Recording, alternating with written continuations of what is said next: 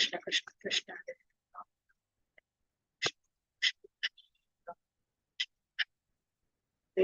हरे कृष्ण कृष्ण कृष्ण हरे राम राम राम कृष्ण कृष्ण कृष्ण कृष्ण हरे राम हरे कृष्ण कृष्ण कृष्ण कृष्ण हरे राम हरे कृष्ण।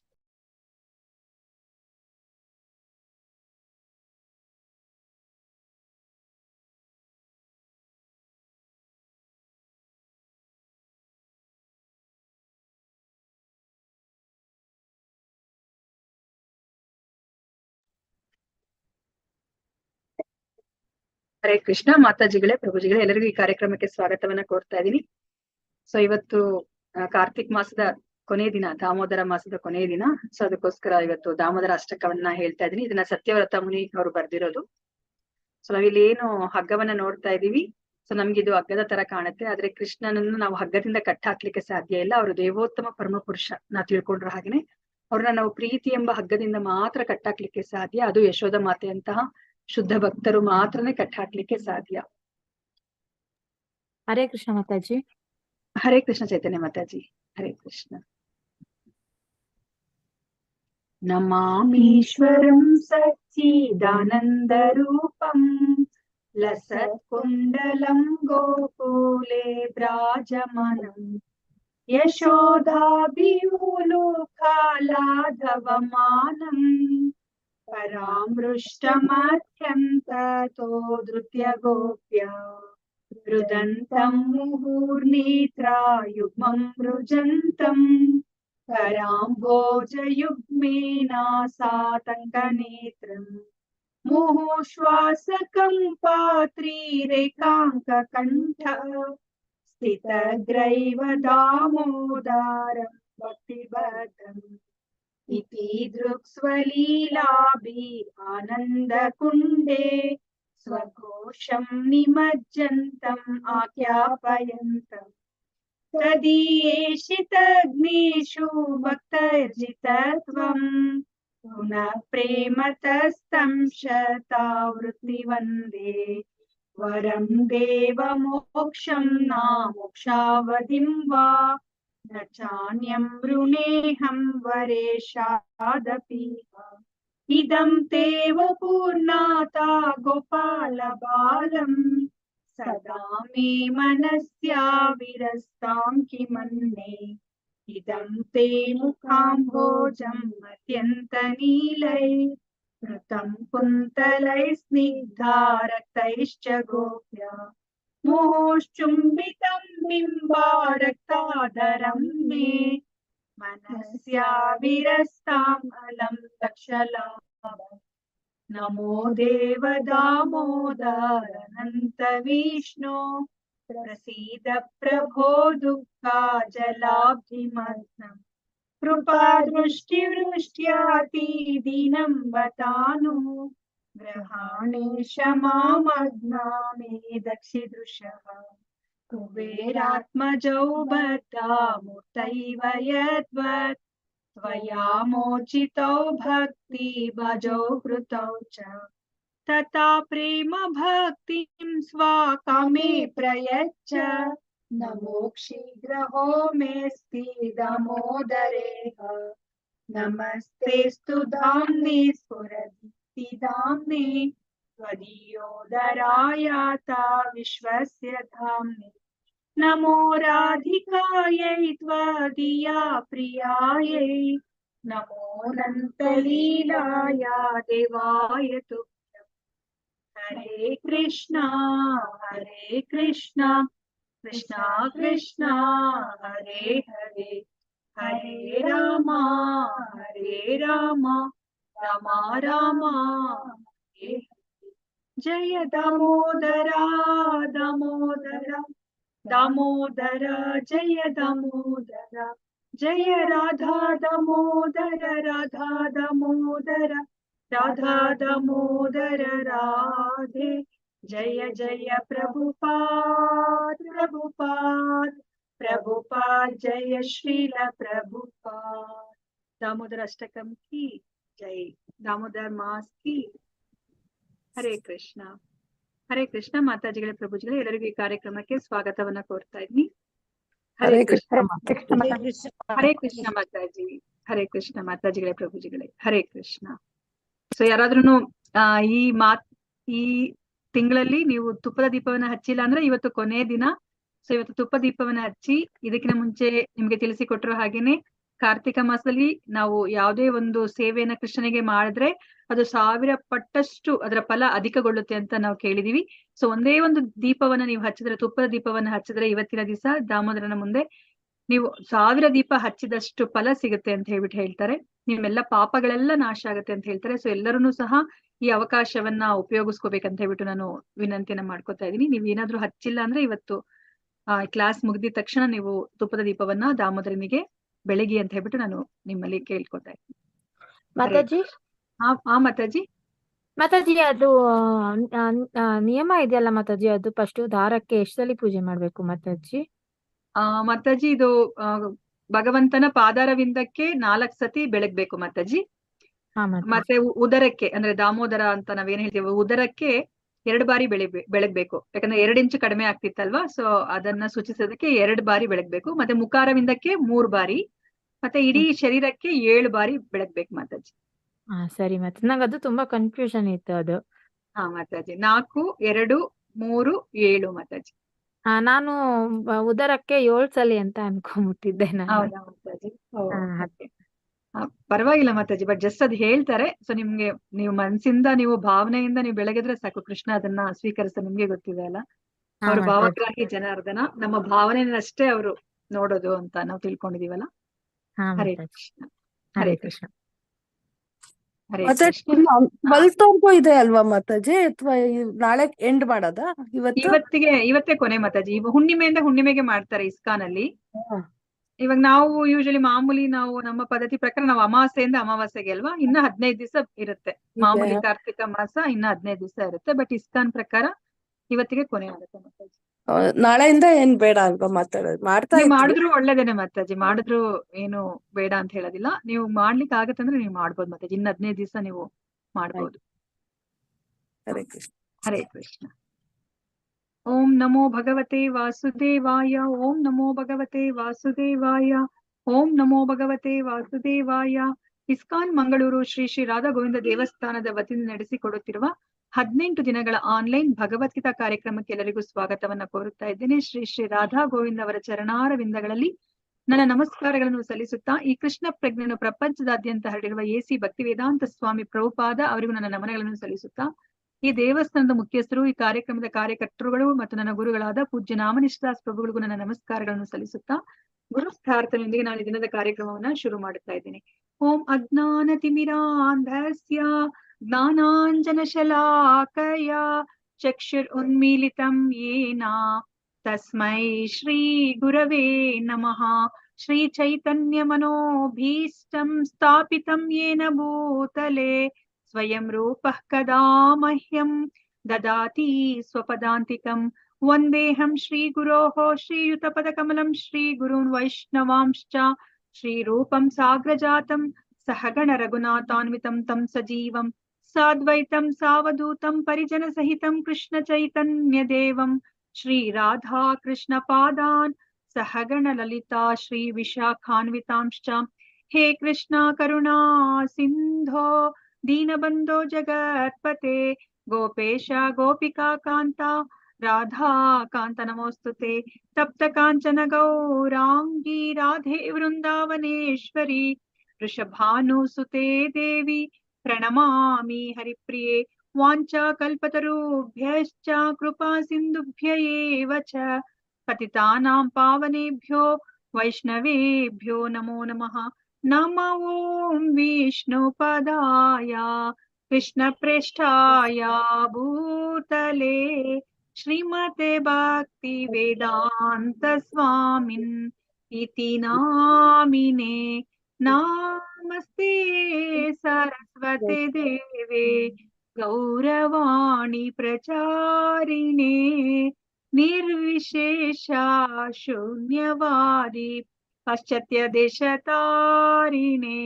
ಜಯ ಶ್ರೀ ಕೃಷ್ಣ ಚೈತನ್ಯ ಪ್ರಭು ನಿತ್ಯಾನಂದ ಶ್ರೀ ಅದ್ವೈತ ಗದಾಧರ ಶ್ರೀವಾಸಾದಿ ಗೌರ ಭಕ್ತ ವೃಂದ. ಹರೆ ಕೃಷ್ಣ ಕೃಷ್ಣ ಕೃಷ್ಣ ಹರೆ ಹರೆ, ಹರೆ ರಾಮ ರಾಮ ರಾಮ ಹರೆ ಹರೆ. ಹರೆ ಕೃಷ್ಣ ಕೃಷ್ಣ ಕೃಷ್ಣ ಹರೆ ಹರೆ, ಹರೆ ರಾಮ ರಾಮ ರಾಮ ಹರೆ ಹರೆ. ಹರೆ ಕೃಷ್ಣ ಕೃಷ್ಣ ಕೃಷ್ಣ ಹರೆ ಹರೆ, ಹರೆ ರಾಮ ರಾಮ ರಾಮ ಹರೆ ಹರೆ. ಹರೇ ಕೃಷ್ಣ. ಮಾತಾಜಿಗೆ ಪ್ರಭುಜಿಗೆ ಎಲ್ಲರೂ ರಾಧಾ ಗೋವಿಂದರಲ್ಲಿ ಪ್ರಾರ್ಥನೆ ಮಾಡ್ಕೊಳ್ಳಿ. ನಿಮ್ಗೆ ಈ ಭಗವದ್ಗೀತೆ ಜ್ಞಾನ ಚೆನ್ನಾಗಿ ಅರ್ಥ ಆಗಿ ಅದನ್ನ ನಿಮ್ಮ ಜೀವನದಲ್ಲಿ ಅಳವಡಿಸ್ಕೊಳೋ ತರ ಆಗ್ಲಿ ಅಂತ ಹೇಳ್ಬಿಟ್ಟು ನಾನು ಸಹ ರಾಧಾ ಗೋವಿಂದರಲ್ಲಿ ಪ್ರಾರ್ಥನೆ ಮಾಡ್ಕೋತೀನಿ. ಈ ಜ್ಞಾನವನ್ನು ನಿಮ್ಗೆ ಅರ್ಥ ಆಗುತ್ತೆ ತಲುಪಿಸುವಂತ ಶಕ್ತಿ ನನಗೆ ಕೊಡ್ಲಿ ಅಂತ ಹೇಳ್ಬಿಟ್ಟು ಹರೇ ಕೃಷ್ಣ ಕೃಷ್ಣ ಕೃಷ್ಣ ಹರೇ ಹರೇ, ಹರೇ ರಾಮ ರಾಮ ರಾಮ ಹರೇ ಹರೇ. ಹರೇ ಕೃಷ್ಣ. ನಿನ್ನೆಯ ಅಧ್ಯಾಯದ ಹೆಸರನ್ನ ಯಾರಾದ್ರೂ ಹೇಳ್ತೀರಾ? ನಾವ್ ಯಾವ ಅಧ್ಯಾಯವನ್ನ ನಾವು ತಿಳ್ಕೊಂಡ್ವಿ ನೆನ್ನೆಯ ದಿನ ಅಂತ ಹೇಳ್ಬಿಟ್ಟು? ಗುಣತ್ರಯ ಇವಾಗ ಹೇಳು. ಗುಣಗಳು. ಭೌತಿಕ ಪ್ರಕೃತಿಯ ತ್ರಿಗುಣಗಳು ಅಥವಾ ಗುಣತ್ರಯ ವಿಭಾಗ ಯೋಗ, ಅದ್ರ ಬಗ್ಗೆ ನಾವು ತಿಳ್ಕೊಂಡ್ವಿ. ಅದರಲ್ಲಿ 27 ಶ್ಲೋಕಗಳಿತ್ತು. ನಾವು ತಿಳ್ಕೊಂಡ್ವಿ ಸತ್ವಗುಣ ತುಂಬಾ ಏನು ಶ್ರೇಷ್ಠವಾದದ್ದು ಅಂತ ನಾವು ತಿಳ್ಕೊಂಡಿದ್ವಿ. ಆದ್ರೆ ನಾವು ಅದರಿಂದನೂ ಸಹ ನಾವು ಬಂಧನಕ್ಕೆ ಒಳಗಾಗ್ತೀವಿ. ಈ 3 ಗುಣದಲ್ಲಿ ಯಾವುದೇ ಗುಣದಲ್ಲಿ ನಾವು ಇದ್ರೂ ಸಹ ನಾವು ಬಂಧನಕ್ಕೆ ಒಳಗಾಗ್ತೀವಿ ಅಂತ ನಾವು ತಿಳ್ಕೊಂಡ್ವಿ. 3 ಗುಣದ ಗುಣಲಕ್ಷಣಗಳನ್ನ ನಾವು ತಿಳ್ಕೊಂಡ್ವಿ. ಅದರಲ್ಲಿ ಯಾವ ಗುಣ, ಆ ಗುಣದಲ್ಲಿದ್ರೆ ಯಾವ ಕ್ರಿಯೆಗಳನ್ನ ಮಾಡ್ತಾರೆ ಅಂತ ಹೇಳ್ಬಿಟ್ಟು ನಾವು ತಿಳ್ಕೊಂಡ್ವಿ. ಮತ್ತೆ ಅದರ ಫಲ ಏನು ಅಂತಾನು ನಾವು ತಿಳ್ಕೊಂಡ್ವಿ. ಅದಾದ್ಮೇಲೆ ಈ 3 ಗುಣಗಳನ್ನ ಮೀರ್ಬೇಕು ಅನ್ನೋ ಒಂದು ಜ್ಞಾನವನ್ನ ನಾವು ಪಡ್ಕೊಂಡ್ವಿ. ಆ 3 ಗುಣಗಳನ್ನ ಮೀರಿದ್ರೆ ನಾವು ಆ ವಾಸುದೇವ ಸ್ಥಿತಿಗೆ ಬರ್ತೀವಿ. ಆಗ ನಾವು ಭಗವಂತನ ಲೋಕಕ್ಕೆ ಹೋಗೋ ಅರ್ಹತೆನ ನಾವು ಪಡ್ಕೋತೀವಿ. ಅಕರ್ಮದಲ್ಲಿ ಕೆಲಸ ಮಾಡೋ ತರ ಆಗೋದ್ರಿಂದ ನಮ್ಮ ಅಕೌಂಟ್ ಅಲ್ಲಿ ಪಾಪವೇ ಆಗ್ಲಿ ಪುಣ್ಯವೇ ಆಗ್ಲಿ ಇರೋದಿಲ್ಲ. ಸೊ ಅದನ್ನ ನಾವು ತಿಳ್ಕೊಂಡ್ವಿ. ಸೊ ಇವತ್ತಿನ ಅಧ್ಯಾಯ ಪುರುಷೋತ್ತಮ ಯೋಗ. ಸೊ ಪುರುಷ ಉತ್ತಮ, ನಾವು ಪುರುಷ ಅಂತ ನಾವು ತಿಳ್ಕೊಂಡ್ವಿ ಅಲ್ವಾ? 13ನೇ ಅಧ್ಯಾಯದಲ್ಲಿ ನಾವು ಪುರುಷ ಅಂದ್ರೆ ಏನಂತ ತಿಳ್ಕೊಂಡ್ವಿ ಅಂತ ಬಿಟ್ಟು ಯಾರಾದ್ರೂ ಹೇಳ್ತೀರಾ? ಅರ್ಜುನ ಪ್ರಶ್ನೆಯನ್ನ ಕೇಳ್ತಾರೆ ಅಲ್ವಾ? 6 ಪ್ರಶ್ನೆಗಳನ್ನ ಕೇಳ್ತಾರೆ. ಅದರಲ್ಲಿ ಪುರುಷ ಅಂದ್ರೇನು, ಪ್ರಕೃತಿ ಅಂದ್ರೇನು ಅಂತಾನು ಕೇಳ್ತಾರೆ ಅಲ್ವಾ? ಯಾರಾದ್ರೂ ಹೇಳ್ತೀರಾ ಪುರುಷ ಅಂದ್ರೆ ಏನಂತ ತಿಳ್ಕೊಂಡ್ವಿ ನಾವು?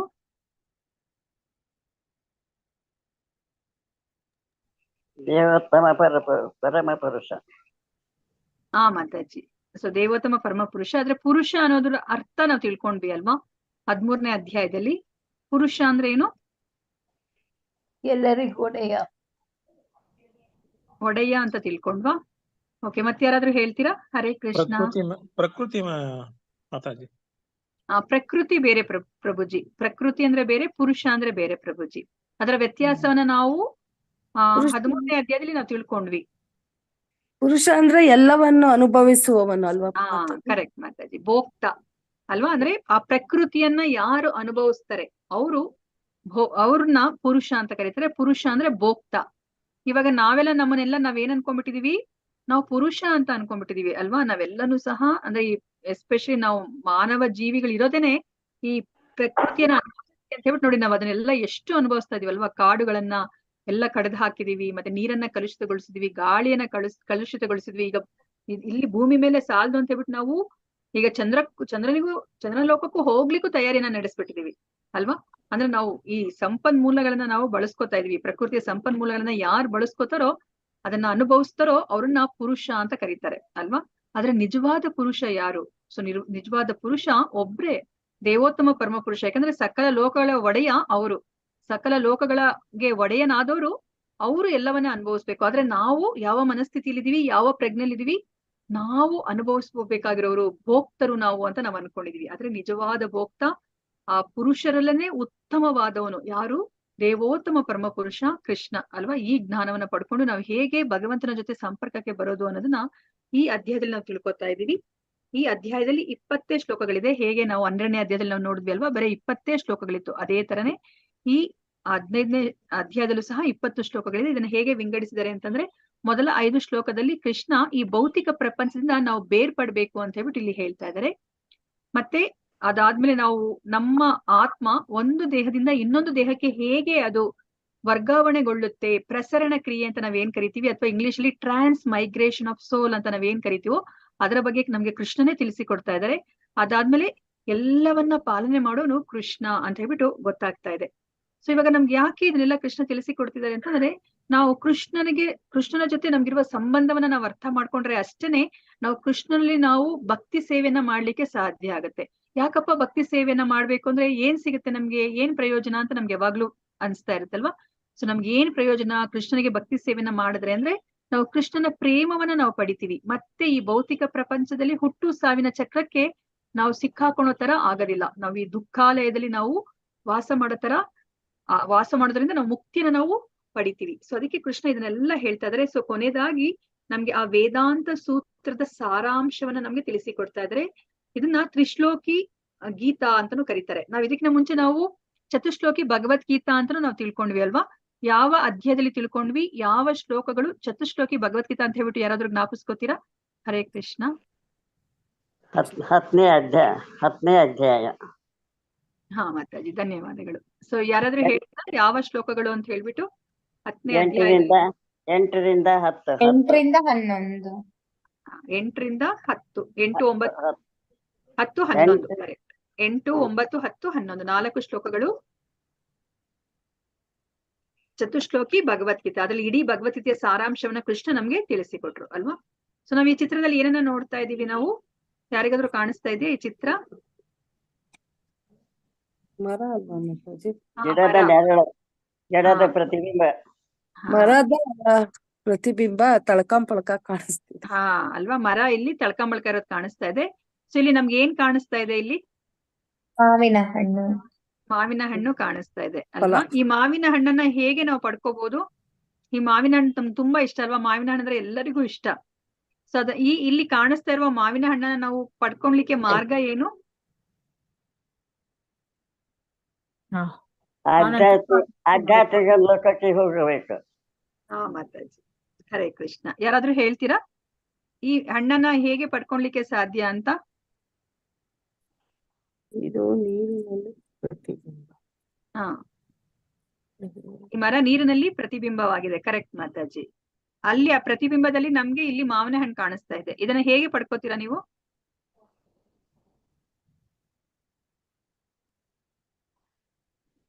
ಆಧ್ಯಾತ್ಮಿಕ ಲೋಕಕ್ಕೆ ಹೋಗಬೇಕು. ಮತ್ತಾಜಿ ತಾಳಿ, ಅವ್ರು ಹೊಸಬ್ರೆಲ್ಲ ಹೇಳಿ ತಾಳಿ, ಅವ್ರಿಗೆ ಸ್ವಲ್ಪ ಸಮಯ ಕೊಡಿ. ಹರೇ ಕೃಷ್ಣ ಮಾತಾಜಿ. ಸೊ ಇದನ್ನ ಪಡ್ಕೊಳ್ಲಿಕ್ಕೆ ಸಾಧ್ಯನಾ ನಿಮ್ಗೆ? ಈ ನೀರಿನಲ್ಲಿ ಕಾಣ್ತಾ ಇರುವಂತಹ ಈ ಪ್ರತಿಬಿಂಬವಾಗಿ ಕಾಣ್ತಾ ಇರುವಂತಹ ಮಾವಿನ ಹಣ್ಣನ್ನ ಪಡ್ಕೊಳ್ಲಿಕ್ಕೆ ಸಾಧ್ಯನಾ? ಸಾಧ್ಯ ಇಲ್ಲ. ನೀವೆಷ್ಟು ಪ್ರಯತ್ನ ಪಟ್ರೆ ಸಾಧ್ಯ ಆಗತ್ತೆ? ಎಷ್ಟೇ ಪ್ರಯತ್ನ ಪಟ್ರು ಸಾಧ್ಯ ಇಲ್ಲ ಅಲ್ವಾ. ಸೊ ಬುದ್ಧಿವಂತರಾದವರು ಇದನ್ನ ಪಡ್ಕೋಬೇಕಂದ್ರೆ ಅವ್ರು ಏನ್ ಮಾಡ್ತಾರೆ? ಇಲ್ಲಿ ಪ್ರತಿಬಿಂಬದಲ್ಲಿ ಕಾಣಿಸ್ತಾ ಇರುವಂತಹ ಮಾವಿನ ಹಣ್ಣನ್ನ ಪಡ್ಕೋಬೇಕಂದ್ರೆ ಅವ್ರು ಏನ್ ಮಾಡ್ತಾರೆ ಬುದ್ಧಿವಂತರಾದವರು? ಈ ಪ್ರಪಂಚದ ಐಕ್ಯ ಆಸೆನೆಲ್ಲ ಬಿಟ್ಟು ಭಗವಂತರಿಗೆ ಶರಣಾಗ್ತಾರೆ. ಭಗವಂತನಿಗೆ ಶರಣಾದ್ರೆ ಈ ಮಾವಿನ ಹಣ್ಣು ಸಿಗುತ್ತಾ ಮಾತಾಜಿ ನಮ್ಗೆ? ಹರೇ ಕೃಷ್ಣ. ಸೊ ನಾವೇನ್ ಮಾಡ್ಬೇಕು? ನಾವು ಇದರದ್ದು ನಿಜವಾದ ಮರ ಎಲ್ಲಿದೆ ಅಂತ ಹುಡುಕ್ಬೇಕಲ್ವಾ.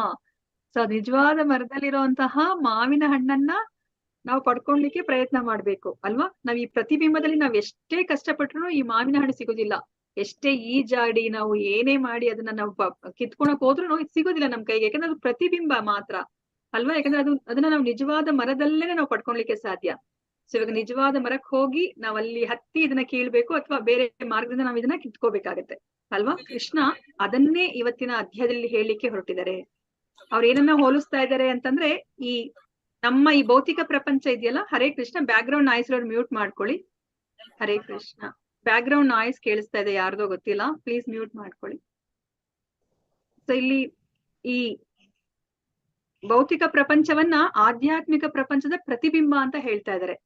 ನಾವ್ ಅದಕ್ಕೆ ನೋಡಿ, ನಾವಿಲ್ಲಿ ವಾಸ ಮಾಡ್ತಿರೋದಲ್ಲಿ ನಾವು ಭೌತಿಕ ಪ್ರಪಂಚದಲ್ಲಿ ವಾಸ ಮಾಡ್ತಾ ಇದೀವಿ. ಅದಕ್ಕೆ ನಮ್ಗಿಲ್ಲಿ ನಿಜವಾದ ಖುಷಿ ನಮ್ಗೆ ಸಿಗ್ತಾ ಇಲ್ಲ, ನಿಜವಾದ ಸಂತೋಷ ಸಿಗ್ತಾ ಇಲ್ಲ. ನಾವು ಅದು ಅದು ಇವತ್ ಸಿಗುತ್ತೆ, ನಾಳೆ ಸಿಗುತ್ತೆ, ಇವತ್ ಸಿಗುತ್ತೆ, ನಾಳೆ ಸಿಗುತ್ತೆ ಅಂತ ನಿರೀಕ್ಷೆಯಲ್ಲೇ ನಾವಿದೀವಿ ಅಲ್ವಾ. ನಾವಿವಾಗ ಚಿಕ್ಕ ಮಗುಗೆ ಏನ್ ಹೇಳ್ತೀವಿ, ಆ ಪುಟ್ಟ ಚೆನ್ನಾಗ್ ಓದ್ಬಿಡು, ನೀನು ಚೆನ್ನಾಗ್ ಓದಿದ್ರೆ ನಿನ್ಗೆ ಒಳ್ಳೆ ಇದ್ರಲ್ಲಿ ಏನು ಕಾಲೇಜಲ್ಲಿ ಸೀಟ್ ಸಿಗುತ್ತೆ ಅಂತ ಹೇಳ್ತೀವಿ ಅಲ್ವಾ. ಅದಾದ್ಮೇಲೆ ಏನ್ ಹೇಳ್ತೀವಿ, ಆ ಕಾಲೇಜಲ್ಲಿ ಮತ್ತೆ ಚೆನ್ನಾಗ್ ಓದ್ಬಿಡು, ಸೆಕೆಂಡ್ PU ನಿನಗೆ ಇಂಜಿನಿಯರಿಂಗೋ ಅಥವಾ ಡಾಕ್ಟ್ರೋ ಆ ಸೀಟ್ ಸಿಕ್ಬಿಡುತ್ತೆ ಅಂತ ಹೇಳ್ತೀವಿ ಅಲ್ವಾ. ಮಗು ಏನ್ ಮಾಡುತ್ತೆ, ಸರಿ ಅದಾದ್ಮೇಲೆ ಓಕೆ ನಾನು ಸಂತೋಷವಾಗಿರ್ತೀನಿ ಅನ್ಕೊಂಡು ಮತ್ತೆ ಅದು ಓದ್ಲಿಕ್ಕೆ ಶುರು ಮಾಡುತ್ತೆ. ಮತ್ತಾದ್ಮೇಲೆ ಏನಾಗುತ್ತೆ, ಓಕೆ ನೀನ್ ಕೆಲ್ಸಕ್ ಸೇರ್ಬಿಡು, ಅವಾಗ ನಿನ್ಗೆ ಸಂತೋಷ ಅಂತ ಹೇಳ್ಬಿಟ್ಟು ಹೇಳ್ತೀವಿ. ಅದಾದ್ಮೇಲೆ ಏನಾಗುತ್ತೆ, ಮದ್ವೆ ಆಗು, ಮಕ್ಳಾಗು, ಅದಾದ್ಮೇಲೆ ರಿಟೈರ್ಡ್ ಆಗು, ಅವಾಗ ಸಂತೋಷ ಅಂತ ಹೇಳ್ಬಿಟ್ಟು ನಾವು ಸಂತೋಷದ ನಿರೀಕ್ಷೆಯಲ್ಲೇ ಇರ್ತೀವಿ ಅಲ್ವಾ. ಆ ನಿಜವಾದ ಸಂತೋಷದ ಅನ್ನೋದನ್ನ ನಾವ್ ಈ ಭೌತಿಕ ಪ್ರಪಂಚದಲ್ಲಿ ನಾವು ಕಾಣ್ಲಿಕ್ಕೆ ಸಾಧ್ಯ ಇಲ್ಲ. ಯಾಕೆ ಅಂತಂದ್ರೆ ಈ ಭೌತಿಕ ಪ್ರಪಂಚ ಆಧ್ಯಾತ್ಮಿಕ ಪ್ರಪಂಚದ ಪ್ರತಿಬಿಂಬ. ಇಲ್ಲಿ ನಾವೆಷ್ಟೇ ಪ್ರಯತ್ನ ಪಟ್ರು ಸಹ ಆ ನಿಜವಾದ ಆನಂದ ಅನ್ನೋದು ನಮ್ಗೆ ಇಲ್ಲಿ ಸಿಗ್ಲಿಕ್ಕೆ ಸಾಧ್ಯ ಇಲ್ಲ. ಅದನ್ನ ನಾವು ಪಡ್ಕೋಬೇಕು ಅಂತಂದ್ರೆ ನಾವು ಏನು ಆಧ್ಯಾತ್ಮಿಕ ಪ್ರಪಂಚಕ್ಕೆ ಹೋಗ್ಬೇಕು. ಯಾಕಂದ್ರೆ ಈ ಭೌತಿಕ ಪ್ರಪಂಚ ಬರೀ ಪ್ರತಿಬಿಂಬ ಅಷ್ಟೇ. ಅದನ್ನ ನಮ್ಗೆ ಇಲ್ಲಿ ಕೃಷ್ಣ ಅರ್ಥ ಮಾಡಿಸ್ತಿದ್ದಾರೆ ಇವತ್ತಿನ ಅಧ್ಯಾಯದಲ್ಲಿ. ಸೊ ಇವತ್ತಿನ ಅಧ್ಯಾಯಕ್ಕೆ ಹೋಗೋಣಂತೆ. ಇದು ಕೃಷ್ಣನ ಉತ್ತರದಿಂದನೇ ಕೃಷ್ಣನ ಶ್ಲೋಕದಿಂದನೇ ಶುರುವಾಗ್ತಾ ಇದೆ. ಶ್ರೀ ಭಗವಾನುವಾಚ ಊರ್ಧ್ವಮೂಲಂ ಅಧಃಶಾಖಂ ಅಶ್ವತ್ಥಂ ಪ್ರಾಹುರವ್ಯಯಂ ಛಂದಾಂಸಿ ಯಸ್ಯ ಪರ್ಣಾನಿ ಯಸ್ತಂ ವೇದ ಸ ವೇದವೇತ್. ಹರೇ ಕೃಷ್ಣ. ಸೊ ಇಲ್ಲಿ ದೇವೋತ್ತಮ ಪರಮಪುರುಷನು ಹೀಗೆ ಹೇಳಿದನು, ಬೇರುಗಳು ಮೇಲಿರುವ ಮತ್ತು ರೆಂಬೆಗಳು ಕೆಳಗಿರುವ ಅವಿನಾಶಿಯಾದ ಅಶ್ವತ್ಥ ವೃಕ್ಷ ಹೊಂದಿದೆ. ಅದರ ಎಲೆಗಳು ವೇದ ಮಂತ್ರಗಳು ಎಂದು ಹೇಳುತ್ತಾರೆ. ಈ ಮರವನ್ನ ತಿಳಿದವನು ವೇದಗಳನ್ನು ತಿಳಿದವನು ಅಂತ ಹೇಳ್ಬಿಟ್ಟು ಇಲ್ಲಿ ಹೇಳ್ತಾ ಇದ್ದಾರೆ. ನೋಡಿ, ಇಲ್ಲಿ ಈ ಭೌತಿಕ ಪ್ರಪಂಚವನ್ನ ಕೃಷ್ಣನೇ ಏನಕ್ಕೆ ಹೋಲಿಸ್ತಾ ಇದ್ದಾರೆ, ಅವರು ಒಂದು ಅಶ್ವತ್ಥ ವೃಕ್ಷಕ್ಕೆ ಹೋಲಿಸ್ತಾ ಇದ್ದಾರೆ. ಆ ಅಶ್ವತ್ಥ ವೃಕ್ಷ ಯಾವ ತರ ಇದೆ ಅಂತಂದ್ರೆ ಬೇರುಗಳು ಮೇಲಿದೆ ಮತ್ತೆ ಅದರ ಕೊಂಬೆ ರೆಂಬೆಗಳು ಕೆಳಗಿದೆ ಅಂತ ಹೇಳ್ಬಿಟ್ಟು ಹೇಳ್ತಾ ಇದ್ದಾರೆ. ಸೊ ಇವಾಗ ಅದರ ಎಲೆಗಳು ವೇದ ಮಂತ್ರಗಳು ಅಂತ ಹೇಳ್ಬಿಟ್ಟು ಹೇಳ್ತಾ ಇದ್ದಾರೆ. ಸೊ ಈ ಅಶ್ವತ್ಥ ವೃಕ್ಷವನ್ನ ತಿಳಿದವನು, ಅವರನ್ನ ವೇದಗಳನ್ನ ತಿಳಿದವನು ಅಂತ ಹೇಳ್ಬಿಟ್ಟು ಇಲ್ಲಿ ಹೇಳ್ತಾ ಇದ್ದಾರೆ. ಯಾಕಂದ್ರೆ ನಮ್ಗೆ ಈ ಮರ ಏನಂತ ಗೊತ್ತಾದ್ರೆ ಅಷ್ಟೇನೆ ಇದನ್ನ ನಾವು ಭೇದಿಸಿ, ಅಂದ್ರೆ ಇದನ್ನ ನಾವು ಕಡಿದು ನಾವು ನಿಜವಾದ ಲೋಕಕ್ಕೆ ಹೋಗ್ಲಿಕ್ಕೆ ಸಾಧ್ಯ. ಅದಕ್ಕೇನೆ ಇಲ್ಲಿ ಕೃಷ್ಣ ಏನ್ ಹೇಳ್ತಿದ್ದಾರೆ, ಈ ಮರವನ್ನ ಯಾರು ಅರ್ಥ ಮಾಡ್ಕೊಂಡಿದ್ರು ಅವರು ವೇದಗಳನ್ನ ತಿಳಿದವನು. ಇವಾಗ ಅದೇ ತರ ನಾವು ಈ ಭೌತಿಕ ಪ್ರಪಂಚದಲ್ಲಿ ನಾವು ವೇದಗಳನ್ನ ಅರ್ಥ ಮಾಡ್ಕೋಬೇಕಾದ್ರೆ ನಮ್ಗೆ ಕೃಷ್ಣ ಇವತ್ತಿನ ಅಧ್ಯಾಯದಲ್ಲಿ ಮುಂದೆ ಹೇಳಿರೋ ತರನೇ ಈ ವೇದಗಳನ್ನ ಓದಿ ಏನನ್ನ ತಿಳ್ಕೊಬೇಕು ಅಂತಂದ್ರೆ ಕೃಷ್ಣನೇ ದೇವೋತ್ತಮ ಪರಮ ಪುರುಷ ಅಂತ ನಾವು ತಿಳ್ಕೊಬೇಕು.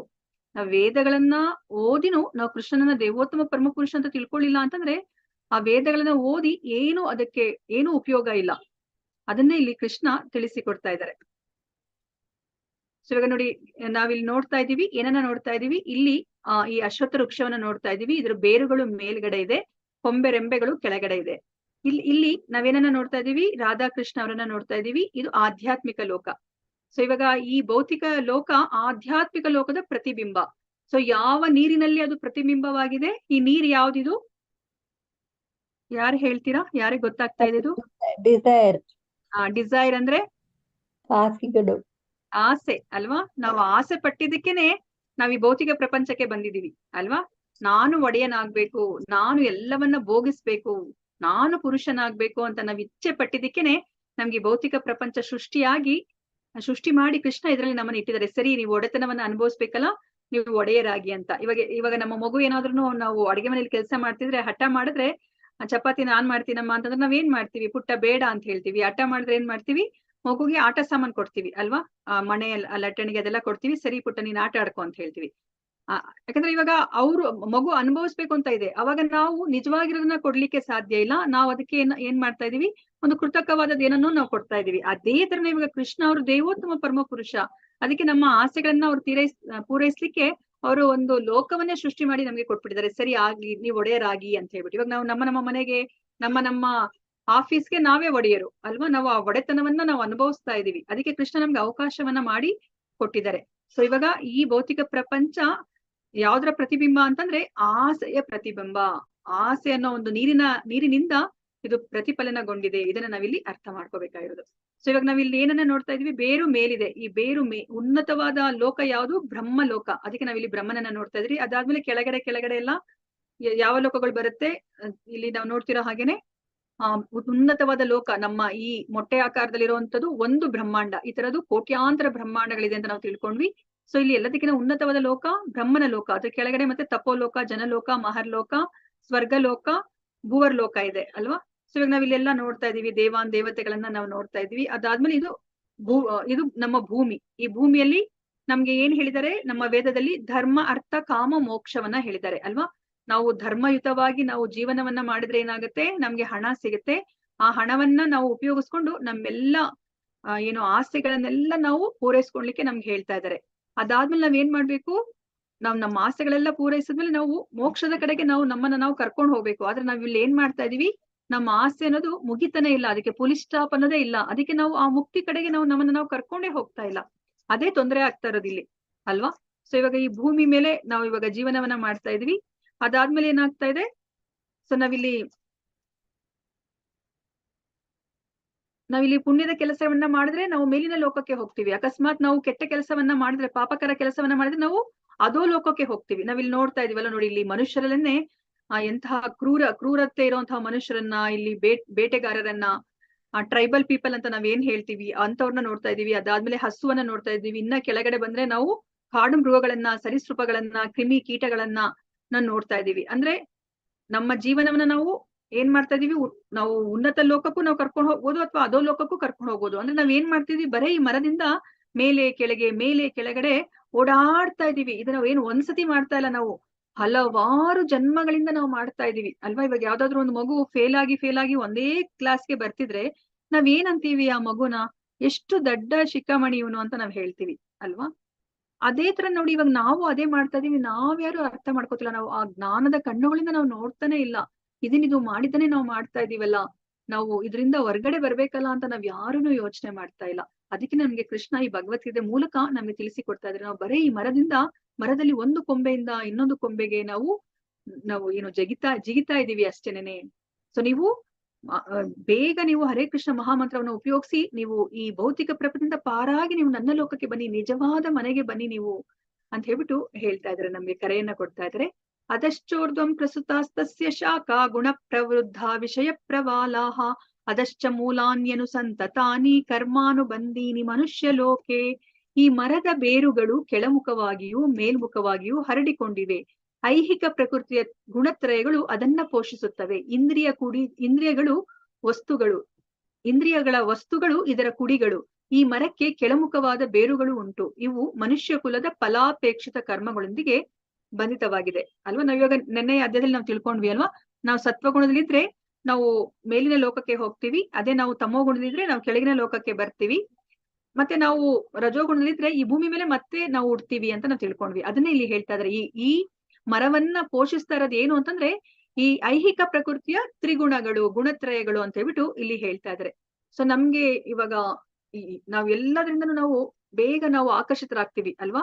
ಅದಕ್ಕೆನೆ ಇಲ್ಲಿ ಏನ್ ಹೇಳ್ತಿದ್ದಾರೆ, ಇಂದ್ರಿಯ ವಸ್ತುಗಳು ಇದರ ಕುಡಿಗಳು ಅಂತ ಹೇಳ್ಬಿಟ್ಟು, ಈ ಮರದ ಕುಡಿಗಳು ಯಾವುದು ಅಂತ ಹೇಳ್ಬಿಟ್ಟು ಇಲ್ಲಿ ಹೇಳ್ತಾ ಇದ್ದಾರೆ. ಸೊ ಇದು ಮನುಷ್ಯ ಕುಲದ ಫಲಾಪೇಕ್ಷಿತ ಕರ್ಮಗಳೊಂದಿಗೆ ಬಂಧಿತವಾಗಿದೆ. ಇವಾಗ ನಾವು ಕರ್ಮ ಅಥವಾ ವಿಕರ್ಮದಲ್ಲಿ ನಾವು ಕೆಲಸವನ್ನ ಮಾಡಿದ್ರೆ ಅಷ್ಟೇನೆ ನಾವು ಮೇಲೆ ಹೋಗೋದು ಕೆಳಗಡೆ ಹೋಗೋದು ಮಾಡ್ಲಿಕ್ಕೆ ಸಾಧ್ಯ ಅಲ್ವಾ. ನಾವು ಇವಾಗ ಅಕರ್ಮದಲ್ಲಿ ಕೆಲಸ ಮಾಡಿದ ತಕ್ಷಣನೇ ನಾವು ಈ ಇಹ ಬಂಧನದಿಂದ ನಾವು ಮುಕ್ತರಾಗ್ತೀವಿ ಅಂತ ನಾವು ತಿಳ್ಕೊಂಡ್ವಿ ಅಲ್ವಾ.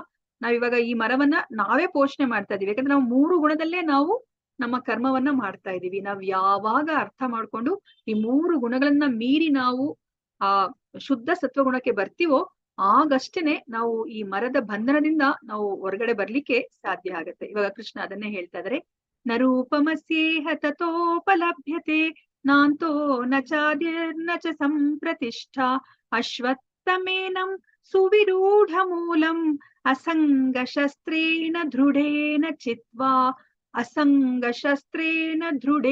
ಚಿತ್ವಾ ತತಃ ಪದಂ ತತ್ ಪರಿಮಾರ್ಗಿತವ್ಯಂ ಯಸ್ಮಿನ್ ಗತಾನಾ ನಿವರ್ತಂತಿ ಭೂಯಃ ತಮೇವ ಚಾಧ್ಯಂ ಪುರುಷಂ ಪ್ರಪದ್ಯೆ ಯತಃ ಪ್ರವೃತ್ತಿ ಪ್ರಸೃತಾ ಪುರಾಣಿ. ಈ ಮರದ ನಿಜವಾದ ರೂಪವನ್ನು ಈ ಜಗತ್ತಿನಲ್ಲಿ ಕಾಣಲಾಗುವುದಿಲ್ಲ. ಅದರ ಅಂತ್ಯ, ಆದಿ ಅಥವಾ ಅಸ್ಥಿವಾರಗಳನ್ನು ಯಾರೂ ಅರ್ಥ ಮಾಡಿಕೊಳ್ಳಲಾರರು. ಆದರೆ ಮನುಷ್ಯನು ದೃಢ ಮನಸ್ಸಿನಿಂದ ಅನಾಸಕ್ತಿಯ ಶಸ್ತ್ರದಿಂದ ದೃಢವಾದ ಬೇರಿರುವ ಈ ಮರವನ್ನ ಕಡಿದು ಹಾಕಬೇಕು. ಅನಂತರ ಯಾವ ಸ್ಥಳಕ್ಕೆ ಒಮ್ಮೆ ಹೋದರೆ ಮತ್ತೆ ಹಿಂತಿರುಗುವುದಿಲ್ಲವೋ ಆ ಸ್ಥಳವನ್ನ ಹುಡುಕಬೇಕು. ಅಲ್ಲಿ ದೇವೋತ್ತಮ ಪರಮಪುರುಷನಿಗೆ ಶರಣಾಗಬೇಕು. ಅನಾದಿ ಕಾಲದಿಂದ ಎಲ್ಲವೂ ಅವನಿಂದ ಪ್ರಾರಂಭವಾಯಿತು, ಎಲ್ಲವೂ ಅವನಿಂದಲೇ ವಿಸ್ತಾರಗೊಂಡಿದೆ ಅಂತ ಹೇಳ್ಬಿಟ್ಟು ಇಲ್ಲಿ ಹೇಳ್ತಾ ಇದ್ದಾರೆ. ಇವಾಗ ನಮ್ಗೆ ಈ ಮರ ನಾವ್ ನೋಡಿದೀವಲ್ವಾ. ಇವಾಗ ಆಲದ ಮರವನ್ನ ನೋಡಿದೀವಿ. ಆಲದ ಮರದ ಏನು ಮೂಲ ಎಲ್ಲಿದೆ, ಅದು ಎಲ್ಲಿಂದ ಶುರುವಾಗಿದೆ, ಅದರ ಅಂತ್ಯ ಯಾವುದು, ಆದಿ ಯಾವುದು, ಮಧ್ಯ ಯಾವುದು, ಏನು ನಮ್ಗೆ ಗೊತ್ತಾಗೋದಿಲ್ಲ ಅಲ್ವಾ. ಅದೇ ತರನೇ ಈ ಅಶ್ವತ್ಥ ವೃಕ್ಷದ ಮಧ್ಯ, ಆದಿ, ಅಂತ್ಯ ಯಾವುದು ನಮ್ಗೆ ಗೊತ್ತಾಗೋದಿಲ್ಲ. ಅದಕ್ಕೆ ಇಲ್ಲಿ ಕೃಷ್ಣ ಏನ್ ಹೇಳ್ತಾ ಇದ್ರೆ, ಇದನ್ನ ಯಾರು ಅರ್ಥ ಮಾಡ್ಕೊಳ್ಲಿಕ್ಕೆ ಸಾಧ್ಯ ಇಲ್ಲ. ನೀವೇನ್ ಮಾಡ್ಬೇಕು, ದೃಢ ಮನಸ್ಸಿನಿಂದ ಅನಾಸಕ್ತಿ ಅನ್ನೋ ಒಂದು ಆಯುಧವನ್ನ ಇಟ್ಕೊಂಡು ನೀವು ಈ ಮರವನ್ನ ಕಡಿದು ಹಾಕ್ಬೇಕು ಅಂತ ಹೇಳ್ಬಿಟ್ಟು ಹೇಳ್ತಾ ಇದ್ದಾರೆ. ಸೊ ಇವಾಗ ನಾವು ಈ ಭೌತಿಕ ಪ್ರಪಂಚದಿಂದ ನಾವು ಈ ಬಂಧನದಿಂದ ನಾವು ಹೋಗ್ಬೇಕು ಅಂತಂತಂದ್ರೆ ನಮ್ಗೆ ದೃಢ ಮನಸ್ಸಿರ್ಬೇಕು ಅಲ್ವಾ. ನಮ್ಗೆ ಇವಾಗ ಏನಾಗ್ತಿದೆ, ಅಲ್ಲೊಂದ್ ಕಾಲು ಇಲ್ಲೊಂದ್ ಕಾಲು ಅಲ್ವಾ. ನಮ್ಗೆ ಈ ಭೌತಿಕ ಪ್ರಕೃತಿಯನ್ನ ನೋಡಿದಾಗ ಇದನ್ನೆಲ್ಲ ನಾನು ಅನುಭವಿಸ್ಬೇಕು ಅಂತ ನಮ್ಗೆ ಅನ್ಸುತ್ತೆ ಅಲ್ವಾ. ಅಂತಹ ಇಚ್ಛೆನೆ ಬರುತ್ತೆ ಅಲ್ವಾ. ಸರಿ ಬಿಡು, ಪರವಾಗಿಲ್ಲ, ಅವ್ರೇನೋ ಭಗವದ್ಗೀತೆಯಲ್ಲಿ ಹೇಳ್ಕೊತಾರೆ, ನನ್ಗೆ ಇದಿಷ್ಟ, ಇದನ್ನ ಮಾಡೋಣ ಅಂತಾನೆ ನಮ್ಗೆ ಯಾವಾಗ್ಲೂ ಅನಿಸ್ತಾ ಇರುತ್ತೆ. ಅದಕ್ಕೆ ಇಲ್ಲಿ ಕೃಷ್ಣ ಹೇಳ್ತಾ ಇದ್ರೆ ದೃಢ ಮನಸ್ಸು ಬೇಕು ಅಂತ, ದೃಢ ಮನಸ್ಸು ಬೇಕು. ಮತ್ತೆ ಅನಾಸಕ್ತಿ ಎಂಬ ಶಸ್ತ್ರದಿಂದ ನಾವು ಈ ದೃಢವಾದ ಬೇರಿರುವ ಮರವನ್ನ ಕಡಿಬೇಕು ನಾವು ಅಂತ ಹೇಳ್ಬಿಟ್ಟು ಹೇಳ್ತಾ ಇದ್ದಾರೆ ಅಲ್ವಾ. ನಾವು ಎಲ್ಲದ್ರ ಬಗ್ಗೆ ನಮ್ಗೆ ಆಸಕ್ತಿ ಅಲ್ವಾ. ನೋಡಿ, ಯಾವ್ದು ಒಂದು ಚಿಕ್ಕ ವಸ್ತು ಇರ್ಲಿ, ಇದು ನಂದೇ ಒಂದು ಪೆನ್ನು, ನಂದೇ ಒಂದು ದಿಂಬು, ನಂದೇ ಒಂದು ಟವಲ್ಲು ಅನ್ಕೊಂಡು ಆ ಚಿಕ್ಕ ಚಿಕ್ಕ ವಸ್ತುಗಳ ಮೇಲೂ ನಾವು ಆಸಕ್ತಿ ಬೆಳೆಸ್ಕೊಂಡ್ಬಿಡ್ತೀವಿ ಅಲ್ವಾ. ನಾವ್ ಇವಾಗ ಆಸಕ್ತಿ ಬೆಳೆಸ್ಕೊಂತ ಹೋದ್ರೆ ನಾವು ಬಂಧನಕ್ಕೆ ಒಳಗಾಗ್ತಾ ಹೋಗ್ತೀವಿ, ನಾವು ಅದನ್ನ ಅರ್ಥನೇ ಮಾಡ್ಕೋತಾ ಇಲ್ಲ ಅಲ್ವಾ. ಅದಕ್ಕೆ ಇಲ್ಲಿ ಕೃಷ್ಣ ಹೇಳ್ತಾ ಇದ್ರೆ, ನೀವು ದೃಢ ಮನಸ್ಸಿನಿಂದ ಅನಾಸಕ್ತಿ ಅನ್ನೋ ಒಂದು ಶಸ್ತ್ರದಿಂದ ನೀವು ಈ ದೃಢವಾದ ಬೇರಿರುವ ಮರವನ್ನ ಕತ್ತರಿಸ್ಬೇಕು ಅಂತ ಹೇಳ್ತಿದ್ದಾರೆ. ಅವಾಗ ನಮಗ್ ಭಯ ಆಗೋಗುತ್ತೆ, ಇದೇನಿದಪ್ಪ ಕೃಷ್ಣ ಹಿಂಗ್ ಹೇಳ್ತಿದ್ದಾರೆ, ನಾವ್ ಇದನ್ನ ಕತ್ತರಿಸ್ಬಿಟ್ರೆ ನಮ್ಗೆ ಗೊತ್ತಿರೋದು ಇದೊಂದೇ ಲೋಕ, ನಾವು ಇಲ್ಲೂನು ಇರ್ಬಾರ್ದು ಅಂದ್ರೆ ನಾವೆಲ್ಲಪ್ಪ ಹೋಗ್ಲಿಕ್ಕೆ ಸಾಧ್ಯ ಅಂತ ಬಿಟ್ಟು ನಮಗ್ ಭಯ ಆಗತ್ತೆ. ಅದಕ್ಕೆ ಕೃಷ್ಣ ಹೇಳ್ತಾ ಇದಾರೆ, ನೀವು ಭಯ ಪಡ್ಬೇಡಿ, ನೀವು ಆತರ ನೀವು ದೃಢವಾಗಿ ನೀವು ಈ ಮರವನ್ನ ಕತ್ತರಿಸಿದ್ರೆ ನೀವ್ ಎಲ್ಲಿಗೆ ಬರ್ತೀರಾ ಅಂತಂದ್ರೆ, ನೀವು ಆ ಸ್ಥಳಕ್ಕೆ ನೀವು ಬಂದ್ಬಿಟ್ರೆ ನೀವು ಮತ್ತೆ ಈ ಹುಟ್ಟು ಸಾವಿನ ಚಕ್ರಕ್ಕೆ ಸಿಕ್ಕಾಕೊಳೋದ್ ಬೇಕಾಗಿಲ್ಲ, ನೀವು ಮತ್ತೆ ಈ ಭೌತಿಕ ಪ್ರಪಂಚಕ್ಕೆ ಬರೋದ್ ಬೇಕಾಗಿಲ್ಲ. ನೀವು ದೇವೋತ್ತಮ ಪರಮಪುರುಷನ ನೀವು ನೋಡ್ತೀರಾ. ಅವ್ರು ಯಾರವರು, ಅನಾದಿ ಕಾಲದಿಂದ ಅವ್ರು ಇದ್ದಾರೆ, ಎಲ್ಲವೂ ಇದು ಪ್ರಾರಂಭ ಆಗಿರೋದೇ ಅವರಿಂದ, ಇದು ವಿಸ್ತಾರ ಆಗ್ತಾ ಇರೋದು ಸಹ ಅವರಿಂದನೇ, ನೀವು ಅವರನ್ನ ನೀವು ಭೇಟಿ ಆಗ್ತೀರಾ ಅಂತ ಹೇಳ್ಬಿಟ್ಟು ಇಲ್ಲಿ ಹೇಳ್ತಾ ಇದ್ದಾರೆ. ಸೊ ಇವಾಗ ನಮ್ಗೆ ನಾವಿವಾಗ ಅಮೆರಿಕಾಗ್ ಹೋಗ್ಬೇಕಂದ್ರೆ ಅಥವಾ ಯಾವ್ದೋ ಒಂದು ಫಾರಿನ್ ಕಂಟ್ರಿಗೆ ಹೋಗ್ಬೇಕಂದ್ರೆ ನಾವು ಬ್ರೌಸ್ ಮಾಡ್ತೀವಿ ಅಲ್ವಾ. ಆ ದೇಶಕ್ಕೆ ಹೋದ್ರೆ ಅಲ್ಲಿ ಎಷ್ಟು ವಾತಾವರಣ ಹೇಗಿರುತ್ತೆ, ನಾವ್ ಎಂತಹ ಬಟ್ಟೆಗಳನ್ನ ತಗೊಂಡೋಗ್ಬೇಕು, ಎಂತಹ ಆಹಾರ ಸಿಗುತ್ತೆ, ಅಲ್ಲಿ ನಾವೇನನ್ನ ತಗೊಂಡೋಗ್ಬೇಕಂತ ಹೇಳ್ಬಿಟ್ಟು ನಾವು ತಯಾರಿ ನಡೆಸ್ತೀವಿ ಅಲ್ವಾ. ಸೊ ಇವಾಗ ನಮ್ಗೆ ಅದ್ರ ಬಗ್ಗೆ ಮಾಹಿತಿ ಗೊತ್ತಿದೆ, ಯಾಕಂದ್ರೆ ಅಲ್ಲಿಗೆ ಹೋಗಿ ವಾಪಸ್ ಬಂದಿರೋರು ಇದ್ದಾರೆ ನಮ್ಗೆ. ಅದಕ್ಕೆ ಅಮೆರಿಕ ಅಂದ್ರೆ ಹೇಗಿರುತ್ತೆ, ಅಲ್ಲಿ ಯಾವ ತರ ಜೀವನ ಸ್ಥಿತಿ ಇರುತ್ತೆ ಅಂತ ನಮ್ಗೆ ಗೊತ್ತಿರುತ್ತೆ. ಆದ್ರೆ ಈಗ ಆ ಗೋಲೋಕ ವೃಂದಾವನಕ್ಕೆ ಹೋದ್ರೆ ಅಥವಾ ಆಧ್ಯಾತ್ಮಿಕ ಲೋಕಕ್ಕೆ ಹೋದ್ರೆ ಅದರಿಂದ ಹಿಂತಿರುಗಿ ಬಂದಿರೋರು ಯಾರು ಇಲ್ಲ, ಅದನ್ನ ಕೃಷ್ಣನೇ ಹೇಳ್ತಾರೆ. ಮತ್ ಹೇಗಪ್ಪ ನಮಗ್ ಗೊತ್ತಾಗತ್ತೆ ಅದ್ ಯಾವ್ದೋ ಕಾಣದ ಲೋಕಕ್ಕೆ ಹೋಗ್ಬೇಕು ಅಂತಂದ್ರೆ ನಮ್ಗೆ ಯಾವಾಗ್ಲೂ ಭಯನೇ ಅಲ್ವಾ. ನಮಗ್ ಗೊತ್ತಿಲ್ದಲೇ ಇರೋದನ್ನ ನಾವ್ ಮಾಡ್ಬೇಕಂದ್ರೆ ಭಯ. ಅದಕ್ಕೆ ನೋಡಿ ಕೃಷ್ಣ ಹೇಳ್ತಾ ಇದ್ರೆ, ನನ್ನ ಲೋಕ ಹೇಗಿದೆ ಗೊತ್ತಾ ಅಂತ ಹೇಳ್ಬಿಟ್ಟು ಅವ್ರು ಹೇಳ್ತಾ ಇದ್ರೆ, ನ ತದ್ಭಾಸಯತೆ ಸೂರ್ಯೋ ನ ಶಶಾಂಕೋ ನ ಪಾವಕಃ ಯದ್ಗತ್ವಾ ನಾನಿವರ್ತಂತೆ ತದ್ಧಾಮ ಪರಮಂ ಮಮ. ನನ್ನ ಈ ಪರಮಧಾಮವನ್ನ ಸೂರ್ಯ ಚಂದ್ರರಾಗಲಿ ಅಗ್ನಿ ವಿದ್ಯುತ್ ಶಕ್ತಿಗಳಾಗಲಿ ಬೆಳಗುವುದಿಲ್ಲ. ಅದನ್ನ ತಲುಪಿದವರು ಈ ಐಹಿಕ ಜಗತ್ತಿಗೆ ಮತ್ತೆ ಬರುವುದೇ ಇಲ್ಲ. ಯದ್ಗತ್ವಾ ನಾನಿವರ್ತಂತೆ ತದ್ಧಾಮ ಪರಮಂ ಮಮ ಅಂತ ಹೇಳ್ಬಿಟ್ಟು ಹೇಳ್ತಾ ಇದ್ರೆ.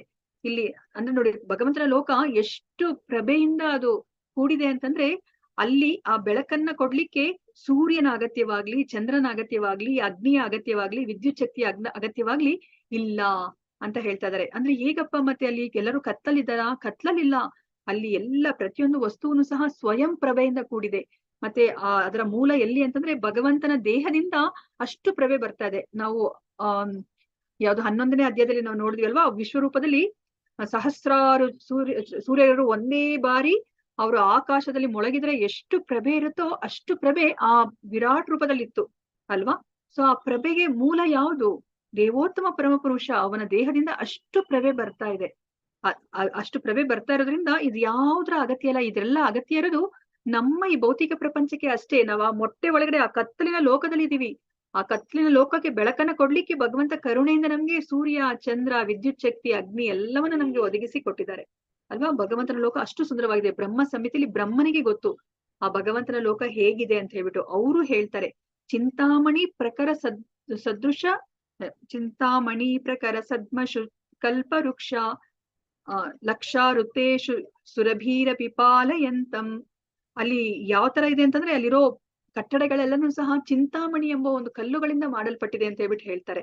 ಮತ್ತೆ ಅಲ್ಲಿ ಯಾವ ತರ ಹಸುಗಳಿದೆ ಅಂತಂದ್ರೆ ಸುರಭಿ ಹಸುಗಳು. ಆ ಹಸುಗಳು ಎಷ್ಟು ಹಾಲನ್ನ ಕೊಡುತ್ತೆ ಅಂದ್ರೆ ಆ ಹಾಲಿನಿಂದ ಇಲ್ಲಿರೋ ನೆಲವೆಲ್ಲ ಒದ್ದೆ ಆಗೋಗುತ್ತೆ ಅಂತ ಹೇಳ್ತಾ ಇದಾರೆ. ಮತ್ತೆ ಅಲ್ಲಿರೋದು ಕಲ್ಪ ವೃಕ್ಷಗಳು. ಈಗ ನಾವು ನಮ್ಗೆ ಸೇಬಿನ ಹಣ್ಣು ಬೇಕಂದ್ರೆ ಒಂದು ಸೇಬಿನ ಹಣ್ಣಿನ ಮರ ಹಾಕ್ಬೇಕು, ಮಾವಿನ ಹಣ್ಣು ಬೇಕಂದ್ರೆ ಮಾವಿನ ಹಣ್ಣಿನ ಮರ ಹಾಕ್ಬೇಕು. ಅಲ್ಲಿರೋದು ಮರಗಳು ಆತರ ಅಲ್ಲ, ಕಲ್ಪ ವೃಕ್ಷ. ಅವ್ರು ನಾವ್ ಏನನ್ನೇ ಕೇಳಿದ್ರು ಸಹ ಆ ಮರಗಳು ನಮ್ಗೆ ಕೊಡುತ್ತೆ.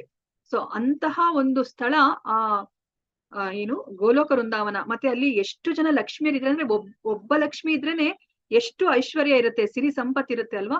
ಅಲ್ಲಿ ನೋಡಿ ಸಹಸ್ರಾರು ಲಕ್ಷ್ಮಿಯರು ಭಗವಂತನ ಸೇವೆಯನ್ನ ಮಾಡ್ಲಿಕ್ಕೆ ಕಾಯ್ತಾ ಇದ್ದಾರೆ ನೋಡಿ. ಅಂತಹ ಜಾಗ ಗೋಲೋಕ ವೃಂದಾವನ. ಅಂತಹ ಜಾಗಕ್ಕೆ ಹೋಗ್ತೀವಿ, ಅದು ನಮ್ಮ ನಿಜವಾದ ಮನೆ. ಅದನ್ನ ಬ್ರಹ್ಮ ಸಮಿತಿಯಲ್ಲಿ ಬ್ರಹ್ಮ ವರ್ಣನೆ ಮಾಡ್ತಾರೆ ನೋಡಿ. ಇಲ್ಲಿ ನಾವು ಭಗವಂತನ ಲೋಕಕ್ಕೆ ಹೋಗ್ಬೇಕಂದ್ರೆ ಯಾವುದೇ ಒಂದು ರಾಕೆಟ್ ಇಲ್ಲ, ಯಾವುದೇ ಒಂದು ಸ್ಪೇಸ್ ಶಟಲ್ ಇಲ್ಲ. ನಮ್ಗಿರೋದು ಒಂದೇ ಒಂದು ಮಾರ್ಗ ಅಲ್ವಾ. ನಮ್ಗೆ ಈ ಕಲಿಯುಗದ ಮಾರ್ಗ ಯಾವುದು ಭಗವಂತನನ್ನ ತಲುಪ್ಲಿಕ್ಕೆ ಅಂದ್ರೆ ಹರೇ ಕೃಷ್ಣ ಮಹಾಮಂತ್ರ. ನೋಡಿ ಇವರು ಶುದ್ಧ ಭಕ್ತ ಹರೇ ಕೃಷ್ಣ ಮಹಾಮಂತ್ರವನ್ನ ಹೇಳ್ಕೊಂಡೆ ಅವರು ಭಗವಂತನ ಲೋಕಕ್ಕೆ, ನಮ್ಮ ಈ ಭೌತಿಕ ಪ್ರಪಂಚವನ್ನ ಅವರು ಛೇದಿಸಿ ಅವರು ಭಗವಂತನ ಲೋಕಕ್ಕೆ ಅಂದ್ರೆ ಆಧ್ಯಾತ್ಮಿಕ ಲೋಕಕ್ಕೆ ಅವರು ಹೋಗ್ತಾ ಇದ್ದಾರೆ. ಸೊ ಕೃಷ್ಣ ಇದನ್ನೇ ನಮ್ಗೆ ತಿಳಿಸಿಕೊಡ್ತಾರೆ. ನೀವು ಎದುರ್ಕೋಬೇಡಿ, ನನ್ನ ಲೋಕ ಹೇಗಿದೆ ಅಂತ ಹೇಳ್ಬಿಟ್ಟು ನೋಡಿ. ಇಲ್ಲಿ ನಮ್ಮ ಈ ಭೌತಿಕ ಪ್ರಪಂಚ ಮತ್ತೆ ಆಧ್ಯಾತ್ಮಿಕ ಪ್ರಪಂಚದ ನಡುವಿನ ವ್ಯತ್ಯಾಸವನ್ನ ಹೇಳ್ತಾ ಇದ್ದಾರೆ.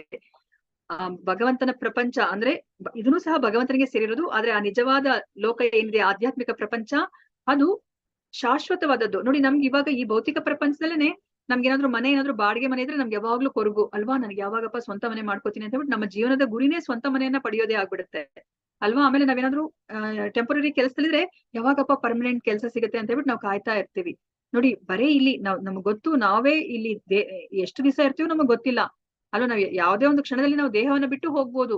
ಇಂತಹ ಒಂದು ಸ್ವಲ್ಪ ಸಮಯ ಕಳಿಯೋದಕ್ಕೇನೆ ನಾವು ಶಾಶ್ವತವಾಗಿರೋದ್ ಬೇಕು ಅಂತ ನಾವು ಪರಿತಪಿಸ್ತಾ ಇರ್ತೀವಿ ಅಲ್ವಾ. ಆದ್ರೆ ನೋಡಿ ನಾವು ಅರ್ಥನೇ ಮಾಡ್ಕೋತಿಲ್ಲ, ಈ ಭೌತಿಕ ಪ್ರಪಂಚವೇ ಇದು ಅಶಾಶ್ವತವಾದದ್ದು. ಶಾಶ್ವತವಾದ ನಮ್ಮ ನಿಜವಾದ ಮನೆ ಇದೆ, ಅಲ್ಲಿಗೆ ಹೋಗ್ಬೇಕಂತ ನಾವು ಯೋಚನೆ ಮಾಡೋದಿಲ್ಲ ನೋಡಿ. ಈ ಪ್ರಳಯ ಕಾಲದಲ್ಲಿ ಎಲ್ಲವೂ ನಾಶವಾದ್ರೂ ಸಹ ಈ ಭಾಗ ಅಂದ್ರೆ ಈ ಆಧ್ಯಾತ್ಮಿಕ ಪ್ರಪಂಚ ನಾಶ ಆಗೋದಿಲ್ಲ. ಅದಕ್ಕೆ ಅದನ್ನ ಶಾಶ್ವತವಾದ ಲೋಕ ಅಂತ ಹೇಳ್ಬಿಟ್ಟು ಹೇಳ್ತಾ ಇದ್ದಾರೆ. ಮತ್ತೆ ನಿಜವಾದ ಪ್ರೀತಿ, ನಮ್ಗೆ ನಿಜವಾದ ಪ್ರೀತಿ ಅಂತಂದ್ರೆ ಅದು ಕೃಷ್ಣನ ಲೋಕದಲ್ಲಿ ಮಾತ್ರನೇ ಸಿಗೋದು. ನಾವ್ ಇಲ್ಲಿ ಏನೆಲ್ಲ ನೋಡ್ತಾ ಇದೀವಿ, ನಮ್ಗೆಲ್ಲ ಉತ್ಕೃಷ್ಟವಾದ ಪ್ರೀತಿ ಇಲ್ಲಿ ಭೌತಿಕ ಪ್ರಪಂಚದಲ್ಲಿ ಅಂದ್ರೆ ಅಮ್ಮನ ಪ್ರೀತಿ ಅಲ್ವಾ. ಅಮ್ಮನ ಪ್ರೀತಿಗೆ ನಾವ್ ಯಾವ್ದನ್ನು ಸರಿಸಾಟಿ ಮಾಡ್ಲಿಕ್ಕೆ ಆಗೋದಿಲ್ಲ. ಆದ್ರೂ ಸಹ ಅಮ್ಮ ಯಾವ್ದೋ ಒಂದು ಮೂಲೆಯಲ್ಲಿ ಇಟ್ಕೊಂಡಿರ್ತಾಳೆ. ಮಗು ಒಂದ್ ಸ್ವಲ್ಪ ಅಂದ್ರೆ ನಾನು ವೃದ್ಧಾಪ್ಯದಲ್ಲಿ ನನ್ನ ಮಗು ನನ್ನನ್ನ ಚೆನ್ನಾಗ್ ನೋಡ್ಕೊಳ್ಳಿ ಅಂತ ಯಾವ್ದೋ ಒಂದು ಮೂಲೆಯಲ್ಲಿ ಇಟ್ಕೊಂಡಿರ್ತಾಳೆ ಅಲ್ವಾ. ಆದ್ರೆ ನಾವು ಅಲ್ಲಿ ನಿಷ್ಕಲ್ಮಶ ಪ್ರೀತಿ ಅನ್ನೋದನ್ನ ನಾವು ಆಧ್ಯಾತ್ಮಿಕ ಲೋಕದಲ್ಲಿ ಮಾತ್ರ ಕಾಣ್ಲಿಕ್ಕೆ ಸಾಧ್ಯ ಆಗತ್ತೆ. ಮತ್ತೆ ನಿಜವಾದ ಸಂತೋಷ ಅನ್ನೋದು ನಾವು ಆಧ್ಯಾತ್ಮಿಕ ಪ್ರಪಂಚದಲ್ಲಿ ನೋಡ್ಬೋದು. ನಾವಿಲ್ಲಿ ನಾನು ಇದಕ್ಕಿಂತ ಮುಂಚೆ ನಾನು ನಿಮ್ಗೆ ಹೇಳಿರೋ ಹಾಗೇನೆ ನಮ್ಗೆ ಸಂತೋಷ ಅಂದ್ರೆ ಏನಂತಾನೆ ಗೊತ್ತಿಲ್ಲ ಅಲ್ವಾ. ಸೊ ನಾವು ನಮಗ್ ಗೊತ್ತಿರೋದೇ ದೇಹದ ಸುಖ. ಆ ಸುಖ ಅನ್ನೋದು ದೇಹದ ಲಕ್ಷಣ, ಮತ್ತೆ ಶಾಂತಿ ಅನ್ನೋದು ಮನಸ್ಸಿನ ಲಕ್ಷಣ. ನಮ್ಗೇನೋ ಒಂದು ಸ್ವಲ್ಪ ಸುಖ ಶಾಂತಿ ಸಿಕ್ಕಿದ್ರೆ ಅದನ್ನೇ ಸಂತೋಷ ಅನ್ಕೊಂಡ್ಬಿಟ್ಟಿದೀವಿ. ಆ ಸಂತೋಷ ಅನ್ನೋದು ನಮ್ಮ ಆತ್ಮದ ಲಕ್ಷಣ. ನಮಗ್ ನಾವ್ಯಾರು ಅಂತಾನೆ ಗೊತ್ತಿಲ್ಲ, ನಮ್ಗೆ ಇವಾಗ ಸಂತೋಷವನ್ನ ಪಡಿಲಿಕ್ಕೆ ಹೇಗ್ ಸಾಧ್ಯ ಅಲ್ವಾ. ನಮ್ಗೆ ನಾವು ಆತ್ಮ ಅಂತ ಗೊತ್ತಿದ್ರೆ ತಾನೇ ನಾವು ಆತ್ಮಕ್ಕೆ ಬೇಕಾಗಿರೋ ಕೆಲಸವನ್ನ ಮಾಡ್ತೀವಿ. ನಮ್ಗೆ ಆತ್ಮಕ್ಕೆ ಬೇಕಾಗಿರೋ ಆಹಾರ ಏನು, ನಾವು ಆತ್ಮಕ್ಕೆ ಇಷ್ಟ ದಿವಸ ಆಹಾರವನ್ನೇ ಕೊಟ್ಟಿಲ್ಲ. ಆತ್ಮಕ್ಕೆ ಬೇಕಾಗಿರೋ ಆಹಾರ ಭಗವಂತನ ಸಂಪರ್ಕ. ಹೇಗೆ ಸಂಪರ್ಕಕ್ಕೆ ಬರೋದು, ಇವಾಗ ನೀವು ಹೇಗೆ ಸಂಪರ್ಕಕ್ಕೆ ಬಂದಿದೀವಿ, ನಾವು ಝೂಮ್ ಲಿಂಕ್ ಜಸ್ಟ್ ಒಂದ್ಸತಿ ಪ್ರೆಸ್ ಮಾಡಿದ್ರೆ ನೋಡಿ ನೀವೆಲ್ಲೋ ಇದ್ದೀರಾ ನಾನೆಲ್ಲೋ ಇದ್ದೀನಿ, ಆದ್ರೆ ನಾವೆಲ್ಲ ಸಂಪರ್ಕಕ್ಕೆ ಬಂದಿದೀವಿ ಅಲ್ವಾ. ಹಾಗಾದ್ರೆ ಭಗವಂತ ಆಧ್ಯಾತ್ಮಿಕ ಲೋಕದಲ್ಲಿದ್ದಾರೆ, ಅವ್ರ ಜೊತೆ ಹೇಗೆ ಸಂಪರ್ಕಕ್ಕೆ ಬರೋದು ನಾವು ಅಲ್ವಾ. ಹರೇ ಕೃಷ್ಣ ಮಹಾಮಂತ್ರ ಅದು ಫೋನ್ ನಂಬರ್, ಭಗವಂತನ ಫೋನ್ ನಂಬರ್. ನಾವ್ ಇವಾಗ ಹರೇ ಕೃಷ್ಣ ಕೃಷ್ಣ ಕೃಷ್ಣ ಹರೇ ಹರೇ, ಹರೇ ರಾಮ ರಾಮ ರಾಮ ಹರೇ ಹರೇ ಅಂತಂದ್ರೆ ಭಗವಂತ ನಮ್ಮ ಕರೆಗೆ ಅವರು ಸ್ಪಂದನೆ ಮಾಡ್ತಾರೆ ಅಲ್ವಾ. ಇವಾಗ ನಾನ್ ದಾರಿಲಿ ಹೋಗ್ತಾ ಇದ್ರು ಸಹ ಏನಮ್ಮ ಅಂತ ಯಾರಾದ್ರೂ ಕೂಗಿದ್ರು ನಾವ್ ಹಿಂತಿರುಗಿ ನೋಡ್ತೀವಿ ಅಲ್ವಾ. ಅವ್ರ ನನ್ನ ಹೆಸರು ಹೇಳೋದು ಬೇಡ ಹಂಗಂದ್ರು ನಾವ್ ಹಿಂತಿರುಗಿ ನೋಡ್ತೀವಿ. ಅದೇ ತರ ನಾವು ಭಗವಂತನಿಗೆ ನಾವ್ ಯಾವ ತರ ನಾವು ಆ ಹರೇ ಕೃಷ್ಣ ಮಹಾಮಂತ್ರವನ್ನ ಹೇಳ್ಬೇಕು ಅಂತಂದ್ರೆ, ಒಂದು ಮಗು ಹೇಗೆ ಅದು ಅಮ್ಮನ ಏನು ಸಾನ್ನಿಧ್ಯ ಬೇಕು, ಸಾಮೀಪ್ಯ ಬೇಕು ಅಂತ ಹೇಳ್ಬಿಟ್ಟು ಅಳುತ್ತೆ ಅಲ್ವಾ. ಮಗು ಅಳುತ್ತಲ್ಲ, ಆ ಅಳುವಿನ ತರ ನಮ್ಮ ಆ ಹರೇ ಕೃಷ್ಣ ಮಹಾಮಂತ್ರದ ಪಠಣ ಇದ್ರೆ ಖಂಡಿತ ಭಗವಂತ ನಮ್ಮ ಜೊತೆ ಸ್ಪಂದನೆ ಮಾಡ್ತಾರೆ ಅಂತ ಹೇಳ್ಬಿಟ್ಟು ಹೇಳ್ತಾರೆ. ಸೊ ಇವಾಗ ನಾವು ಆ ಸಂತೋಷ ಅಂತಂತಂದ್ರೆ ಅದು ಆತ್ಮದ ಲಕ್ಷಣ. ಅದನ್ನ ನಾವು ಪಡಿಬೇಕು ಅಂತಂದ್ರೆ ನಾವು ಆ ಆಧ್ಯಾತ್ಮಿಕ ಪ್ರಪಂಚದ ಜೊತೆ ಸಂಪರ್ಕಕ್ಕೆ ಬಂದ್ರೆ ಮಾತ್ರ ಸಾಧ್ಯ. ಆಧ್ಯಾತ್ಮಿಕ ಪ್ರಪಂಚದಲ್ಲಿ ಅಷ್ಟೇನೆ ಆ ನಿಜವಾದ ಆನಂದವನ್ನ ನಾವು ನೋಡ್ಲಿಕ್ಕೆ ಸಾಧ್ಯ. ಮತ್ತೆ ನಮ್ಮ ಈ ಸಂಬಂಧಗಳೇನಿದೆ ಅದೆಲ್ಲನೂ ಸಹ ಈ ಭೌತಿಕ ಪ್ರಪಂಚದಲ್ಲಿರೋದು ಬರೀ ಅದು ತಾತ್ಕಾಲಿಕವಾದದ್ದು ಅಷ್ಟೇನೆ. ನನಗೆ ಈ ದೇಹದನ್ನ ಪಡೆದಾಗ ನನಗೆ ಯಾರೋ ತಂದೆ, ಯಾರೋ ತಾಯಿ, ಯಾರೋ ಅಣ್ಣ ತಮ್ಮಂದರಾಗಿರ್ತಾರೆ. ನಾನು ಇನ್ನೊಂದು ದೇಹವನ್ನ ಪಡೆದಾಗ ಇನ್ಯಾರೋ ಆಗಿರ್ತಾರೆ. ಇದು ಯಾವುದೇ ಒಂದು ಸಂಬಂಧಗಳನ್ನ ನಾವ್ ಇಲ್ಲಿ ನೋಡ್ತಾ ಇದೀವೋ ಅದು ಬರೀ ತಾತ್ಕಾಲಿಕವಾದದ್ದು ಅಷ್ಟೇನೆ. ಆದ್ರೆ ಆ ನಿಜವಾದ ಸಂಬಂಧ ಅದು ಗೋಲೋಕ ವೃಂದಾವನದಲ್ಲಿ ಮಾತ್ರನೇ ಇರೋದು, ಆಧ್ಯಾತ್ಮಿಕ ಲೋಕದಲ್ಲಿ ಅಂತ ಹೇಳ್ಬಿಟ್ಟು ಹೇಳ್ತಾ ಇದ್ರೆ. ಮತ್ತೆ ಅಲ್ಲಿ ನಮ್ಗೆ ಇಲ್ಲಿ ಸಿಗೋದು ಇದನ್ನ ಸೃಷ್ಟಿ ಮಾಡೋದನ್ನೇ ದುಃಖಾಲಯಂ ಅಶಾಶ್ವತಂ ಅಲ್ವಾ. ನೋಡಿ ಇಲ್ಲಿ ನಾವಿವಾಗ ಆ ನಮ್ಗೆ ಹುಷಾರಿಲ್ಲ ಅಂದಾಗ ನಾವು ಆಸ್ಪತ್ರೆಗೆ ಹೋದಾಗ ಅಡ್ಮಿಟ್ ಆದಾಗ ನಾವಲ್ಲಿ ನನಗೆ ಪಿಜ್ಜಾ ಬರ್ಗರ್ ಎಲ್ಲ ಬೇಕು ಅಥವಾ ನಾನು ಸಿನಿಮಾ ನೋಡ್ಬೇಕು ಅಂದ್ರೆ ಅಲ್ಲಿ ಸಾಧ್ಯ ಆಗತ್ತಾ? ಇಲ್ಲ. ಯಾಕಂದ್ರೆ ಆಸ್ಪತ್ರೆ ವಾತಾವರಣ ಇರೋದೇ ಹಾಗೆ. ಅವರು ನಮ್ಮನ್ನ ಗುಣಪಡಿಸ್ಲಿಕ್ಕೆ ಏನೆಲ್ಲ ಬೇಕೋ ಅದನ್ನ ಅಲ್ಲಿ ಅವ್ರು ಇಟ್ಟಿದ್ದಾರೆ. ಅದೇ ತರ ನಾವು ಜೈಲಿಗೆ ಹೋದ್ರು ಅಷ್ಟೇನೆ. ನನ್ಗೆ ಜೈಲಿಗೆ ಹೋಗ್ಬಿಟ್ಟು ನನಗೆ ಆ ಮೂವಿಗೆ ಹೋಗ್ಬೇಕು ಅಥವಾ ಇನ್ನೇನೋ ತಿನ್ಬೇಕು ಅಂದ್ರೆ ಆಗೋದಿಲ್ಲ. ಅಲ್ಲಿ ಕೊಡದೇ ರಾಗಿ ಮುದ್ದೆ. ಯಾಕಂದ್ರೆ ಅದನ್ನ ಅವರು ಏನು ಸೃಷ್ಟಿ ಅಂದ್ರೆ ಅದನ್ನ ನಿರ್ಮಿಸಿರೋದೇ ಹಾಗೆ. ಯಾಕಂದ್ರೆ ನಾವು ನಮ್ ಜೀವನ ಅಂದ್ರೆ ಏನು ಅಂತ ಹೇಳ್ಬಿಟ್ಟು ನಾವು ಅರ್ಥ ಮಾಡ್ಕೊಂಡು ನಾವು ಪ್ರಾಯಶ್ಚಿತ್ತ ಮಾಡ್ಕೊಂಡು ಅದರಿಂದ ಹೊರ್ಗಡೆ ಬರ್ಬೇಕು, ಸರಿಯಾದ ದಾರಿಲಿ ನಡಿಬೇಕು ಅನ್ನೋದಕ್ಕೊಂದೇ ಅವರು ಜೈಲನ್ನ ಮಾಡಿದ್ದಾರೆ. ಅದೇ ತರನೇ ಈ ಭಗವಂತ ಈ ಭೌತಿಕ ಪ್ರಪಂಚವನ್ನ ಸೃಷ್ಟಿ ಮಾಡೋದು ಹಾಗೇನೆ. ಅವ್ರು ಹೇಳೋ ಹಾಗೇನೆ ದುಃಖಾಲಯಂ ಅಶಾಶ್ವತಂ. ಅವರು ಇಲ್ಲಿ ದುಃಖ ಇರ್ಬೇಕಂತಾನೆ ಅವರು ಇದನ್ನ ಸೃಷ್ಟಿ ಮಾಡಿದ್ದಾರೆ. ಮತ್ತೆ ಅಶಾಶ್ವತವಾಗಿರ್ಬೇಕು ಅಂತಾನೆ ಅದನ್ನ ಸೃಷ್ಟಿ ಮಾಡಿದ್ದಾರೆ. ಯಾಕಂದ್ರೆ ಅವಾಗಾದ್ರೂ ನನ್ನ ಮಕ್ಕಳು ಅರ್ಥ ಮಾಡ್ಕೊಂಡು ಗೋಲೋಕ ವೃಂದಾವನಕ್ಕೆ ಬರ್ಲಿ ಅಂತ ಹೇಳ್ಬಿಟ್ಟು ಅಲ್ವಾ. ನಾವಿಲ್ಲಿ ಹುಡ್ಕ್ಲಿಕ್ಕೆ ಆಗೋದಿಲ್ಲ ನಾವಿಲ್ಲಿ ಸಂತೋಷವನ್ನ. ಅದನ್ನ ನಾವಿಲ್ಲಿ ಅರ್ಥ ಮಾಡ್ಕೋಬೇಕು. ಆದ್ರೆ ಗೋಲೋಕ ವೃಂದಾವನದಲ್ಲಿ ಇರೋದೇ ಸಂತೋಷ. ಅಲ್ಲಿ ಏನ್ ಹೇಳ್ತಾರೆ ಬ್ರಹ್ಮ ಸಮಿತಿಲಿ ಹೇಳೋ ಹಾಗೇನೆ, ಅಲ್ಲಿ ಯಾರಾದ್ರೂ ನಡೆದಾಡ್ತಿದ್ರೆ ಇವರು ನೃತ್ಯ ಮಾಡ್ಕೊಂಡು ನಡೆದಾಡ್ತಾ ಇದಾರಾ ಅಂತ ಅನ್ಸತ್ತಂತೆ. ಅವ್ರು ಮಾತಾಡ್ತಿದ್ರೆ ಹಾಡ್ ಹೇಳ್ತಾ ಇದಾರಾ ಅಂತ ಅನ್ಸತ್ತಂತೆ. ಅಂದ್ರೆ ಯಾವಾಗ ನಾವು ಮಾಡ್ತೀವಿ ಹಾಡ್ ಹೇಳೋದು ನೃತ್ಯ ಮಾಡೋದು ನಮ್ಗೆ ತುಂಬಾ ಸಂತೋಷ ಆದಾಗ್ಲೆ ಅಲ್ವಾ. ಅಂದ್ರೆ ಅಲ್ಲಿ ಅಷ್ಟು ಸಂತೋಷ ಇರುತ್ತೆ. ಅಲ್ಲಿ ಏನೇ ಒಂದು ಮಾಡಿದ್ರು ಅದು ನೃತ್ಯ ಮಾಡ್ದಂಗೆ ಹಾಡ್ ಹೇಳ್ದಂಗೆ ಕಾಣಿಸುತ್ತೆ. ಮತ್ತೆ ನಮ್ಗೆ ಇಲ್ಲಿ 4 ತಾಪತ್ರಯಗಳಿದೆ. ನಾವು ತಾಪತ್ರಯಗಳು ಏನಂತಾನೆ ನಮ್ಗೆ ಗೊತ್ತಿಲ್ಲ ಅಲ್ವಾ. ನಮ್ಗೆ ನಿಜವಾದ ತಾಪತ್ರಯಗಳೇನು ಅಂದ್ರೆ ಜನ್ಮ ಮೃತ್ಯು ಜರಾವ್ಯಾಧಿ. ಈ 4 ಈ ಭೌತಿಕ ಪ್ರಪಂಚದಲ್ಲಿ ಬ್ರಹ್ಮನ ಲೋಕದಿಂದ ಕೆಳಗಿನ ಲೋಕ ತನಕ ಎಲ್ಲೇ ಹೋದ್ರೂ ಸಹ ನಾವ್ ಈ 4 ಅನುಭವಿಸ್ಲೇಬೇಕು. ಆದ್ರೆ ನಾವು ಆಧ್ಯಾತ್ಮಿಕ ಲೋಕಕ್ಕೆ ಹೋದ್ರೆ ಈ ಜನ್ಮ ಮೃತ್ಯು ಜರ ವ್ಯಾಧಿ ಈ 4ರಿಂದ ನಾವು ಹೊರಗಡೆ ಬರ್ಲಿಕ್ಕೆ ಸಾಧ್ಯ ಆಗುತ್ತೆ. ಈ ಬದಲಾವಣೆಗಳೆಲ್ಲ ಏನೆಲ್ಲ ಇದೆಯೋ ಅದು ನಮ್ಮ ಈ ದೇಹಕ್ಕೆ ಮಾತ್ರನೇ ಬದಲಾವಣೆಗಳಿರೋದು ಅಲ್ವಾ. ನಮ್ಗೆ ಮುಪ್ಪು ಅದೆಲ್ಲ ಇಷ್ಟ ಇಲ್ಲ, ಕಾಯಿಲೆ ಬಿಡೋದು ಇಷ್ಟ ಇಲ್ಲ, ಹುಟ್ಟದ ಬಗ್ಗೆ ನಮ್ಗೆ ಅಷ್ಟೊಂದು ಗೊತ್ತಿಲ್ಲ ಅಲ್ವಾ. ನಾವು ಅದನ್ನ ಭಾಗವತದಲ್ಲಿ ತಿಳ್ಕೊತೀವಿ. ಮತ್ತೆ ಸಾವನ್ನೋದು ಯಾರಿಗೂ ಇಷ್ಟ ಇಲ್ಲ ಅಲ್ವಾ. ನಾವಿವಾಗ ಗೋಲೋಕ ವೃಂದಾವನದಲ್ಲಿ ನಾವು ನೋಡಿದ್ರೆ ನಾವಿವಾಗ ವಿಷ್ಣು ಹತ್ರನೂ ನೋಡ್ತೀವಲ್ವಾ. ಅವರು ವಿಷ್ಣು ತರನೇ ಕಾಣಿಸ್ತಾರೆ ಅಲ್ವಾ. ನಾವು ಕೃಷ್ಣನ ನೋಡಿದೀವಿ. ಕೃಷ್ಣನನ್ನ ಯಾವಾಗ್ಲೂ ಸಹ ಸುಂದರ 16 ವರ್ಷದ ಯುವಕನ ಹತ್ರನೇ ಚಿತ್ರಿಸ್ತಾರೆ ಅಲ್ವಾ. ಅಂದ್ರೆ ನೋಡಿ ಇವಾಗ ನೋಡಿದ್ರೆ ಕೃಷ್ಣ ಎಲ್ಲರಿಗಿನ್ನ ಆದಿ ಪುರುಷ. ಆದ್ರೆ ಅವ್ರು ಎಷ್ಟು ವಯಸ್ಸಾಗಿರೋರು ಇರ್ಬೇಕಾಗಿತ್ತು ಅಲ್ವಾ. ಆದ್ರೆ ನೋಡಿ ಅವರು ಯಾವಾಗ್ಲೂ 16 ವರ್ಷದ ನವಯುವಕನ ತರನೇ ಇರ್ತಾರೆ ಅಲ್ವಾ. ಅದಕ್ಕೆ ನೋಡಿ ನಮ್ಗೆ ಏನಾದ್ರೂ ಕನ್ನಡಿಯಲ್ಲಿ ನಾವು ನೋಡ್ಕೊಂಡ್ರೆ ವೃದ್ಧಾಪ್ಯ ಬಂದಾಗ ನಾವು ಕನ್ನಡಿಯಲ್ಲಿ ನೋಡ್ಕೊಂಡ್ರೆ ಬಿಳಿ ಕೂದಲು ಬಂದ್ರೆ ನೆರಿಗೆ ಬಂದ್ರೆ ಅಯ್ಯೋ ಇದು ನನಗೇನಾ ಬಂದಿರೋದು ಅಂತ ನಾವ್ ಅನ್ಕೋತೀವಿ. ಯಾಕೆಂದ್ರೆ ನಾವು ಆತ್ಮ ಅಲ್ವಾ. ನಮ್ಮ ರೂಪ ಶಾಶ್ವತವಾಗಿರೋದು. ಅದಕ್ಕೆ ನಮ್ಗೆ ಆಶ್ಚರ್ಯ ಆಗುತ್ತೆ ಅಲ್ವಾ. ನೋಡಿ ನಮ್ಗೆ ಅದು ನಮ್ ಸಬ್ ಕಾನ್ಶಿಯಸ್ ಅಲ್ಲಿ ನಮ್ಮಲ್ಲಿ ಇದೆ. ಅದು ನಮ್ಗೆ ಏನು ಬದಲಾವಣೆ ಆಗೋದಿಲ್ಲ ಅಂತ ಹೇಳ್ಬಿಟ್ಟು. ಆದ್ರೆ ನಾವ್ ಇವಾಗ ನಮ್ಮನ್ನ ದೇಹದಿಂದ ಗುರುತಿಸ್ಕೊತಾ ಇರೋದ್ರಿಂದ ನನಗೇನೆ ಇದೆಲ್ಲ ಬದಲಾವಣೆಗಳಾಗ್ಬಿಟ್ಟಿದೆ ಅಂತ ಹೇಳ್ಬಿಟ್ಟು ನಾವು ಒಪ್ಕೊಳ್ಳಿಕ್ಕೆ ನಾವು ತಯಾರಿಲ್ಲ ಅಲ್ವಾ. ನೋಡಿ ಭಗವಂತನ ಲೋಕ ಅಷ್ಟು ಸುಂದರವಾಗಿದೆ. ಅದನ್ನ ಇಲ್ಲಿ ಕೃಷ್ಣ ಹೇಳ್ತಾ ಇದಾರೆ. ಇಲ್ಲಿ ಮತ್ತೆ ನಮ್ಗೇನ್ ಅರ್ಥ ಮಾಡಿಸ್ತಿದಾರೆ ಅಂತಂದ್ರೆ ಮಮೈವಾಂಶೋ ಜೀವಲೋಕೆ ಜೀವಭೂತ ಸನಾತನಃ ಮನಃಷ್ಟಾಣಿ ಇಂದ್ರಿಯಾಣಿ ಪ್ರಕೃತಿಸ್ಥಾನಿ ಕರ್ಷತಿ. ನೋಡಿ ಇಲ್ಲಿ ಕೃಷ್ಣ ಹೇಳ್ತಾ ಇದ್ರೆ ನೀವೆಲ್ಲ ನಾನು ಯಾಕೆ ನಿಮ್ಮನ್ನ ನನ್ನ ಲೋಕಕ್ಕೆ ಬನ್ನಿ ಅಂತ ಕರಿತಾ ಇದ್ದೀನಿ ಅಂದ್ರೆ ನೀವೆಲ್ಲನೂ ಸಹ ನನ್ನ ಅಂಶ. ಮಮೈವಾಂಶೋ ಜೀವಲೋಕೆ ಎಲ್ಲ ಜೀವರಾಶಿಗಳು ಬರೇ ಮನುಷ್ಯರೊಬ್ಬರೇ ಅಲ್ಲ. ಈ 84 ಲಕ್ಷ ಜೀವರಾಶಿಗಳು ಏನಿದಾರೋ ಎಲ್ಲರೂ ಸಹ ನನ್ನ ಅಂಶಗಳೇ. ಈ ಬದ್ಧ ಜಗತ್ತಿನಲ್ಲಿರುವ ಜೀವಿಗಳು ನನ್ನ ನಿತ್ಯವಾದ ಸಣ್ಣ ಸಣ್ಣ ಭಾಗಗಳು.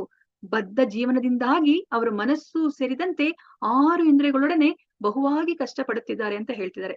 ನೋಡಿ ನಾವಿವಾಗ ಏನು ನಾವು ಆಸೆ ಪಟ್ಟಿರೋದ್ರಿಂದ ಇಲ್ಲಿ ಬದ್ಧ ಜೀವನ ಅಲ್ವಾ. ಅಂದ್ರೆ ನಮ್ಗೆ ಇವಾಗ ಎಲ್ಲರಿಂದ ನಾವು ನಿಯಂತ್ರಣಕ್ಕೆ ಒಳಗಾಗಿದೀವಿ ಅಲ್ವಾ. ನಾವೆಲ್ಲವನ್ನ ನಮ್ಗೆ ಇಷ್ಟ ಬಂದ ಹಾಗೆ ಮಾಡಕ್ ಆಗೋದಿಲ್ಲ. ನಾವಿಲ್ಲಿ ನಿಯಂತ್ರಣಕ್ಕೆ ಒಳಗಾಗಿದೀವಿ, ನಾವು ಬದ್ಧತೆಗೆ ಒಳಗಾಗಿದೀವಿ. ಹೌದು, ನಾನು ಹುಟ್ಟಿದ್ಮೇಲೆ ನಾನು ಸಾಯ್ಲೇಬೇಕು. ಆದ್ರೆ ನಾವು ಬದ್ಧತೆಗೆ ನಾವು ಒಳಗಾಗಿದೀವಿ. ನಾವಿಲ್ಲಿ ಮನಸ್ಸು ಸೇರಿದಂತೆ 6 ಇಂದ್ರಿಯಗಳು ಅಂತ ಹೇಳ್ತಾ ಇದಾರೆ ಅಲ್ವಾ. ಪಂಚೇಂದ್ರಿಯಗಳು ನಮ್ಗೆ ಗೊತ್ತಿದೆಯಲ್ಲ, ಕಣ್ಣು ಕಿವಿ ಮೂಗು ನಾಲಿಗೆ ಮತ್ತೆ ಚರ್ಮ. ಇದ್ರ ಜೊತೆ ಮನಸ್ಸನ್ನು ಅವರು ಇಂದ್ರಿಯ ಅಂತ ಹೇಳ್ತಾ ಇದಾರೆ. 6 ಇಂದ್ರಿಯಗಳೊಡನೆ ನಾವು ಬಹು ಕಷ್ಟ ಪಡ್ತಾ ಇದೀವಿ ಅಂತ ಹೇಳ್ಬಿಟ್ಟು ಇಲ್ಲಿ ಕೃಷ್ಣ ಹೇಳ್ತಾ ಇದಾರೆ. ಯಾಕಂದ್ರೆ ನಮ್ಗೆ ಇವಾಗ ಏನನ್ನೋ ನೋಡಿದ್ರೆ ಅದ್ ಬೇಕು ಅಂತ ನಾವು ಇಷ್ಟಪಡ್ತೀವಿ. ಏನನ್ನೋ ಕೇಳಿಸ್ಕೊಂಡ್ರೆ ಅದನ್ನ ನಾನು ಪಡಿಬೇಕು ಅಂತ ನಾವು ಯೋಚನೆ ಮಾಡ್ತೀವಿ. ಆ ರುಚಿಯನ್ನ ನಾವು ಆಸ್ವಾದಿಸ್ಬೇಕು ಅಂತ ಯೋಚನೆ ಮಾಡ್ತೀವಿ. ಆ ಚರ್ಮದ ಸ್ಪರ್ಶವನ್ನ ಪಡಿಬೇಕು ಅಂತ ನಾವು ಯೋಚನೆ ಮಾಡ್ತೀವಿ. ನಾವ್ ಇದಕ್ಕಿಂತ ಮುಂಚೆ 5ನೇ ಅಧ್ಯಾಯದಲ್ಲಿ ನಾವು ತಿಳ್ಕೊಂಡ್ರೋ ಹಾಗೇನೆ ನಾವು ಇಂದ್ರಿಯ ವಸ್ತು ಜೊತೆ ನಾವು ಸಂಪರ್ಕಕ್ಕೆ ಬಂದಾಗ ಅದಕ್ಕೆ ಆದಿ ಅಂತ್ಯ ಇರುತ್ತೆ ಅಲ್ವಾ. ಅದೇನೆ ನಮ್ಮನ್ನ ಈ ಕಷ್ಟಕ್ಕೆ ನೂಕೋದು ಅಂತ ನಾವು ತಿಳ್ಕೊಂಡ್ವಿ ಅಲ್ವಾ. ನಾವು ಇವಾಗ ಅದು ಆನೆ ಮತ್ತೆ ಆ ದುಂಬಿ ಅದರದೆಲ್ಲ ಎಕ್ಸಾಂಪಲ್ ಕೊಟ್ರಲ್ವಾ. ಜಿಂಕೆ ಆ ಎಕ್ಸಾಂಪಲ್ ನಾವ್ ಅರ್ಥ ಮಾಡ್ಕೋಬೇಕು. ಆ ಇಂದ್ರಿಯ ಸುಖವನ್ನ ನಾವು ಅನುಭವಿಸಿದ್ರೆ ಏನಾಗುತ್ತೆ, ನಾವು ಅದಕ್ಕೆ ಆಸೆ ಪಟ್ರೆ ಏನಾಗುತ್ತೆ, ಅದಕ್ಕೆ ಆದಿ ಅಂತ್ಯ ಇರುತ್ತೆ. ಅದು ನಮ್ಗೆ ದುಃಖವನ್ನೇ ತಂದ್ಕೊಡುತ್ತೆ ಅಂತ ನಾವು ತಿಳ್ಕೊಂಡ್ವಿ. ನಾವು ಪ್ರಾಣವನ್ನೇ ನಾವು ಕಳ್ಕೋಬೇಕಾಗತ್ತೆ ಅಂತ ನಾವು ತಿಳ್ಕೊಂಡ್ವಿ. ಅದನ್ನೇ ಇಲ್ಲಿ ಕೃಷ್ಣ ಹೇಳ್ತಾರೆ. ನೋಡಿ, ನಾವು ಕೃಷ್ಣನ ಮಕ್ಕಳಾಗಿ ನಾವ್ ಈ ಭೌತಿಕ ಪ್ರಪಂಚಕ್ಕೆ ಬಂದು ನಾವು ಆಸೆಯನ್ನ ಪಟ್ಟಿದ್ದಕ್ಕೆ ಈ ಭೌತಿಕ ಪ್ರಪಂಚಕ್ಕೆ ಬಂದು ಅಷ್ಟು ಕಷ್ಟ ಪಡ್ತಾ ಇದೀವಿ ಈ ಇಂದ್ರಿಯಗಳನ್ನ ನಾವು ಪಡ್ಕೊಂಡು. ಇಲ್ಲಿ ಕೃಷ್ಣ ಏನ್ ಹೇಳ್ತಾ ಇದ್ರೆ, ಈಗ ಟ್ರಾನ್ಸ್ ಮೈಗ್ರೇಷನ್ ಆಫ್ ಸೋಲ್, ಆ ಪ್ರಸರಣ ಕ್ರಿಯೆ ಬಗ್ಗೆ ಮಾತಾಡ್ತಾ ಇದ್ದಾರೆ. ಹೇಗೆ ನಾವು ನಮ್ಮ ಆತ್ಮ ಒಂದು ದೇಹವನ್ನ ಬಿಟ್ಟು ಇನ್ನೊಂದು ದೇಹಕ್ಕೆ ಹೋಗ್ಬೇಕಾದ್ರೆ ಏನ್ ಮಾಡುತ್ತೆ ಅದು ಅನ್ನೋದನ್ನ ನಮ್ಗೆ ಇಲ್ಲಿ ಹೇಳ್ತಾ ಇದ್ದಾರೆ. ಶರೀರಂ ಯದ ವಾಪ್ನೋತಿ ಯಚ್ಚಾಪ್ಯುತ್ಕ್ರಾಮತೀಶ್ವರಃ ಗೃಹೀತ್ವೈತಾನಿ ಸಂಯಾತಿ ವಾಯುರ್ಗಂಧಾನಿ ವಾಶಯತ್. ಗಾಳಿಯು ಗಂಧಗಳನ್ನ ಒಯ್ಯುವಂತೆ ಐಹಿಕ ಜಗತ್ತಿನಲ್ಲಿ ಜೀವಿಯು ತನ್ನ ಜೀವನದ ವಿವಿಧ ಕಲ್ಪನೆಗಳನ್ನ ಒಂದು ದೇಹದಿಂದ ಮತ್ತೊಂದು ದೇಹಕ್ಕೆ ಒಯ್ಯುತ್ತಾನೆ. ಹೀಗೆ ಅವನು ಒಂದು ಬಗೆಯ ದೇಹವನ್ನ ಪಡೆಯುತ್ತಾನೆ, ಮತ್ತೊಂದು ದೇಹವನ್ನ ಪಡೆಯಲು ಮೊದಲಿನ ದೇಹವನ್ನ ಬಿಡುತ್ತಾನೆ ಅಂತ ಹೇಳ್ತಾ ಇದ್ದಾರೆ. ನೋಡಿ, ಇದು ಟ್ರಾನ್ಸ್ ಮೈಗ್ರೇಷನ್ ಆಫ್ ಸೋಲ್. ಇದನ್ನ ನಾವು ಸರಿಯಾಗಿ ಅರ್ಥ ಮಾಡ್ಕೋಬೇಕು. ನಾವು ಇವಾಗ ನಾವೇನ್ ಅನ್ಕೊಂಡ್ಬಿಟ್ಟಿದೀವಿ, ಏನೋ ಹಿಂಗ ಆತ್ಮ ಇಲ್ಲಿಂದ ಹೋಗ್ಬಿಟ್ಟು ಇನ್ನೊಂದ್ ದೇಹ ಪಡೆಯುತ್ತೆ ಅಂತ ನಾವ್ ಅನ್ಕೊಂಡ್ಬಿಟ್ಟಿದೀವಿ. ಇಲ್ಲ, ಅದು ಅಷ್ಟು ಏನು ಸರಳವಾಗಿ ಆಗ್ತಾ ಇಲ್ಲ. ಇಲ್ಲಿ ಏನ್ ಹೇಳ್ತಾ ಇದ್ರೆ, ಗಾಳಿ ಏನ್ ಮಾಡುತ್ತೆ, ಒಂದು ಕಡೆಯಿಂದ ಇನ್ನೊಂದು ಕಡೆಗೆ ಹೋಗ್ಬೇಕಾದ್ರೆ ಅಲ್ಲೇನಾದ್ರೂ ಸುಗಂಧ ಇದ್ರೆ ಅದು ಸುಗಂಧವನ್ನ ತಗೊಂಡ್ ಹೋಗುತ್ತೆ. ಅಲ್ಲೇನಾದ್ರೂ ಒಂದು ಕೆಟ್ಟ ವಾಸನೆ ಇದ್ರೆ ಆ ಕೆಟ್ಟ ವಾಸನೆ ಅದು ಇನ್ನೊಂದು ಜಾಗಕ್ಕೆ ತಗೊಂಡ್ ಹೋಗುತ್ತೆ ಅಲ್ವಾ. ಅದೇ ತರನೇ ನಮ್ಮ ಆತ್ಮ ಏನ್ ಮಾಡುತ್ತೆ, ಒಂದು ದೇಹವನ್ನ ಬಿಟ್ಟು ಇನ್ನೊಂದು ದೇಹಕ್ಕೆ ಹೋಗ್ಬೇಕಾದ್ರೆ ಅದು ತನ್ನ ಹಿಂದಿನ ಜನ್ಮದ ಎಲ್ಲ ಕಲ್ಪನೆಗಳನ್ನ ತಗೊಂಡ್ ಹೋಗುತ್ತೆ. ಅದನ್ನ ನಾವಿಲ್ಲಿ ಅರ್ಥ ಮಾಡ್ಕೋಬೇಕಾದ್ರು. ಅದಕ್ಕೇನೆ ನಮ್ಗೆ ಕೃಷ್ಣ ಯಾವಾಗ್ಲೂ ನೀವು ಮನಸ್ಸನ್ನ ಸಮಸ್ಥಿತಿಯಲ್ಲಿ ಇಟ್ಕೊಳ್ಳಿ ಅಂತ ಅದಕ್ಕೆ ಹೇಳೋದು. ಇವಾಗ ನೋಡಿ, ನಾನು ಇವತ್ತಿನ ದಿವಸ ಬೆಳಗ್ಗೆಯಿಂದ ರಾತ್ರಿ ತನಕ ಇಷ್ಟೆಲ್ಲ ಕೆಲಸ ಮಾಡ್ಬೇಕಂತ ಹೇಳ್ಬಿಟ್ಟು ನಾನು ನನ್ನ ಡೈರಿಯಲ್ಲಿ ಬರ್ಕೋತೀನಿ. ಇವಾಗ ನನಗೇನಾಗುತ್ತೆ, ರಾತ್ರಿ ಅಷ್ಟೊತ್ತಿಗೆ ಎಲ್ಲಾ ಕೆಲಸಗಳು ಮುಗ್ದಿರೋದಿಲ್ಲ, ಇನ್ನ ಎಷ್ಟೊಂದು ಪೆಂಡಿಂಗ್ ಉಳಿಯುತ್ತೆ. ಅವಾಗ ನಾನೇನ್ ಮಾಡ್ತೀನಿ, ಮಲ್ಕೊಂತೀನಿ. ಮತ್ತೆ ಬೆಳಗ್ಗೆ ಎದ್ದಾಗ ನಾನು ಏನ್ ಮಾಡ್ತೀನಿ, ಯಾವ್ಯಾವ ಪೆಂಡಿಂಗ್ ಇತ್ತು ಆ ಕೆಲಸವನ್ನ ನಾನು ಇವತ್ ಮಾಡೋಣ ಅಂತ ಅನ್ಕೋತೀನಿ. ಅದೇ ತರನೇ ಹುಟ್ಟು ಸಾವು ಅನ್ನೋದು. ಇವಾಗ ಸಾವನ್ನ ಏನಕ್ಕೆ ನಾವು ಹೋಲಿಸ್ಕೋಬಹುದು ಅಂತಂದ್ರೆ, ನಾವು ನಿದ್ದೆ ಮಾಡ್ತೀವಲ್ಲ ಅದನ್ನ ಸಾವಿಗೆ ಹೋಲಿಸ್ಕೋಬಹುದು. ಇವಾಗ ನಮ್ಗೆ ಈ ಜನ್ಮದಲ್ಲಿ ಎಷ್ಟೆಲ್ಲಾ ಆಸೆಗಳಿರುತ್ತೆ ಅಲ್ವಾ, ನಾವು ಅದನ್ನೆಲ್ಲ ಪೂರೈಸ್ಕೊಳ್ಲಿಕ್ಕೆ ಆಗಿರೋದಿಲ್ಲ. ಆ ಆಸೆಗಳು ಹಾಗೆ ಇರುತ್ತೆ. ಅವಾಗ ಏನಾಗುತ್ತೆ, ನಾವು ನಮ್ಮ ದೇಹವನ್ನ ಬಿಟ್ಬಿಡ್ತೀವಿ ಅಲ್ವಾ, ನಾವು ಸತ್ತು ಹೋಗ್ತೀವಿ. ಹೋದಾಗ ಏನಾಗುತ್ತೆ, ನಮ್ಮ ಆತ್ಮ ಇನ್ನೊಂದು ದೇಹಕ್ಕೆ ಹೋಗುತ್ತೆ. ಇನ್ನೊಂದು ದೇಹಕ್ಕೆ ಹೋದಾಗ ಅದು ಎಲ್ಲ ಆಸೆಗಳನ್ನ ಹೊತ್ಕೊಂಡು ಹೋಗುತ್ತೆ ಅದು. ಅಂದ್ರೆ ಇಲ್ಲಿ ಏನ್ ಅರ್ಥ ಮಾಡ್ಕೋಬೇಕು, ನಾವು ಆತ್ಮ, ನಮ್ಮ ಸುತ್ತಲೂ 2 ಹೊದಿಕೆಗಳಿದೆ, ಒಂದು ಸೂಕ್ಷ್ಮ ಶರೀರ, ಇನ್ನೊಂದು ಸ್ಥೂಲ ಶರೀರ. ಈಗ ನಮ್ಮ ಜೊತೆ ಆತ್ಮದ ಜೊತೆ ಯಾವ್ದು ಬರ್ತಾ ಇದೆ ಅಂದ್ರೆ ಸೂಕ್ಷ್ಮ ಶರೀರ ಬರ್ತಾ ಇದೆ. ಸ್ಥೂಲ ಶರೀರ ಮಾತ್ರ ನಾವು ಏನು ಅದು ಅಗ್ನಿಸ್ಪರ್ಶ ಮಾಡ್ತೀವೋ ಅಥವಾ ಹೂಣ ಹಾಕ್ತಿವೋ ಅದು ಬರೀ ಈ ಸ್ಥೂಲ ಶರೀರಕ್ಕೆ ಮಾತ್ರ. ಆದ್ರೆ ನಮ್ಮ ಈ ಸೂಕ್ಷ್ಮ ಶರೀರ, ಆ ಮನಸ್ಸು ಬುದ್ಧಿ ಅಹಂಕಾರದಿಂದ ಮಾಡಲ್ಪಟ್ಟಿರೋ ಈ ಸೂಕ್ಷ್ಮ ಶರೀರ ಅದು ಆತ್ಮದ ಜೊತೆನೇ ಅದು ಇನ್ನೊಂದು ದೇಹಕ್ಕೆ ಹೋಗುತ್ತೆ. ನಮ್ಮ ಜೊತೆ ಇನ್ಯಾರು ಬರ್ತಾ ಇದ್ದಾರೆ, ದೇವೋತ್ತಮ ಪರಮಪುರುಷ ಪರಮಾತ್ಮರ ರೂಪದಲ್ಲಿ ಬರ್ತಾ ಇದಾರೆ. ಚತುರ್ಭುಜ ರೂಪಧಾರಿಯಾಗಿ ಅವ್ರು ಬರ್ತಾ ಇದಾರೆ. ನೋಡಿ, ಇಷ್ಟೆಲ್ಲ ನಡೀತಾ ಇದೆ. ನಾವು ಒಂದು ದೇಹವನ್ನ ಬಿಟ್ಟು ಇನ್ನೊಂದು ದೇಹಕ್ಕೆ ಹೋಗ್ಬೇಕಾದ್ರೆ ಅದಕ್ಕೇನೆ ಕೃಷ್ಣ ಹೇಳುದು, ನಾವ್ ಯಾವಾಗ ನಮ್ಮ ಮನಸ್ಸು ಸಮಸ್ಥಿತಿಗೆ ಬರುತ್ತೋ, ಇಷ್ಟನೂ ಇಲ್ಲ ಕಷ್ಟನೂ ಇಲ್ಲ, ಅವಾಗ ಏನಾಗುತ್ತೆ, ನಾವ್ ಇನ್ನೊಂದು ದೇಹವನ್ನ ಪಡೆಯೋ ಅಗತ್ಯನೇ ಇಲ್ಲ. ಆಗ ನಮ್ಗೆ ಈ ಪ್ರಸರಣ ಕ್ರಿಯೆನೇ ಆಗೋದಿಲ್ಲ. ಅವಾಗ ಏನಾಗುತ್ತೆ, ನಾವು ಗೋಲೋಕ ವೃಂದಾವನಕ್ಕೆ ಹೋಗೋ ಹರತೆನ ನಾವು ಪಡ್ಕೋತೀವಿ. ಯಾವಾಗ ನಮ್ಗೆ ಇಷ್ಟ ಕಷ್ಟ ಅದನ್ನ ಅನುಭವಿಸ್ಬೇಕು ಇದನ್ನ ಅನುಭವಿಸ್ಬೇಕು ಅಂತ ಇರುತ್ತೋ ಆಗಷ್ಟೇ ನಮ್ಗೆ ದೇಹವನ್ನ ಕೊಡ್ತಾರೆ ಭಗವಂತ. ಸರಿ ಆಯ್ತು, ನೀನ್ ಅದನ್ನ ಅನುಭವಿಸ್ಬೇಕಾ, ಸರಿ ಅದಕ್ಕೆ ಸರಿಯಾದ ದೇಹವನ್ನ ಪಡ್ಕೋ ಅಂತ ಹೇಳ್ಬಿಟ್ಟು. ನಮ್ಗೆ ಯಾವಾಗ ಆ ಆಸೆ ಅದು ಹೊರಟೋಗುತ್ತೋ ಅವಾಗ ಏನಾಗುತ್ತೆ, ನಾವ್ ಇನ್ನೊಂದು ದೇಹದ ಅಗತ್ಯನೇ ಇಲ್ಲ, ನಮ್ಗೆ ಪ್ರಸರಣ ಕ್ರಿಯೆನೇ ಬೇಡ. ಅವಾಗ ಏನಾಗುತ್ತೆ, ನಾವು ಭಗವಂತನ ಲೋಕಕ್ಕೆ ನಾವು ಹೋಗ್ಲಿಕ್ಕೆ ಸಾಧ್ಯ ಆಗತ್ತೆ.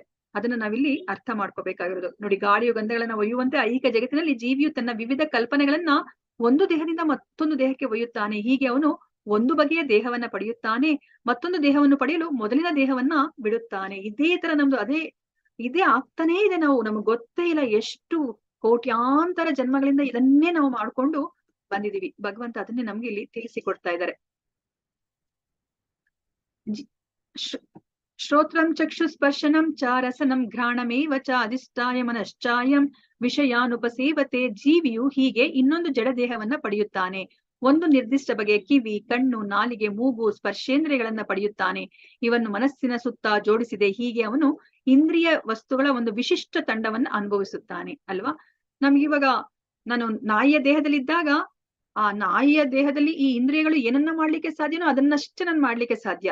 ಹಂದಿಯ ದೇಹದಲ್ಲಿದ್ದಾಗ ಈ ಇಂದ್ರಿಯಗಳ ಜೊತೆ ನಾನು ಏನನ್ನ ಮಾಡ್ಲಿಕ್ಕೆ ಸಾಧ್ಯನೋ ಅದನ್ನೇ ಮಾಡ್ಲಿಕ್ಕೆ ಸಾಧ್ಯ ಅಲ್ವಾ. ನಾನು ಮನುಷ್ಯ ಜನ್ಮದಲ್ಲಿದ್ದಾಗ ನಾನು ಏನನ್ನ ಮಾಡ್ಲಿಕ್ಕೆ ಸಾಧ್ಯನೋ ಅದನ್ನ ಮಾಡ್ಲಿಕ್ಕೆ ಸಾಧ್ಯ ಅಲ್ವಾ. ಅದನ್ನ ನಾವು ಇಲ್ಲಿ ಸ್ಪಷ್ಟವಾಗಿ ನಾವು ಅರ್ಥ ಮಾಡ್ಕೋಬೇಕು. ನೋಡಿ, ಇಲ್ಲಿ ಮನುಷ್ಯ ಜನ್ಮದಲ್ಲಿ ಮಾತ್ರನೇ ನಮ್ಗೆ ಇವಾಗ ಹರೇ ಕೃಷ್ಣ ಮಹಾಮಂತ್ರವನ್ನ ಹೇಳ್ಕೊಳ್ಲಿಕ್ಕೆ ಸಾಧ್ಯ ಅಲ್ವಾ. ನನಗೆ ಇವಾಗ ಒಂದು ಪ್ರಾಣಿ ಜನ್ಮ ಸಿಕ್ಕಿದ್ರೆ ನಾವ್ ಎಷ್ಟೇ ಪ್ರಯತ್ನ ಪಟ್ರು ಸಹ ಹರೇ ಕೃಷ್ಣ ಮಹಾಮಂತ್ರ ಹೇಳ್ಕೊಳ್ಲಿಕ್ಕೆ ಸಾಧ್ಯ ಇಲ್ಲ.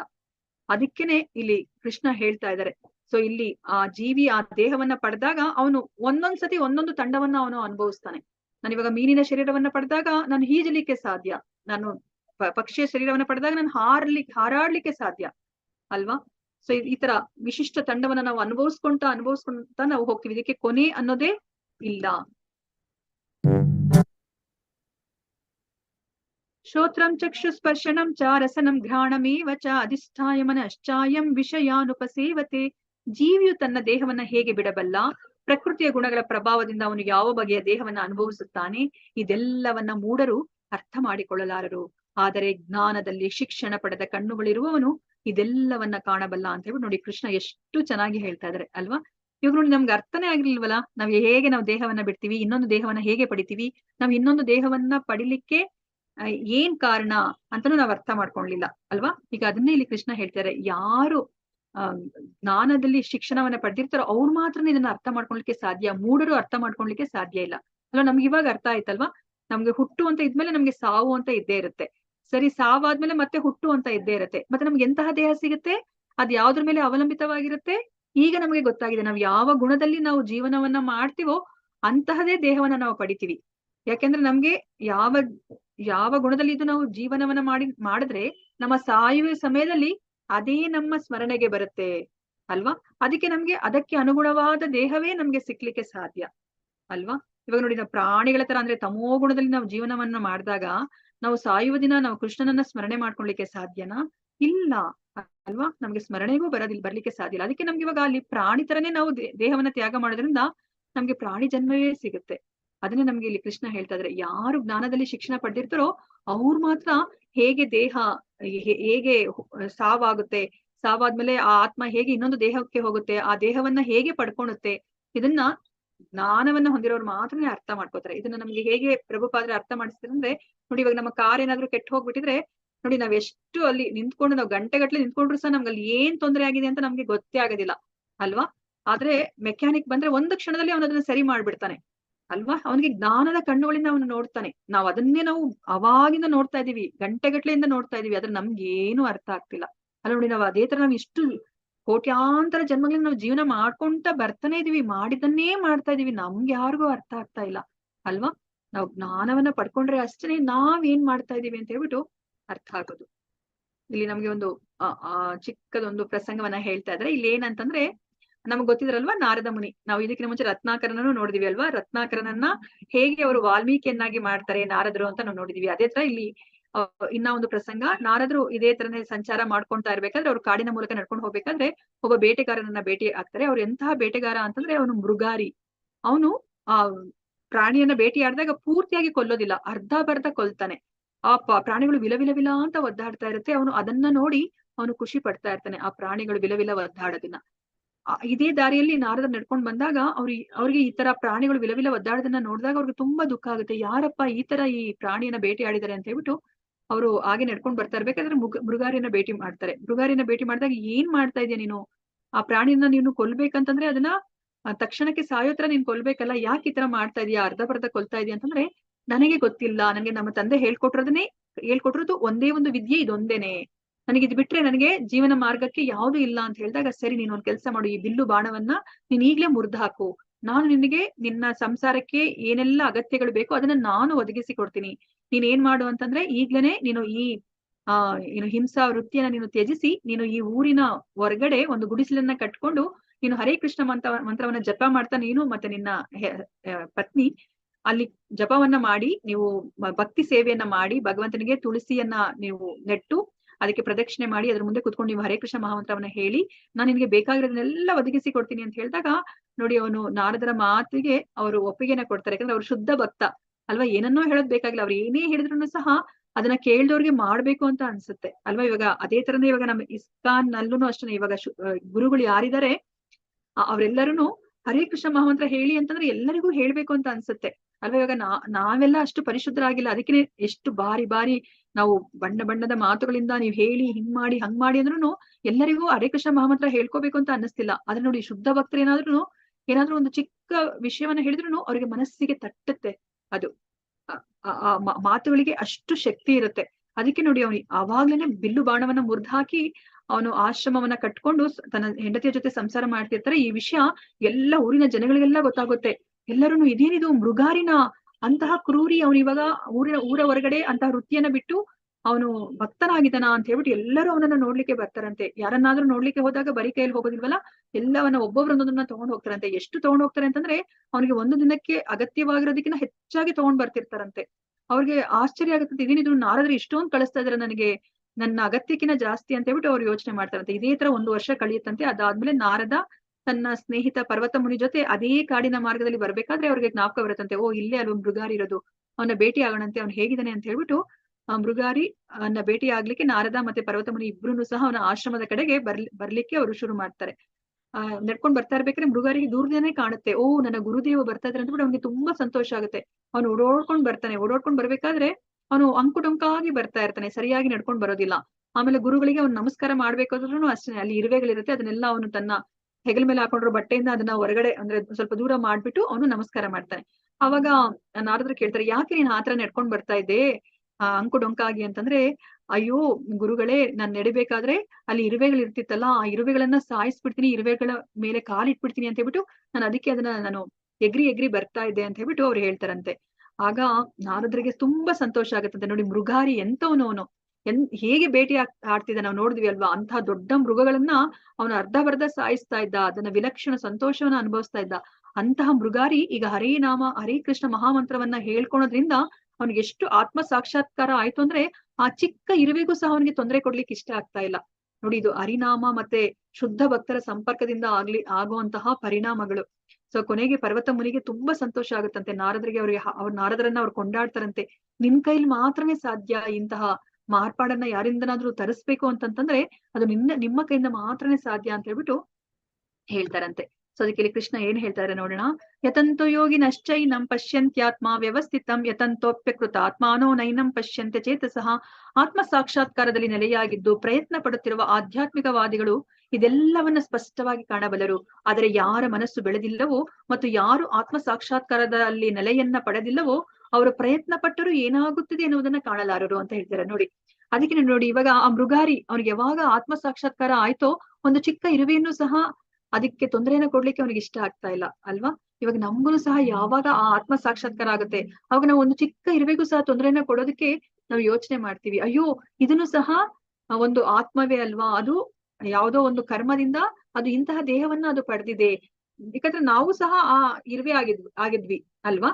ಇವಾಗ ನಮ್ಮ ಮನುಷ್ಯ ಜನ್ಮಕ್ಕೆ ತುಂಬಾ ಬೆಲೆ, ಆ ಇರುವೆಗೆ ನಾವು ಹೊಸ್ಕಾಕ್ಬಿಡ್ತೀವಿ, ಕಾಲಲ್ಲಿ ಒಂದ್ಸರಿ ಹಿಂಗ್ ತುಳಿದ್ಬಿಟ್ರೆ ಮುಗ್ದೋಯ್ತು, ಅದ್ರ ಜನ್ಮ, ಅದ್ರ ಜೀವನನೇ ಹೊರಟೋಗ್ಬಿಡತ್ತೆ ಅಲ್ವಾ. ಆದ್ರೆ ನಮ್ಗೆ ಯಾವಾಗ ನಮ್ಗೆ ಗೊತ್ತಾಗುತ್ತೆ ನಾವೆಲ್ಲರೂ ಸಹ ಭಗವಂತನ ಮಕ್ಕಳು, ನಮ್ಮೆಲ್ಲರ ಹೃದಯದಲ್ಲಿ ಪರಮಾತ್ಮ ಇದ್ದಾನೆ, ಅವನು ಸಹ ಜೀವಿಗಳೇ, ಕರ್ಮಾನುಸಾರ ಅದಕ್ಕೆ ಅಂತಹ ದೇಹ ಸಿಕ್ಕಿದೆ ಅಂದ್ಬಿಟ್ಟು ನಮ್ಗೆ ಯಾವಾಗ ಅದು ಜ್ಞಾನದ ನೆಲೆಯಲ್ಲಿ ನಾವ್ ಇರ್ತೀವೋ ಆಗ ನಾವು ಎಲ್ಲವನ್ನ ಅರ್ಥ ಮಾಡ್ಕೊಳ್ಲಿಕ್ಕೆ ಶುರು ಮಾಡ್ತೀವಿ. ಇಲ್ಲಾಂದ್ರೆ ನಾವ್ ಎಷ್ಟೇ ಪ್ರಯತ್ನ ಪಟ್ರು ನಮ್ಗೆ ಏನು ಗೊತ್ತಾಗೋದಿಲ್ಲ ಅಲ್ವಾ. ನಾವ್ ಭಗವದ್ಗೀತೆನ ಕೇಳಿಲ್ಲ ಅಂದ್ರೆ ನಮ್ಗೆ ಇಷ್ಟು ಸ್ಪಷ್ಟವಾಗಿ ಯಾವುದೂ ಅರ್ಥ ಆಗ್ತಿರ್ಲಿಲ್ಲ. ಓ ಅದೇನೋ ಇರುವೆ, ಓ ಇದೇನೋ ಆನೆ, ಇದೇನೋ ನಾನು ಅನ್ಕೊಂಡು ಹೇಗೋ ಇದು ಆಕಸ್ಮಿಕವಾಗಿ ನಮ್ಗೆ ಈ ತರ ಎಲ್ಲ ದೇಹಗಳು ಸಿಕ್ಕಿದೆ ಅನ್ಕೊಂಡೇ ನಾವ್ ಇರ್ತಾ ಇದ್ವಿ ಅಲ್ವಾ. ಅದನ್ನೇ ಇಲ್ಲಿ ಕೃಷ್ಣ ಹೇಳ್ತಾ ಇದ್ದಾರೆ. ಗಾಮಾವಿಶ್ಯಚ ಭೂತಾನ್, ಇವಾಗ ಎಲ್ಲವನ್ನ ಪಾಲನೆ ಮಾಡ್ತಿರೋ ನಾನು ಅಂತ ಹೇಳ್ಬಿಟ್ಟು ಕೃಷ್ಣ ಹೇಳ್ತಾ ಇದ್ದಾರೆ. ಇವಾಗ ನೋಡಿ, ನಮ್ಗೆ ಯಾರಾದ್ರೂ ಇವಾಗ ನಮ್ಮ ತಂದೆಗೆ ಅಂದ್ರೆ ಇವಾಗ ನಾವು ತುಂಬಾ ಏನು ಹೇಗೆ ಜೀವನವನ್ನ ಮಾಡ್ಬೇಕು ಮನುಷ್ಯನಾಗಿ ಆತರ ಅದಕ್ಕೆ ಬೇಕಾಗಿರೋ ಎಲ್ಲ ಸಕಲ ಸೌಲಭ್ಯಗಳನ್ನ ಯಾರಾದ್ರೂ ಇವಾಗ ನಮ್ಮ ತಂದೆ ಒದಗಿಸಿ ಕೊಟ್ಟಿದ್ರೆ ನಮ್ಗೆ ನಮ್ಮ ತಂದೆಗೆ ತುಂಬಾ ನಾವು ಯಾವಾಗ್ಲೂ ಕೃತಜ್ಞರಾಗಿರ್ತೀವಿ ಅಲ್ವಾ. ಅಕಸ್ಮಾತ್ ಏನಾದ್ರು ನಮ್ಮ ತಂದೆ ಏನಾದ್ರು ಅಯ್ಯೋ ಪುಟ್ಟ ಇದೆಲ್ಲ ನಾನೇನು ಮಾಡಿಲ್ಲ ಪುಟ್ಟ, ನನ್ನ ಒಡೆಯ ಅಂದ್ರೆ ನನ್ನ ಬಾಸ್ ಯಾರಿದ್ದಾರೆ ಅವ್ರು ನನಗೆ ಇದನ್ನೆಲ್ಲ ಕೊಟ್ಟಿರೋದು, ಈ ಮನೆನೂ ಅಷ್ಟೇ ಅವ್ರದೇ, ಈ ಗಾಡಿ ಏನೆಲ್ಲ ಇದೆ ಅವೆಲ್ಲನೂ ಅವರೇ ಕೊಟ್ಟಿರೋದು ಅಂದ್ರೆ ನಮ್ಗೆ ಆ ಬಾಸ್ ಮೇಲೆ ನಮ್ಗೆ ಎಷ್ಟು ಕೃತಜ್ಞತೆ ಬರುತ್ತೆ ಅಲ್ವಾ. ನಾವು ಅವ್ರನ್ನ ಎಷ್ಟು ಗೌರವ ಭಾವದಿಂದ ನೋಡ್ತೀವಿ. ಅಯ್ಯೋ ಇವರಿಂದನೇ ನಮ್ಮ ಜೀವನ ಉದ್ಧಾರ ಆಗಿದೆ ಅಂತ ಹೇಳ್ಬಿಟ್ಟು ಅವ್ರನ್ನ ಪೂಜೆ ಮಾಡ್ತೀವಿ, ನೀವು ಕಣ್ಣಿಗೆ ಕಾಣೋ ದೇವ್ರು ಅಂತ ಹೇಳ್ತೀವಿ ಅಲ್ವಾ. ಅದೇ ತರನೇ ಈಗ ಕೃಷ್ಣ ಹೇಳ್ತಾ ಇದ್ರೆ ನಮ್ಮನ್ನೆಲ್ಲ ಪಾಲನೆ ಮಾಡ್ತಿರೋದು ಅವರು ಅಂತ. ಆದ್ರೆ ನಮ್ಮಲ್ಲಿ ಏನು ಬದಲಾವಣೆ ಆಗ್ತಿಲ್ಲ ಅಲ್ವಾ. ಇವಾಗ ಎಷ್ಟೊಂದ್ ದಿವಸದಿಂದ ನಾವು ಕೇಳ್ಕೊಂತಾನೆ ಇದೀವಿ, ಆದ್ರೂ ಹೀಗೆ ಇದೀವಿ. ಆದ್ರೆ ನಮ್ಮಲ್ಲಿ ಬದಲಾವಣೆ ಖಂಡಿತ ಆಗ್ಬೇಕು ಅಲ್ವಾ. ನೋಡಿ, ಇವಾಗ ಕೃಷ್ಣ ಹೇಳ್ತಾರೆ ಎಲ್ಲವನ್ನ ಪಾಲನೆ ಮಾಡ್ತಿರೋದು ನಾನು ಅಂತ ಹೇಳ್ಬಿಟ್ಟು, ನಿಮ್ಮನ್ನ ಪಾಲನೆ ಮಾಡ್ತಾ ಇರೋದು ನಾನು ಅಂತ ಹೇಳ್ತಾ ಇದ್ರೆ ಕೃಷ್ಣ. ಗಾಮಾವಿಶ್ಯಚ ಭೂತಾನಿ ಧಾರಯಾಮ್ಯಹ ಮೋಜಸ ಪುಷ್ಣಾಮಿ ಶೌಚದಿ ಸರ್ವಾಹ ಸೋಮೋ ಭೂತ್ವಾ ರಸಾತ್ಮಕಃ. ನಾನು ಪ್ರತಿಯೊಂದು ಲೋಕವನ್ನ ಪ್ರವೇಶಿಸುತ್ತೇನೆ ಮತ್ತು ನನ್ನ ಶಕ್ತಿಯಿಂದ ಅವು ತಮ್ಮ ಪಥದಲ್ಲಿ ಉಳಿಯುತ್ತವೆ. ನಾನು ಚಂದ್ರನಾಗುತ್ತೇನೆ ಮತ್ತು ಹಾಗೆ ಎಲ್ಲ ತರಕಾರಿಗಳಿಗೆ ಜೀವರಸವನ್ನ ಕೊಡುತ್ತೇನೆ ಅಂತ ಹೇಳ್ತಾರೆ.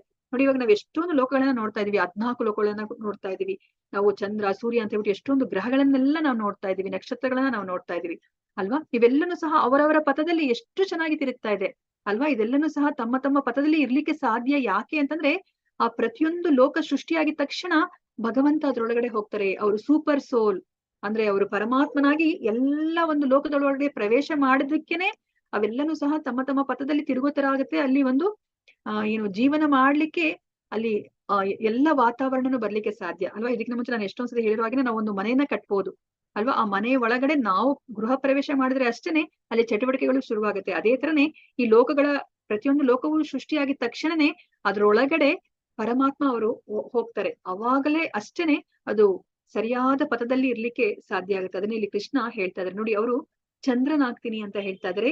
ಮತ್ತೆ ಎಲ್ಲಾ ತರಕಾರಿಗಳಿಗೆ ಜೀವರಸವನ್ನ ಕೊಡ್ತೀನಿ ಅಂತ ಹೇಳ್ತಾರೆ ನೋಡಿ. ನಮ್ಗೆ ಇಷ್ಟು ದಿವಸ ನಮ್ಮ ಸೈನ್ಸ್ ಅಲ್ಲಿ ನಾವು ಓದ್ಲೇ ಇಲ್ಲ ಅಲ್ವಾ. ನಾವೇನ್ ಅನ್ಕೊಂಡ್ವಿ, ನಮ್ಮ ಈ ಬೆಳೆ ಎಲ್ಲ ಬೆಳಿಬೇಕು ಅಂದ್ರೆ ನಮ್ಗೆ ಸೂರ್ಯನ ಕಿರಣ ತುಂಬಾ ಮುಖ್ಯ ಅನ್ಕೊಂಡಿದ್ವಿ. ನಮ್ಗೆ ಚಂದ್ರನ ಪಾತ್ರವೇ ಗೊತ್ತಿರ್ಲಿಲ್ಲ ನೋಡಿ. ಇಲ್ಲಿ ಹೇಳ್ತಾ ಇದಾರೆ ಚಂದ್ರನಾಗಿ ನಾನು ಎಲ್ಲ ತರಕಾರಿಗಳಿಗೆ ಜೀವರಸವನ್ನ ಕೊಡ್ತೀನಿ ಅಂತ ಹೇಳ್ತಿದ್ದಾರೆ. ಚಂದ್ರನ ಬೆಳದಿಂಗಳು ಆ ತರಕಾರಿಗಳಿಗೆ ಬೀಳಿಲ್ಲ ಅಂತಂದ್ರೆ ನಮ್ಗೆ ಆ ತರಕಾರಿಗಳಲ್ಲಿ ಏನ್ ರಸ ಇದೆ ಅಲ್ವಾ, ಸ್ವಾದಿಷ್ಟವನ್ನ ನಾವು ಅನುಭವಿಸ್ತಾ ಇದೀವಲ್ಲ, ಅದು ಬರ್ಲಿಕ್ಕೆ ಸಾಧ್ಯ ಇರ್ತಿರ್ಲಿಲ್ಲ ಅಂತ ಹೇಳ್ಬಿಟ್ಟು ಇಲ್ಲಿ ನಾವ್ ಇವಾಗ ಭಗವದ್ಗೀತೆ ನೋಡಿನೇ ನಾವ್ ತಿಳ್ಕೊತಾ ಇರೋದು ನೋಡಿ. ಕೃಷ್ಣ ನಮ್ಗೆ ಆ ತರಕಾರಿಗಳಿಗೆ ಬೇಕಾಗಿರುವಂತಹ ಜೀವರಸವನ್ನ ಚಂದ್ರನಾಗಿ ಕೊಡ್ತಾ ಇದ್ದಾನೆ. ಮತ್ತೆ ಎಲ್ಲ ಲೋಕಗಳು ತಮ್ಮ ತಮ್ಮ ಪದದಲ್ಲಿ ಉಳಿಲಿಕ್ಕೆ ಸ್ವತಃ ಅವರೇನೆ ಪರಮಾತ್ಮನಾಗಿ ಅವ್ರು ಪ್ರವೇಶ ಮಾಡ್ತಾ ಇದಾರೆ ಪ್ರತಿಯೊಂದು ಲೋಕದಲ್ಲಿ. ಮತ್ತೆ ಇವಾಗ ನೋಡಿ ನಮ್ಗೆ ತುಂಬಾ ಅಹಂಕಾರ ಅಲ್ವಾ. ನಾನು ಏನ್ ಬೇಕಾದ್ರೂ ಕಲ್ಲನ್ನ ಬೇಕಾದ್ರೂ ನಾನು ತಿಂದು ಜೀರ್ಣಿಸ್ಕೋತೀನಿ ಅಂತ ಹೇಳ್ತೀವಿ ಅಲ್ವಾ. ಆದ್ರೆ ನೋಡಿ ಇಲ್ಲಿ ಕೃಷ್ಣ ಹೇಳ್ತಾ ಇದ್ರೆ ಅದರ ಸೀಕ್ರೆಟ್ ಅನ್ನ, ನಿಮ್ಗೆ ಏನನ್ನೋ ತಿಂದು ಜೀರ್ಣಿಸ್ಕೊಳ್ಲಿಕ್ಕೆ ಆಗೋದಿಲ್ಲ. ನಾನು ನಿಮ್ಮ ಏನು ಜಠರದಲ್ಲಿ ವೈಶ್ವಾನರ ಅಗ್ನಿಯಾಗಿ ಆ ಪ್ರಾಣವಾಯುವಿನೊಡ ಜೊತೆ ಸೇರಿ ಪ್ರಾಣವಾಯುವಿನೊಡನೆ ಸೇರಿ ನೀವು ತಿನ್ನುವ 4 ಆಹಾರಗಳನ್ನ 4 ತರದ ಆಹಾರಗಳನ್ನ ನಾನು ಪಚನ ಕ್ರಿಯೆ ಮಾಡ್ತೀನಿ ಅಂತ ಹೇಳ್ತಾ ಇದ್ರೆ, ನಾನು ಅದನ್ನ ಜೀರ್ಣಿಸ್ತೀನಿ ಅಂತ ಹೇಳ್ತಾರೆ. ಅಹಂ ವೈಶ್ವಾನರೋ ಭೂತ್ವಾ ಪ್ರಾಣಿನಾಂ ದೇಹಮಾಶ್ರಿತಃ ಪ್ರಾಣಾಪಾನ ಸಮಾಯುಕ್ತಃ ಪಚಾಮ್ಯನ್ನಂ ಚತುರ್ವಿಧಂ. ಎಲ್ಲ ಜೀವಿಗಳ ದೇಹಗಳಲ್ಲಿ ಜಠರಾಗ್ನಿ ನಾನು. ದೇಹದಿಂದ ಹೊರಕ್ಕೆ ಹೋಗುವ ಮತ್ತು ಒಳಕ್ಕೆ ಬರುವ ಪ್ರಾಣ ವಾಯುವಿನೊಂದಿಗೆ ಸೇರಿ ನಾನು 4 ವಿಧವಾದ ಆಹಾರವನ್ನ ಜೀರ್ಣ ಮಾಡುತ್ತೇನೆ. ಯಾವ್ದು 4 ವಿಧವಾದ ಆಹಾರ ಅಂದ್ರೆ, ನಾವು ಸ್ವಲ್ಪ ಆಹಾರವನ್ನ ನಾವು ನುಂಗ್ತೀವಿ, ಒಂದ್ ಸ್ವಲ್ಪ ಆಹಾರವನ್ನ ಅಗದು ತಿಂತೀವಿ, ಇನ್ನೊಂದ್ ಸ್ವಲ್ಪ ಆಹಾರವನ್ನ ನೆಕ್ಕಿ ತಿಂತೀವಿ, ಇನ್ನೊಂದ್ ಸ್ವಲ್ಪ ಆಹಾರವನ್ನ ಹಾಗೆ ಒಳಗ್ ಕೆಳ್ಕೊಂತೀವಿ. ಈ 4 ತರದ ಆಹಾರಗಳನ್ನ ಜೀರ್ಣ ಮಾಡ್ತಾ ಇರೋದೇ ನಾನು ವೈಶ್ವಾನರ ಅಗ್ನಿಯಾಗಿ ಅಂತ ಹೇಳ್ಬಿಟ್ಟು ಇಲ್ಲಿ ಹೇಳ್ತಾ ಇದ್ರೆ. ಅದಕ್ಕೆ ನಮ್ಗೆ ಇಲ್ಲಿ ಆಚಾರ್ಯರು ಏನನ್ನ ಹೇಳ್ತಾರೆ ಅಂದ್ರೆ, ಆಹಾರವನ್ನ ತಿಂತೀವಲ್ವಾ, ನಾವೇನ್ ಮಾಡ್ತೀವಿ, ಮಾತಾಡ್ಕೊಂಡು ಹರಟೆ ಹೊಡ್ಕೊಂಡು ಟಿವಿ ನೋಡ್ಕೊಂಡು ಮೊಬೈಲ್ ನೋಡ್ಕೊಂಡು ಯಾವ್ದೋ ಒಂದು ಮನಸ್ಥಿತಿಲಿ ನಾವು ತಿಂತೀವಲ್ವಾ. ಅದಕ್ಕೆ ನಮ್ಗೆ ಆಚಾರ್ಯರು ಅದನ್ನೇ ಹೇಳುದು, ನಾವ್ ಇವಾಗ ಆಹಾರವನ್ನ ತಿನ್ಬೇಕಾದ್ರೆ ನಾವಲ್ಲಿ ಯಜ್ಞವನ್ನ ಮಾಡ್ತಾ ಇದೀವಿ ಅನ್ನೋ ಒಂದು ಭಾವನೆಯನ್ನು ತಿನ್ಬೇಕು. ಯಾಕಂದ್ರೆ ನಾವಲ್ಲಿ ಆ ಆಹಾರವನ್ನ ಎಲ್ಲಿಗೆ ಕಳಿಸ್ತಾ ಇದೀವಿ, ನಾವು ಆ ಜಠರಾಗ್ನಿಗೆ ಕಳಿಸ್ತಾ ಇದೀವಿ. ಆ ಜಠರಾಗ್ನಿ ಬೇರೆ ಯಾರು ಅಲ್ಲ, ಭಗವಂತ. ಅದಕ್ಕೆ ನಾವ್ ಇವಾಗ ಯಜ್ಞವನ್ನ ಮಾಡ್ಬೇಕಾದ್ರೆ ಹೇಗೆ ನಾವು ಆಹುತಿಯನ್ನ ಕೊಡ್ತೀವಿ, ಹೆಂಗೆ ಸಮರ್ಪಣೆ ಮಾಡ್ತೀವಿ ಅಲ್ವಾ, ಯಾವ ಭಾವನೆಯಿಂದ, ಅದೇ ತರ ನಾವು ಆಹಾರವನ್ನ ನಾವು ಸ್ವೀಕರಿಸ್ಬೇಕು ಅಂತ ಹೇಳ್ಬಿಟ್ಟು ನಮ್ಗೆ ಅದಕ್ಕೇನೆ ಇಲ್ಲಿ ಆಚಾರ್ಯರು ಹೇಳೋದು. ತುಂಬಾ ಮುಖ್ಯವಾದ ಶ್ಲೋಕ 15ನೇ ಅಧ್ಯಾಯದ 15ನೇ ಶ್ಲೋಕ. ಇದೆಲ್ಲರೂ ಬಾಹೆಟ್ ಮಾಡ್ಕೊಳ್ಲಿಕ್ಕೆ ನೀವು ಟ್ರೈ ಮಾಡ್ಬೇಕು. ನಮ್ಗೆ ಇದರಲ್ಲಿ ಮತ್ತೆ ಕೃಷ್ಣ ಹೇಳ್ತಾ ಇದ್ರೆ, ನಾನು ಎಲ್ಲರ ಹೃದಯದಲ್ಲಿ ಇದ್ದೀನಿ ನಾನು ಅಂತ ಹೇಳ್ತಾ ಇದ್ರೆ. ಮತ್ತೆ ನಮ್ಮ ಸೂಕ್ಷ್ಮ ಶರೀರಕ್ಕೆ ಬೇಕಾಗಿರುವಂತಹ ಸ್ಮರಣೆ, ಬುದ್ಧಿಶಕ್ತಿ ಮತ್ತೆ ಜ್ಞಾನ ಎಲ್ಲವನ್ನ ಅವ್ರು ನಾನೇ ಕೊಡ್ತಾ ಇರೋದು ಅಂತ ಹೇಳ್ತಾ ಇದ್ರೆ. ಮತ್ತೆ ನಮ್ಗೆ ಈ ಭೌತಿಕ ಪ್ರಪಂಚದಲ್ಲಿ ಹೇಗೆ ಜೀವನವನ್ನ ಮಾಡ್ಲಿಕ್ಕೆ ಮಾರ್ಗದರ್ಶನವನ್ನ ಕೊಡ್ಲಿಕ್ಕೆ ಅವರು ವೇದಗಳನ್ನ ಕೊಟ್ಟಿದ್ದಾರೆ. ಆ ವೇದಗಳನ್ನ ಕೊಟ್ಟಿರೋನು ನಾನೇ, ಆ ವೇದಗಳನ್ನ ಅರ್ಥಕೊಂಡಿರೋನು ನಾನೇ. ಆ ವೇದಗಳನ್ನ ಯಾರಾದ್ರೂ ಓದಿದ್ರೆ ಅದರಿಂದ ತಿಳ್ಕೊಬೇಕಾಗಿರೋದು ನನ್ನನ್ನೇ ಅಂತ ಹೇಳ್ಬಿಟ್ಟು ಈ ಶ್ಲೋಕದಲ್ಲಿ ಹೇಳ್ತಾ ಇದಾರೆ ಕೃಷ್ಣ. ನೋಡೋಣಂತೆ. ಸರ್ವಸ್ಯ ಚಾಹಂ ಹೃದಿ ಸನ್ನಿವಿಷ್ಟೋ ಮತ್ತ ಸ್ಮೃತಿರ್ಜ್ಞಾನ ಮಾಪೋಹನಂಚ ವೇದೈಶ್ಚ ಸರ್ವೇರ್ ಅಹಮೇವ ವೇದ್ಯೋ ವೇದಾಂತ ಕೃದ್ವೇದ ವಿದೇಹ ಚಾಹಂ. ನಾನು ಪ್ರತಿಯೊಬ್ಬರ ಹೃದಯದಲ್ಲಿ ನೆಲೆಸಿದ್ದೇನೆ. ಸ್ಮರಣೆ, ಜ್ಞಾನ ಮತ್ತು ಮರೆವು ನನ್ನಿಂದ ಬರುತ್ತವೆ. ಎಲ್ಲ ವೇದಗಳಿಂದ ತಿಳಿಯಬೇಕಾದವನು ನಾನು, ವೇದಾಂತ ಕರ್ತೃ ನಾನು, ವೇದಗಳನ್ನ ತಿಳಿದವನೂ ನಾನೇ ಅಂತ ಹೇಳ್ಬಿಟ್ಟು ಇಲ್ಲಿ ಹೇಳ್ತಾ ಇದ್ದಾರೆ. ನೋಡಿ, ಇಲ್ಲಿ 4 ವೇದಗಳಿದೆ. ಈ 4 ವೇದಗಳನ್ನ ನಮ್ಗೆ ಭಗವಂತ ಕೊಟ್ಟಿದ್ದಾರೆ, ನಾವ್ ಹೇಗೆ ಜೀವನವನ್ನ ಮಾಡ್ಬೇಕು ಅಂತ ಹೇಳ್ಬಿಟ್ಟು ಅಲ್ವಾ. ನಮ್ಗೆ ಒಂದು ಚಿಕ್ಕ ಒಂದು ವಸ್ತುವನ್ನ, ಎಲೆಕ್ಟ್ರಾನಿಕ್ ಗ್ಯಾಜೆಟ್ಸ್ ಅಥವಾ ಯಾವುದೇ ಒಂದು ವಸ್ತುವನ್ನ ತಗೊಂಡ್ರೆ ಅದನ್ನ ಹೇಗೆ ಸದ್ಬಳಕೆ ಮಾಡ್ಬೇಕು ಅನ್ನೋದಕ್ಕೆ ನಮ್ಗೆ ಅವರೊಂದು ಚಿಕ್ಕದೊಂದು ಪುಸ್ತಕವನ್ನ ಕೊಟ್ಟಿರ್ತಾರೆ, ಕೈಪಿಡಿಯನ್ನ ಕೊಟ್ಟಿರ್ತಾರೆ. ನಾವು ಅದನ್ನ ಓದಿ ಅವಾಗ ನಾವು ಆ ವಸ್ತುವನ್ನ ಸದ್ಬಳಕೆ ಮಾಡ್ಕೋಬಹುದು. ಅದೇ ತರ ನಮ್ಗೆ ಮನುಷ್ಯ ಜನ್ಮವನ್ನ ಕೊಟ್ಟಿದ್ದಾರೆ ಭಗವಂತ. ಈ ಮನುಷ್ಯ ಜನ್ಮದ ಸದ್ಬಳಕೆ ಹೇಗೆ ಮಾಡ್ಕೋಬೇಕು, ಅಂತ ಹೇಳ್ಬಿಟ್ಟು ನಮ್ಗೆ ಈ ವೇದಗಳಲ್ಲಿ ತಿಳಿಸಿಕೊಟ್ಟಿದ್ದಾರೆ ಅಲ್ವಾ. ನಾನು ತುಂಬಾ ಸತಿ ಎಕ್ಸಾಂಪಲ್ ಕೊಟ್ಟಿರೋ ಹಾಗೇನೆ ನಮ್ಗೆ ಬಂಗಾರದ ಗಟ್ಟಿ ಏನಾದ್ರು ಸಿಕ್ತು ಅಂದ್ರೆ ನಾನು ಅದನ್ನ ಪೇಪರ್ ವೇಟ್ ತರ ಯೂಸ್ ಮಾಡಿದ್ರೆ ನನ್ನನ್ನ ಮೂಢ ಅಂತ ಅನ್ಕೋತಾರೆ. ಒಂದು ಫ್ರಿಡ್ಜ್ ಅನ್ನ ತಗೊಂಡ್ ಬಂದೆ, ಟ್ರಿಬಲ್ ಡೋರ್ ಫ್ರಿಡ್ಜ್ ಅನ್ನ ತಗೊಂಡ್ಬಂದ್ರು ಅದ್ರಲ್ಲಿ ನಾನು ಪುಸ್ತಕಗಳನ್ನ ನನ್ನ ಬಟ್ಟೆಗಳನ್ನ ಇಟ್ರೆ ಅಲ್ವಾ ಎಷ್ಟು ಮೂರ್ಖ ಅಂತ ಹೇಳ್ತೀವಿ. ಅದೇ ನಾನು ಇವಾಗ ಆಪಲ್ ಮೊಬೈಲ್ ಅನ್ನ ತಗೊಂಡು ಅದನ್ನ ನಾನು ಪೇಪರ್ ವೇಟ್ ಆಗಿ ಯೂಸ್ ಮಾಡಿದ್ರೆ ನನ್ನನ್ನ ಮೂರ್ಖಳು ಅಂತ ಕರೀತಾರೆ ಅಲ್ವಾ. ಅದೇ ತರನೇ ಈ ಮನುಷ್ಯ ಜನ್ಮ ದೊರೆತಾಗ ನಾನು ಮತ್ತೆ ಈ ಪ್ರಾಣಿ ತರನೇ ಆಹಾರ, ಭಯ, ನಿದ್ರಾ, ಮೈಥುನ ಇದನ್ನ ಮಾಡ್ತಾ ಇದ್ರೆ, ಈ 4 ಮಾಡ್ತಾ ಇದ್ರೆ ನಾನು ಈ ಮನುಷ್ಯ ಜನ್ಮವನ್ನ ಸದ್ಬಳಕೆ ಮಾಡ್ಕೋತಾ ಇಲ್ಲ.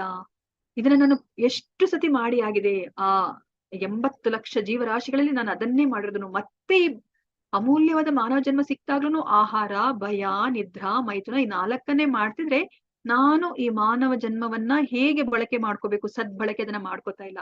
ಅದಕ್ಕೇನೆ ಭಗವಂತ ಇಲ್ಲಿ ವೇದಗಳನ್ನ ಕೊಟ್ಟಿದ್ದಾನೆ. ವೇದಗಳಲ್ಲಿ ನಾವು ಹೇಗೆ ಈ ಮಾನವ ಜನ್ಮವನ್ನ ನಾವು ಬಳಕೆ ಮಾಡ್ಕೋಬೇಕಂತ ಕೊಟ್ಟಿದ್ದಾರೆ. ಧರ್ಮ, ಅರ್ಥ, ಕಾಮ, ಮೋಕ್ಷದ ಕಡೆಗೆ ನಮ್ಮನ್ನ ನಾವು ಕರ್ಕೊಂಡು ಹೋಗ್ಬೇಕು ಈ ಮಾನವ ಜನ್ಮ ಸಿಕ್ಕಿದಾಗ. ಅದಕ್ಕೇನೆ ಇಲ್ಲಿ ಕೃಷ್ಣ ಹೇಳ್ತಾ ಇದ್ರೆ ಈ ವೇದಗಳ ಕರ್ತೃ ನಾನೇ, ವೇದಗಳಿಂದ ತಿಳಿಯಬೇಕಾದವನು ನಾನೇ, ವೇದಗಳನ್ನ ತಿಳಿದವನು ನಾನೇ ಅಂತ ಹೇಳ್ತಾ ಇದ್ರೆ. ನಾವ್ ಇವಾಗ ವೇದಗಳನ್ನ ಹೋದ್ಮೇಲೆ ನಾವ್ ಅರ್ಥ ಮಾಡ್ಕೋಬೇಕು ಕೊನೆಯಲ್ಲಿ ಕೃಷ್ಣನೇ ದೇವೋತ್ತಮ ಪರಮ ಪುರುಷ ಅಂತ. ಆದ್ರೆ ವೇದಗಳನ್ನ ಅರ್ಥ ಮಾಡ್ಕೊಂಡು ತುಂಬಾ ಕಠಿಣ. ಅದಕ್ಕೋಸ್ಕರನೇ ಅವರು ನಮ್ಮ ಮೇಲೆ ದಯೆಯನ್ನ ತೋರಿ ಅವರು ಭಗವದ್ಗೀತೆಯಲ್ಲಿ ಹೇಳಿದ್ದಾರೆ, ಸರಳವಾಗಿ ಹೇಳಿದ್ದಾರೆ. ಕೃಷ್ಣ ನೋಡಿ ಪ್ರತಿಯೊಂದು ಶ್ಲೋಕದಲ್ಲೂ ನಾನು ಅಂತ ಹೇಳ್ತಾ ಇದಾರೆ, ಅಹಂ ಅಂತ ಹೇಳ್ತಾ ಇದ್ದಾರೆ. ಆದ್ರೆ ನಾವ್ಯಾರು ಅರ್ಥ ಮಾಡ್ಕೊತಿಲ್ಲ. ಇವಾಗ ಕೃಷ್ಣ ಮಾತಾಡ್ಬೇಕಾದ್ರೆ ಅವ್ರು ಇನ್ನೊಬ್ಬ ಯಾರೋ ದೇವ್ರಿದಾನೆ, ಅವನು ದೇವ್ರು ಅಂತ ಹೇಳ್ತಾ ಇಲ್ಲ. ನಾನೇ ದೇವ್ರು, ದೇವೋತ್ತಮ ಪರಮ ಪುರುಷ, ನಾನೇ ಸೃಷ್ಟಿಕರ್ತ, ನಾನೇ ಪಾಲನೆಯನ್ನ ಮಾಡೋನು, ನಾನೇ ಲಯವನ್ನ ಮಾಡೋನು ಅಂತ ಹೇಳ್ಬಿಟ್ಟು ನಾನೇ ಅಂತ ಹೇಳ್ತಾ ಇದ್ರೆ ಹೊರ್ತು ಅವ್ರು ಯಾವ್ದೋ ಒಂದು ದೇವರ ಹೆಸರನ್ನ ಹೇಳ್ತಾ ಇಲ್ಲ ಅಲ್ವಾ. ಆದ್ರೂ ನಮ್ಗೆ ಅರ್ಥ ಆಗ್ತಾ ಇಲ್ಲ ಕೃಷ್ಣನೇ ದೇವೋತ್ತಮ ಪರಮ ಪುರುಷ ಅಂತ ಅಲ್ವಾ. ನೋಡಿ ಕೃಷ್ಣ ಅದನ್ನೇ ಹೇಳ್ತಾ ಇದಾರೆ, ವೇದಗಳನ್ನ ನೀವು ಓದಿದ್ಮೇಲೆ ತಿಳ್ಕೊಬೇಕಾಗಿರೋದು ನನ್ನನ್ನೇ ಅಂತ ಹೇಳ್ಬಿಟ್ಟು ಹೇಳ್ತಾ ಇದಾರೆ. ಮತ್ತೆ ಇಲ್ಲಿ ನಾನು ಪ್ರತಿಯೊಬ್ಬರ ಹೃದಯದಲ್ಲಿ ನೆಲೆಸಿದ್ದೇನೆ ಅಂತ ಹೇಳ್ತಿದ್ದಾರೆ. ನೋಡಿ ನಾವ್ ಇದೊಂದನ್ನ ಅರ್ಥ ಮಾಡ್ಕೊಂಡ್ರೆ ಸಾಕು, ನಾವ್ ಯಾವುದೇ ಒಂದು ಪಾಪ ಕರ್ಮಗಳನ್ನ ಮಾಡೋದಿಲ್ಲ ಅಲ್ವಾ. ನೋಡಿ ಇವಾಗ ನಮ್ಗೆ ಏನ್ ಅನ್ಸುತ್ತೆ, ಇವಾಗ ನಾನು ನಿಮ್ ಮೇಲೆ ಏನಾದ್ರು ಕೆಟ್ಟದಾಗಿ ಭಾವನೆಯಲ್ಲಿ ನಾನು ಮನಸ್ಥಿತಿಲಿ ಇರಬಹುದು ಅಲ್ವಾ. ಇವ್ರು ಏನಪ್ಪಾ ಹಿಂಗ್ ಮಾತಾಡ್ತಾರೆ ಅಥವಾ ಇನ್ನೇನೋ ಒಂದು ಹೇಳ್ಕೋಬಹುದು ನಾನು ಅಲ್ವಾ, ನಿಮಗ್ ಗೊತ್ತಾಗ್ದಲೇ ಇರ್ಬೋದು. ಆದ್ರೆ ನನ್ನ ಹೃದಯದಲ್ಲಿರೋ ಭಗವಂತನಿಗೆ ಗೊತ್ತಾಗತ್ತೆ, ಓ ಇವಳು ಒಳಗೊಂದು ಹೊರಗೊಂದು ಮಾಡ್ತಿದ್ದಾಳೆ ಅಂತ ಹೇಳ್ಬಿಟ್ಟು ಅಲ್ವಾ. ಮತ್ತೆ ನಾವ್ ಯಾವ್ದೇ ಒಂದು ಕೆಲಸ ಮಾಡ್ಬೇಕಾದ್ರೆ, ಏನಾದ್ರು ಒಂದು ತಪ್ಪು ಕೆಲಸ ಮಾಡ್ಬೇಕಾದ್ರೆ ಅಲ್ಲಿ ಯಾರಾದ್ರೂ ಇದ್ರೆ ನಾವ್ ಮಾಡ್ಲಿಕ್ಕೆ ಹೋಗೋದಿಲ್ಲ. ಆದ್ರೆ ಯಾರು ಇಲ್ಲ ಅಂದ್ರೆ ನಾವ್ ಏನ್ ಮಾಡ್ತೀವಿ, ಓ ಯಾರು ನೋಡ್ತಾ ಇಲ್ಲ ಬಿಡು ಮಾಡೋಣಂತೆ ಅಂತ ನಾವ್ ಮಾಡ್ತೀವಿ ಅಲ್ವಾ. ಆದ್ರೆ ನಮ್ಗೆ ಇವಾಗ ನಮ್ಮ ಹೃದಯದಲ್ಲಿ ಪರಮಾತ್ಮ ಇದ್ದಾನೆ ಅಂತ ಗೊತ್ತಾಗಿದ ತಕ್ಷಣ ನಾವು ಎಷ್ಟು ಯೋಚನೆ ಮಾಡ್ತೀವಿ. ಅವಾಗ ನಾವು ಪಾಪ ಕಾರ್ಯಗಳನ್ನೇ ಮಾಡೋದಿಲ್ಲ ಅಲ್ವಾ. ನಮ್ಮ ಅಕೌಂಟ್ ಅಲ್ಲಿ ಪಾಪ ಬರ್ತಾ ಇಲ್ಲ ಅಂತಂದ್ರೆ ಖಂಡಿತ ನಾವು ಭಗವಂತನ ಬಳಿಗೆ ಹೋಗ್ಲಿಕ್ಕೆ ನಾವು ಸಜ್ಜಾಗ್ತಾ ಇದೀವಿ ಅಂತಾನೆ ಅರ್ಥ ಅಲ್ವಾ. ಸರ್ವಸ್ಯ ಚಾಹಂ ಹೃದಯ ಸನ್ನಿವಿಷ್ಟು, ಎಲ್ಲರ ಬರೇ ಮನುಷ್ಯರ ಹೃದಯದಲ್ಲಿ ಇಲ್ಲ, ಎಲ್ಲ ಜೀವರಾಶಿಗಳ ಹೃದಯದಲ್ಲಿ ನಾನು ಇದೀನಿ ಅಂತ ಹೇಳ್ತಾ ಇದಾರೆ. ಮತ್ತೆ ಇಲ್ಲಿ ಏನ್ ಹೇಳ್ತಾರೆ, ಬುದ್ಧಿ, ಸ್ಮರಣೆ, ಜ್ಞಾನ ಇವು ನನ್ನಿಂದನೇ ಬರುತ್ತೆ ಅಂತ ಹೇಳ್ತಾರೆ. ಸ್ಮರಣೆ ಅಲ್ವಾ, ನಮ್ಗೆ ನೆನಪಿನ ಶಕ್ತಿನ ಕೊಡೋದನ್ನು ಸಹ ಭಗವಂತನೇ. ಜ್ಞಾನವನ್ನ ಅಲ್ವಾ, ಭಗವಂತನೇ ಜ್ಞಾನಮಯಿ ಅಲ್ವಾ. ಅವರು ಸತ್ ಚಿತ್ ಆನಂದ ಸ್ವರೂಪಿ. ಚಿತ್ ಅಂದ್ರೆ ಜ್ಞಾನ, ಭಗವಂತ ಎಲ್ಲಿರ್ತಾರೋ ಅಲ್ಲಿ ಜ್ಞಾನ. ಸೂರ್ಯ ಎಲ್ಲಿರ್ತಾರೋ ಅಲ್ಲಿ ನೆರಳಿಲ್ಲ, ಅಲ್ಲಿ ಕತ್ತಲ್ ಅನ್ನೋದಿಲ್ಲ. ಅದೇ ತರನೇ ಭಗವಂತ ಎಲ್ಲಿರ್ತಾರೋ ಅಲ್ಲಿ ಜ್ಞಾನ ಇಲ್ಲ. ಸೊ ಭಗವಂತ ನಮ್ಗೆ ಜ್ಞಾನವನ್ನ ಕೊಡ್ತಾನೆ. ಮತ್ತೆ ಮರೆವು, ನಾವೇನ್ ಅನ್ಕೋತೀವಿ, ಅಯ್ಯೋ ಮರೆವು ಇದು ನೆಗೆಟಿವ್ ಅಲ್ವಾ ಅಂತ ನಾವ್ ಅನ್ಕೋತೀವಿ. ಇಲ್ಲ ನೋಡಿ, ಭಗವಂತ ಎಷ್ಟು ನಮ್ಗೆ ಕರುಣೆ ತೋರಿಸಿದಾರೆ ಅಂದ್ರೆ, ನಮ್ಗೆ ಇವಾಗ ನೋಡಿ ಹಲವಾರು ಜನ್ಮಗಳಿಂದ ಏನೆಲ್ಲ ನಾವ್ ಆಗಿದ್ವಿ ಅನ್ನೋದನ್ನ ನಾವು ನೆನಪಲ್ಲಿ ಇಟ್ಕೊಂಡ್ರೆ ನಾವು ಈ ಜನ್ಮವನ್ನ ಹೇಗೆ ಉಪಯೋಗಿಸ್ಬೇಕೋ ಆತರ ಉಪಯೋಗಿಸ್ಲಿಕ್ಕೆ ಸಾಧ್ಯ ಇಲ್ಲ ಅಲ್ವಾ. ಅದು ಬಿಟ್ಬಿಡಿ, ಜನ್ಮದ ನೆನಪು ಬಿಟ್ಬಿಡಿ. ಈ ಜನ್ಮದಲ್ಲೇನೆ ನಾವು ಚಿಕ್ಕಂದಿನಿಂದನೂ ಏನೆಲ್ಲ ಆಗಿದೆ ಘಟನೆಗಳನ್ನ ಪ್ರತಿಯೊಂದು ನಾವು ನೆನಪಲ್ಲಿ ಇಟ್ಕೊಂಡ್ಬಿಟ್ರೆ ನಾವ್ ಇಲ್ಲಿ ಸಂತೋಷವಾಗಿ ಜೀವನವನ್ನ ಮಾಡ್ಲಿಕ್ಕೆ ಸಾಧ್ಯ ಇಲ್ಲ. ನಾವ್ ಎಷ್ಟೊಂದು ಮರ್ತು ಹೋಗ್ತೀವಿ ಅಲ್ವಾ. ಮರ್ತು ಹೋಗ್ಬಿಟ್ಟು ನಾವು ಜೀವನವನ್ನ ನಾವು ನಡೆಸ್ತಾ ಇರ್ತೀವಿ ಅಲ್ವಾ. ಮತ್ತೆ ನಮ್ಗೆ ಇವಾಗ ಭಗವಂತನ ನೆನಪು ಬೇಡ ನಮ್ಗೆ ಅಂದ್ರೆ, ಭಗವಂತ ಕರುಣಾಮಯಿ. ಸರಿ, ನಿನಗೆ ನನ್ನನ್ನ ನೆನಪಿಸ್ಕೊಳ್ಲಿಕ್ಕೆ ನಿನ್ಗೆ ಇಷ್ಟ ಇಲ್ವಾ, ನಿನಗೆ ಅದಕ್ಕೆ ಸರಿಯಾಗಿರುವಂತಹ ಜಾಗದಲ್ಲಿ ಹುಟ್ಟಿಸ್ತೀನಿ ಅಂತ ಹೇಳ್ಬಿಟ್ಟು ನಮ್ಮನ್ನ ರಾಮ, ಕೃಷ್ಣ ಅನ್ನೋ ಒಂದು ಹೆಸರು ಸಹ ನಮ್ಗೆ ಕಿವಿಗೆ ಬೀಳ್ಕೊಡುದು. ಅಂತಹ ಊರಲ್ಲಿ ನಮ್ಗೆ, ಅಂತಹ ದೇಶದಲ್ಲಿ ನಮ್ಮನ್ನ ಹುಟ್ಟಿಸ್ತಾರೆ. ಆತರ ಭಗವಂತ ನೋಡಿ ಎಲ್ಲವನ್ನ ನಮ್ಗೆ ಕೊಡ್ತಾ ಇದ್ರಿ. ನಮ್ಮ ಸೂಕ್ಷ್ಮ ಶರೀರಕ್ಕೆ ಏನ್ ಬೇಕು, ಸ್ಮರಣೆ ಬೇಕು, ಜ್ಞಾನ ಬೇಕು, ಮರೆವು ಬೇಕು. ಇದನ್ನು ಸಹ ಅವರು ಭಗವಂತನೇ ನಮ್ಗೆ ಕೊಡ್ತಾ ಇರೋದು, ಕೃಷ್ಣನೇ ಕೊಡ್ತಾ ಇರೋದು. ಅದನ್ನೇ ಇಲ್ಲಿ ನಮ್ಗೆ ಹೇಳ್ತಾ ಇದಾರೆ. ಕೊನೆಗೆ ನಾವ್ ಏನಂತ ತಿಳ್ಕೊಂಡ್ವಿ, ಕೃಷ್ಣ ನಮ್ಗೆ ಎಲ್ಲಾ ರೀತಿಯಿಂದ ಪಾಲನೆ ಮಾಡ್ತಾ ಇದ್ರೆ. ನಮ್ಗೆ ಈ ಭೌತಿಕ ಪ್ರಪಂಚವನ್ನ ಸೃಷ್ಟಿ ಮಾಡಿ ಸರಿ ಆಯ್ತು ನಿಮ್ ಪಾಡ್ ನೀವೇನೋ ನೋಡ್ಕೊಳ್ಳಿ ಅಂತ ಅವರು ನಮ್ಮನ್ನ ಬಿಟ್ಟಿಲ್ಲ. ಅವ್ರು ನಮ್ಗೆ ವೇದಗಳನ್ನು ಕೊಟ್ರು, ಜೊತೆಯಾಗಿ ಅವರು ನಮ್ಮ ಜೊತೆ ಪರಮಾತ್ಮನಾಗಿ ಬಂದ್ರು ಅಲ್ವಾ. ಮತ್ತೆ ನಮ್ಗೆ ಇಲ್ಲಿ ಸಂತೋಷವಾಗಿ ಜೀವನ ಮಾಡ್ಲಿಕ್ಕೆ ಅವರು ಸೂರ್ಯ, ಚಂದ್ರ, ಬೆಳಕು, ಮತ್ತೆ ತರಕಾರಿಗಳಿಗೆ ಜೀವರಸವನ್ನ ಕೊಡ್ಲಿಕ್ಕೆ ಚಂದ್ರನಾಗಿ, ಮತ್ತೆ ನಾವು ತಿಂದಿರುವ ಆಹಾರವನ್ನ ಜೀರ್ಣ ಮಾಡ್ಲಿಕ್ಕೆ ಅವರು ಜಠರಾಗ್ನಿಯಾಗಿ ಅವರು ಬಂದ್ರು. ಮತ್ತೆ ನಮ್ಮ ಸೂಕ್ಷ್ಮ ಶರೀರಕ್ಕೆ ಅವರು ಅವರು ಸ್ಮರಣೆ, ಜ್ಞಾನ, ಮರೆವು ಅದನ್ನೆಲ್ಲ ನಮ್ಗೆ ಕೊಡ್ತಾ ಇದ್ದಾರೆ ಅಲ್ವಾ. ಎಲ್ಲಾ ರೀತಿಯಿಂದನೂ ಅವ್ರು ನಮ್ಗೆ ಪಾಲನೆಯನ್ನ ಮಾಡ್ತಾ ಇದ್ದಾರೆ. ಅದನ್ನೇ ನಮ್ಗೆ ಇಲ್ಲಿ ಹೇಳ್ತಾ ಇದ್ದಾರೆ. ಮತ್ತೆ ಈಗ ಕೊನೆಗೆ ನಮ್ಗೆ ಈ ಏನ್ ಹೇಳ್ತಾ ಇದ್ರೆ, ನಮಗೂ ಭಗವಂತನಿಗೂ ಏನು ಸಂಬಂಧ ಇದೆ, ಆ ಸಂಬಂಧವನ್ನ ಅರ್ಥ ಮಾಡ್ಕೊಂಡು ನಾವು ಭಕ್ತಿ ಸೇವೆನ ಮಾಡಿ ನಾವು ಹೇಗೆ ಪ್ರಯೋಜನವನ್ನ ಪಡಿಬೇಕು ಅನ್ನೋದನ್ನ ನಮ್ಗೆ ಈ ಮುಂದಿನ ಶ್ಲೋಕಗಳಲ್ಲಿ ನಮ್ಗೆ ಇನ್ನು 16ರಿಂದ 20ನೇ ಶ್ಲೋಕ ತನಕ ಹೇಳ್ತಾ ಇದ್ದಾರೆ. ಇದರಲ್ಲಿ ನಮ್ಗೆ ಕೃಷ್ಣ ನಾನು ಪುರುಷೋತ್ತಮ ಅಂತ ಹೇಳ್ಬಿಟ್ಟು ಅವರೇ ಹೇಳ್ತಾ ಇದ್ದಾರೆ. ದ್ವಾವಿಮೋ ಪುರುಷೋ ಲೋಕೆ ಕ್ಷರಾಶ್ಚಾಕ್ಷರಯೇ ವಚ ಶರಸ್ಸರ್ವಾಣಿ ಭೂತಾನಿ ಕೂಟಸ್ಥೋಕ್ಷರ ಉಚ್ಯತೆ. ಪುರುಷರಲ್ಲಿ 2 ವರ್ಗಗಳು, ಕ್ಷರರು ಮತ್ತು ಅಕ್ಷರರು. ಈ ಐಹಿಕ ಜಗತ್ತಿನಲ್ಲಿ ಎಲ್ಲ ಜೀವಿಗಳು ಕ್ಷರ, ಆಧ್ಯಾತ್ಮಿಕ ಜಗತ್ತಿನಲ್ಲಿ ಎಲ್ಲ ಜೀವಿಗಳು ಅಕ್ಷರ ಅಂತ ಹೇಳ್ತಿದ್ದಾರೆ. ಇವಾಗ ನಾವು ನೋಡಿರೋ ಹಾಗೇನೆ ಜೈಲಲ್ಲಿ ಎಷ್ಟ್ ಜನ ಇರ್ತಾರಪ್ಪ, ಸ್ವಲ್ಪ ಜನ ಮಾತ್ರನೇ ಇರೋದು ಅಲ್ವಾ, ಊರಲ್ಲೇ ಜಾಸ್ತಿ ಜನ ಇರ್ತಾರೆ. ಅದೇ ತರನೇ ಆಧ್ಯಾತ್ಮಿಕ ಪ್ರಪಂಚದಲ್ಲಿ ತುಂಬಾ ಜೀವರಾಶಿಗಳಿದ್ದಾರೆ. ಅವರೆಲ್ಲರೂ ಸಹ ಅಕ್ಷರರು, ಅವ್ರ್ಯಾರು ಕ್ಷಯಿಸೋದಿಲ್ಲ, ಅವ್ರ್ಯಾರು ನಾಶವಾಗೋದಿಲ್ಲ. ಆ ಭಗವಂತನ ಆಧ್ಯಾತ್ಮಿಕ ಲೋಕದಲ್ಲಿ ಭಗವಂತನ ಜೊತೆ ಯಾರೆಲ್ಲ ಇದಾರೋ ಅವರೆಲ್ಲರೂ ಸಹ ಅಕ್ಷರರು. ಯಾರು ಈ ಭೌತಿಕ ಪ್ರಪಂಚದಲ್ಲಿ ಇದಾರೋ ಅವರೆಲ್ಲರೂ ಸಹ ಕ್ಷರ, ಅವರೆಲ್ಲರೂ ಸಹ ನಾಶವಾಗೋರು. ಅಂದ್ರೆ ಆ ದೇಹ ಏನಿದೆ, ಅವ್ರು ಏನ್ ದೇಹವನ್ನ ಪಡ್ಕೊಂಡಿದ್ದಾರೆ ಆ ದೇಹ ಅದು ನಾಶವಾಗುತ್ತೆ, ಮತ್ತೆ ಅವ್ರು ಇನ್ನ ಒಂದು ದೇಹವನ್ನ ಪಡಿತಾರೆ. ಅದಕ್ಕೆ ಇಲ್ಲಿ ಕೃಷ್ಣ ಹೇಳ್ತಾ ಇದ್ರೆ, ಈ ಸೃಷ್ಟಿಯಲ್ಲಿ 2 ತರದ ಜೀವಿಗಳಿದ್ದಾರೆ, ಕ್ಷರರು ಮತ್ತೆ ಅಕ್ಷರರು. ಯಾರು ಈ ಭೌತಿಕ ಪ್ರಪಂಚದಲ್ಲಿ ಇದ್ದಾರೆ, ಭಗವಂತನಿಗೆ ಶರಣಾಗ್ದಲೇ ಈ ಭೌತಿಕ ಪ್ರಪಂಚದಲ್ಲಿ ಅವರೆಲ್ಲರೂ ಸಹ ಅಕ್ಷರರು. ಯಾರು ಆಧ್ಯಾತ್ಮಿಕ ಪ್ರಪಂಚದಲ್ಲಿ ಭಗವಂತನಿಗೆ ಶರಣಾಗಿ ಭಗವಂತನ ಸಂತೋಷವೇ ನನ್ನ ಸಂತೋಷ ಅಂತ ಹೇಳ್ಬಿಟ್ಟು ಜೀವನವನ್ನ ಮಾಡ್ತಾ ಇದ್ರೆ ಅವರೆಲ್ಲರೂ ಸಹ ಅಕ್ಷರರು ಅಂತ ಹೇಳ್ಬಿಟ್ಟು ಇಲ್ಲಿ ಹೇಳ್ತಾ ಇದ್ದಾರೆ. ಅದಾದ್ಮೇಲೆ ಏನ್ ಹೇಳ್ತಾ ಇದ್ದಾರೆ ಕೃಷ್ಣ, ಉತ್ತಮ ಪುರುಷಸ್ತ್ವನ್ಯ ಪರಮಾತ್ಮೇತು ದಾವೃತಃ ಯೋ ಲೋಕತ್ರಯಮ ಅವಿಶ್ಯ ಬಿಭರ್ತವ್ಯಯ ಈಶ್ವರಃ. ಇವರಿಬ್ಬರಲ್ಲದೆ ಅತ್ಯುತ್ತಮವಾದ ಜೀವಂತ ವ್ಯಕ್ತಿಯಾದ ಪರಮಾತ್ಮನು ಸ್ವತಃ ಅವಿನಾಶಿ, ಅವನು 3 ಜಗತ್ತುಗಳನ್ನು ಪ್ರವೇಶಿಸಿದ್ದಾನೆ ಮತ್ತು ಅವುಗಳನ್ನ ಪಾಲಿಸುತ್ತಿದ್ದಾನೆ ಅಂತ ಹೇಳ್ಬಿಟ್ಟು ಇಲ್ಲಿ ಹೇಳ್ತಾರೆ. ನೋಡಿ, ಇಲ್ಲಿ ಕೃಷ್ಣ ಏನ್ ಹೇಳ್ತಾರೆ, ಕ್ಷರರು ಮತ್ತೆ ಅಕ್ಷರರು ಇವರಿಬ್ಬರನ್ನ ಹೊರತುಪಡಿಸಿ ಇನ್ನ ಒಬ್ಬ ಇದ್ದಾನೆ, ಅವನು ಸಹ ವ್ಯಕ್ತಿ, ಅವನೊಬ್ಬ ಬೆಳಕು, ಅವನೊಬ್ಬ ಶಕ್ತಿ ಅಂತ ಹೇಳ್ತಾ ಇಲ್ಲ ಕೃಷ್ಣ, ಅವನು ಸಹ ಒಬ್ಬ ವ್ಯಕ್ತಿ. ಅವನೇನ್ ಮಾಡ್ತಾ ಇದ್ದಾನೆ, ಅವನ ಕೆಲಸ ಏನು ಅಂತಂದ್ರೆ ಅವನು ಆ ಪರಮಾತ್ಮನಾಗಿ 3 ಜಗತ್ತುಗಳನ್ನ ಪ್ರವೇಶ ಮಾಡಿ ಅದನ್ನ ಪಾಲನೆ ಮಾಡ್ತಾ ಇದ್ದಾನೆ ಅಂತ ಹೇಳ್ಬಿಟ್ಟು ಇಲ್ಲಿ ಕೃಷ್ಣ ಹೇಳ್ತಾ ಇದ್ದಾರೆ. ನೋಡಿ, ನಾವಿಲ್ಲಿ ಯಾರನ್ನ ನೋಡ್ತಾ ಇದೀವಿ, ಕೃಷ್ಣನನ್ನ ನೋಡ್ತಾ ಇದೀವಿ. ಸೊ ನಮ್ಗೆ ಗೊತ್ತಿರೋ ಹಾಗೇನೆ ನರಕಾಸುರ ಏನ್ ಮಾಡ್ತಾರೆ, ಅವರು ಎಲ್ಲ ರಾಜಕುಮಾರಿಯರನ್ನ ಬಂಧನದಲ್ಲಿ ಇರಿಸ್ಕೊಂಡಿರ್ತಾರೆ. ಸೊ ಎಲ್ಲಾ ರಾಜಕುಮಾರಿಯರ ಪ್ರಾರ್ಥನೆ ಮೇರೆಗೆ ಕೃಷ್ಣ ಏನ್ ಮಾಡ್ತಾರೆ, ನರಕಾಸುರನ ಸಂಹಾರ ಮಾಡಿ ಇವ್ರನ್ನೆಲ್ಲ ಅವರು ಬಂಧನದಿಂದ ಬಿಡುಗಡೆಗೊಳಿಸ್ತಾರೆ. ಅದಾದ್ಮೇಲೆ ಇವರೆಲ್ಲರೂ ಸಹ ಕೃಷ್ಣ ಏನ್ ಮಾಡ್ತಾರೆ, ನಿಮ್ಮ ಮನೆಗಳಿಗೆ ಹೋಗಿ ವಾಪಸ್ಸು ನಿಮ್ಮ ರಾಜ್ಯಕ್ಕೆ ಹಿಂತಿರುಗಿ ಅಂದಾಗ ಅವಾಗ ಹೇಳ್ತಾರೆ, ನಾವ್ ಇವಾಗ ಪರಪುರುಷನ ಜೊತೆ ಇದ್ಮೇಲೆ ನಮ್ಮನ್ನ ಯಾರನ್ನೂ ಸ್ವೀಕರಿಸೋದಿಲ್ಲ, ಮತ್ತೆ ನಿನ್ನನ್ನ ನೋಡಿದ್ಮೇಲೆ ನಾವು ಬೇರೆ ಯಾರನ್ನೂ ಗಂಡನನ್ನಾಗಿ ಸ್ವೀಕರಿಸ್ಕೊಳ್ಲಿಕ್ಕೆ ಸಾಧ್ಯ ಇಲ್ಲ, ನೀವೇ ನಮ್ಮ ಪತಿ ಆಗ್ಬೇಕು ಅಂತ ಬಿಟ್ಟು ಎಲ್ಲರೂ ಬೇಡ್ಕೊಂಡಾಗ ಕೃಷ್ಣ ಅವ್ರನ್ನೆಲ್ಲ ಸ್ವೀಕಾರ ಮಾಡ್ತಾರೆ. ಸೊ ಅದು 18,000 ರಾಜಕುಮಾರಿಯರನ್ನ ಅವರು ಸ್ವೀಕಾರ ಮಾಡ್ತಾರೆ. ನೋಡಿ, ಇದನ್ನ ಸಾಧ್ಯ ಆಗೋದು ಕೃಷ್ಣನಿಗೆ ಮಾತ್ರನೇ ಸಾಧ್ಯ ಅಲ್ವಾ. ಅದಕ್ಕೇನೆ ಅವರು ಪುರುಷೋತ್ತಮ, ಹೋಗ್ಲಿ ಅವ್ರನ್ನೆಲ್ಲ ಕರ್ಕೊಂಡ್ ಬಂದ್ಬಿಟ್ಟು ಒಂದೇ ಒಂದು ಕೋಣೆಯಲ್ಲಿ ಕೂಡ ಹಾಕಿ, ಆಯ್ತು ನೀವು ನನ್ನ ಪತ್ನಿಯರು ಅಂತ ಹೇಳ್ಬಿಟ್ಟು ಅವರು ಇಟ್ಕೊಂಡಿಲ್ಲ ಅಲ್ವಾ. ಪ್ರತಿಯೊಬ್ಬ ಪತ್ನಿಗೂ ಸಹ ಬೇರೆ ಬೇರೆ ಅರಮನೆಯನ್ನ, ಅದು ವಜ್ರಖಚಿತ ಮುತ್ತು ರತ್ನಗಳಿಂದ ತಯಾರಾಗಿರುವಂತಹ ಅರಮನೆಯಲ್ಲಿ ಅದು ಪ್ರತಿಯೊಬ್ಬರ ಜೊತೆನೂ ಹೇಗೆ ಜೀವನವನ್ನ ಮಾಡ್ಬೇಕು ಒಬ್ಬ ಗಂಡನಾಗಿ ಆತರ ಜೀವನವನ್ನ ಮಾಡ್ತಾರೆ ಅಲ್ವಾ. ಇದು ಸಾಮಾನ್ಯ ಮನುಷ್ಯನಿಗೆ ಸಾಧ್ಯ ಇಲ್ಲ, ಅದಕ್ಕೇನೆ ಅವರು ಉತ್ತಮ ಪುರುಷ ಅಲ್ವಾ. ಇದನ್ನ ಯಾರು ಅವರನ್ನ ಇಲ್ಲಿ ನಾನು ಈ ತರ ಕೃಷ್ಣ ತರ ಮಾಡ್ತೀನಿ ಅಂತ ಹೇಳ್ಬಿಟ್ಟು ಯಾರನ್ನು ಮಾಡ್ಲಿಕ್ಕೆನೆ ಸಾಧ್ಯನೇ ಇಲ್ಲ. ಅದಕ್ಕೇನೆ ದೇವ್ರು ಯಾರು ದೇವೋತ್ತಮ ಪರಮ ಪುರುಷನಿಗೆ ಸರಿಸಮನಾದವ್ರು ಯಾರು ಇಲ್ಲ, ಅವ್ರನ್ನ ಮೀರ್ಸೋರು ಯಾರು ಇಲ್ಲ ಅಂತ ಹೇಳ್ಬಿಟ್ಟು ಅದಕ್ಕೆ ಹೇಳುದು. ಸೊ ಇವರೆಲ್ಲ ಯಾರು, ಇವರೆಲ್ಲ ಸಾಮಾನ್ಯ ವ್ಯಕ್ತಿಗಳಲ್ಲ. ಇವರೆಲ್ಲರನ್ನು ಸಹ ರಾಮಾಯಣದ ಸಮಯದಲ್ಲಿ ರಾಮ ಕಾಡಿಗೆ ಬಂದಾಗ ಎಲ್ಲಾ ಋಷಿಮುನಿಗಳು ರಾಮನನ್ನ ನೋಡಿ ರಾಮನನ್ನ ಗಂಡನನ್ನಾಗಿ ಪಡಿಬೇಕು ಅಂತ ಅವರು ಇಚ್ಛೆಯನ್ನ ಪಟ್ರು. ಅದಕ್ಕೆ ಅವರು ತಮ್ಮ ಇಚ್ಛೆಯನ್ನ ರಾಮನಿಗೆ ಅವರು ನಿವೇದಿಸ್ಕೊಂಡಾಗ ರಾಮ ಹೇಳ್ತಾರೆ, ನಾನು ಈ ಜನ್ಮದಲ್ಲಿ ಅಂದ್ರೆ ಈ ಅವತಾರದಲ್ಲಿ ನಾನು ಮರ್ಯಾದಾ ಪುರುಷೋತ್ತಮನಾಗಿನೇ ಬಂದಿದ್ದೀನಿ, ನಾನು ನಿಮ್ಮನ್ನೆಲ್ಲ ನಾನು ಪತ್ನಿಯರನ್ನಾಗಿ ನಾನು ಸ್ವೀಕರಿಸಲಿಕ್ಕೆ ಸಾಧ್ಯ ಇಲ್ಲ, ನಿಮ್ಮ ಆಸೆನ ನಾನು ದ್ವಾಪರ ಯುಗದಲ್ಲಿ ಕೃಷ್ಣನಾಗಿ ಬಂದಾಗ ನಿಮ್ಮ ಆಸೆನ ನೆರವೇರಿಸ್ತೀನಿ ಅಂತ ಹೇಳಿದ್ದಾರೆ. ಅದಕ್ಕೋಸ್ಕರ ಅವರು ಎಲ್ಲ ಋಷಿಮುನಿಗಳಿಗೂ ಸಹ ಅವ್ರ ಅವಕಾಶವನ್ನ ಮಾಡಿಕೊಟ್ರು. ಅಂದ್ರೆ ಭಗವಂತ ನೋಡಿ, ಎಲ್ಲರ ಇಚ್ಛೆಯನ್ನ ಅವರು ಪೂರೈಸ್ಲಿಕ್ಕೆ ಶಕ್ತಿ ಭಗವಂತನಿಗೆ ಮಾತ್ರ ಸಾಧ್ಯ. ಯಸ್ಮಾಕ್ಷರಮತೀತೋಹಂ ಅಕ್ಷರಾದಪಿ ಚೋತ್ತಮಃ ಅತೋಸ್ಮಿ ಲೋಕೆ ವೇದೇ ಚ ಪ್ರತಿತಃ ಪುರುಷೋತ್ತಮಃ. ನಾನು ಕ್ಷರ ಮತ್ತು ಅಕ್ಷರಗಳಿಗೆ ಅತೀತನು ಮತ್ತು ಅತ್ಯುತ್ತಮನು, ಆದುದರಿಂದ ಪ್ರಪಂಚವು ವೇದಗಳು ಪುರುಷೋತ್ತಮನೆಂದು ನನ್ನನ್ನು ಪ್ರಾರ್ಥನೆ ಮಾಡುತ್ತವೆ ಅಂತ ಹೇಳ್ತಾರೆ. ನಾವಿವಾಗ ಭಗವಂತನನ್ನ ನಾವು ಕ್ಷರ ಅಂತಾನು ಹೇಳಕ್ಕಾಗಲ್ಲ, ಅಕ್ಷರ ಅಂತ ಹೇಳಕ್ಕಾಗಲ್ಲ. ಯಾಕಂದ್ರೆ ಅವ್ರು ಇವರಿಬ್ಬರನ್ನ ಮೀರಿಸಿರೋರು ಅವರು ಅತ್ಯುತ್ತಮರು.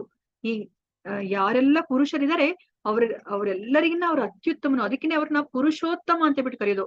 ಇದನ್ನ ಅವರೇ ಏನು ಹೇಳ್ತಾ ಇಲ್ಲ, ಪ್ರಪಂಚ ವೇದ ಎಲ್ಲರೂ ಸಹ ನನ್ನನ್ನ ಪುರುಷೋತ್ತಮ ಅಂತ ಬಿಟ್ಟು ಪ್ರಾರ್ಥನೆ ಮಾಡುತ್ತೆ ಅಂತ ಬಿಟ್ಟು ಕೃಷ್ಣ ಹೇಳ್ತಾರೆ. ನಾವಿಲ್ಲಿ ಏನನ್ನ ನೋಡ್ತಾ ಇದೀವಿ ಅಂತಂದ್ರೆ ಇದು ಬ್ರಹ್ಮ ವಿಮೋಹನ ಲೀಲೆ.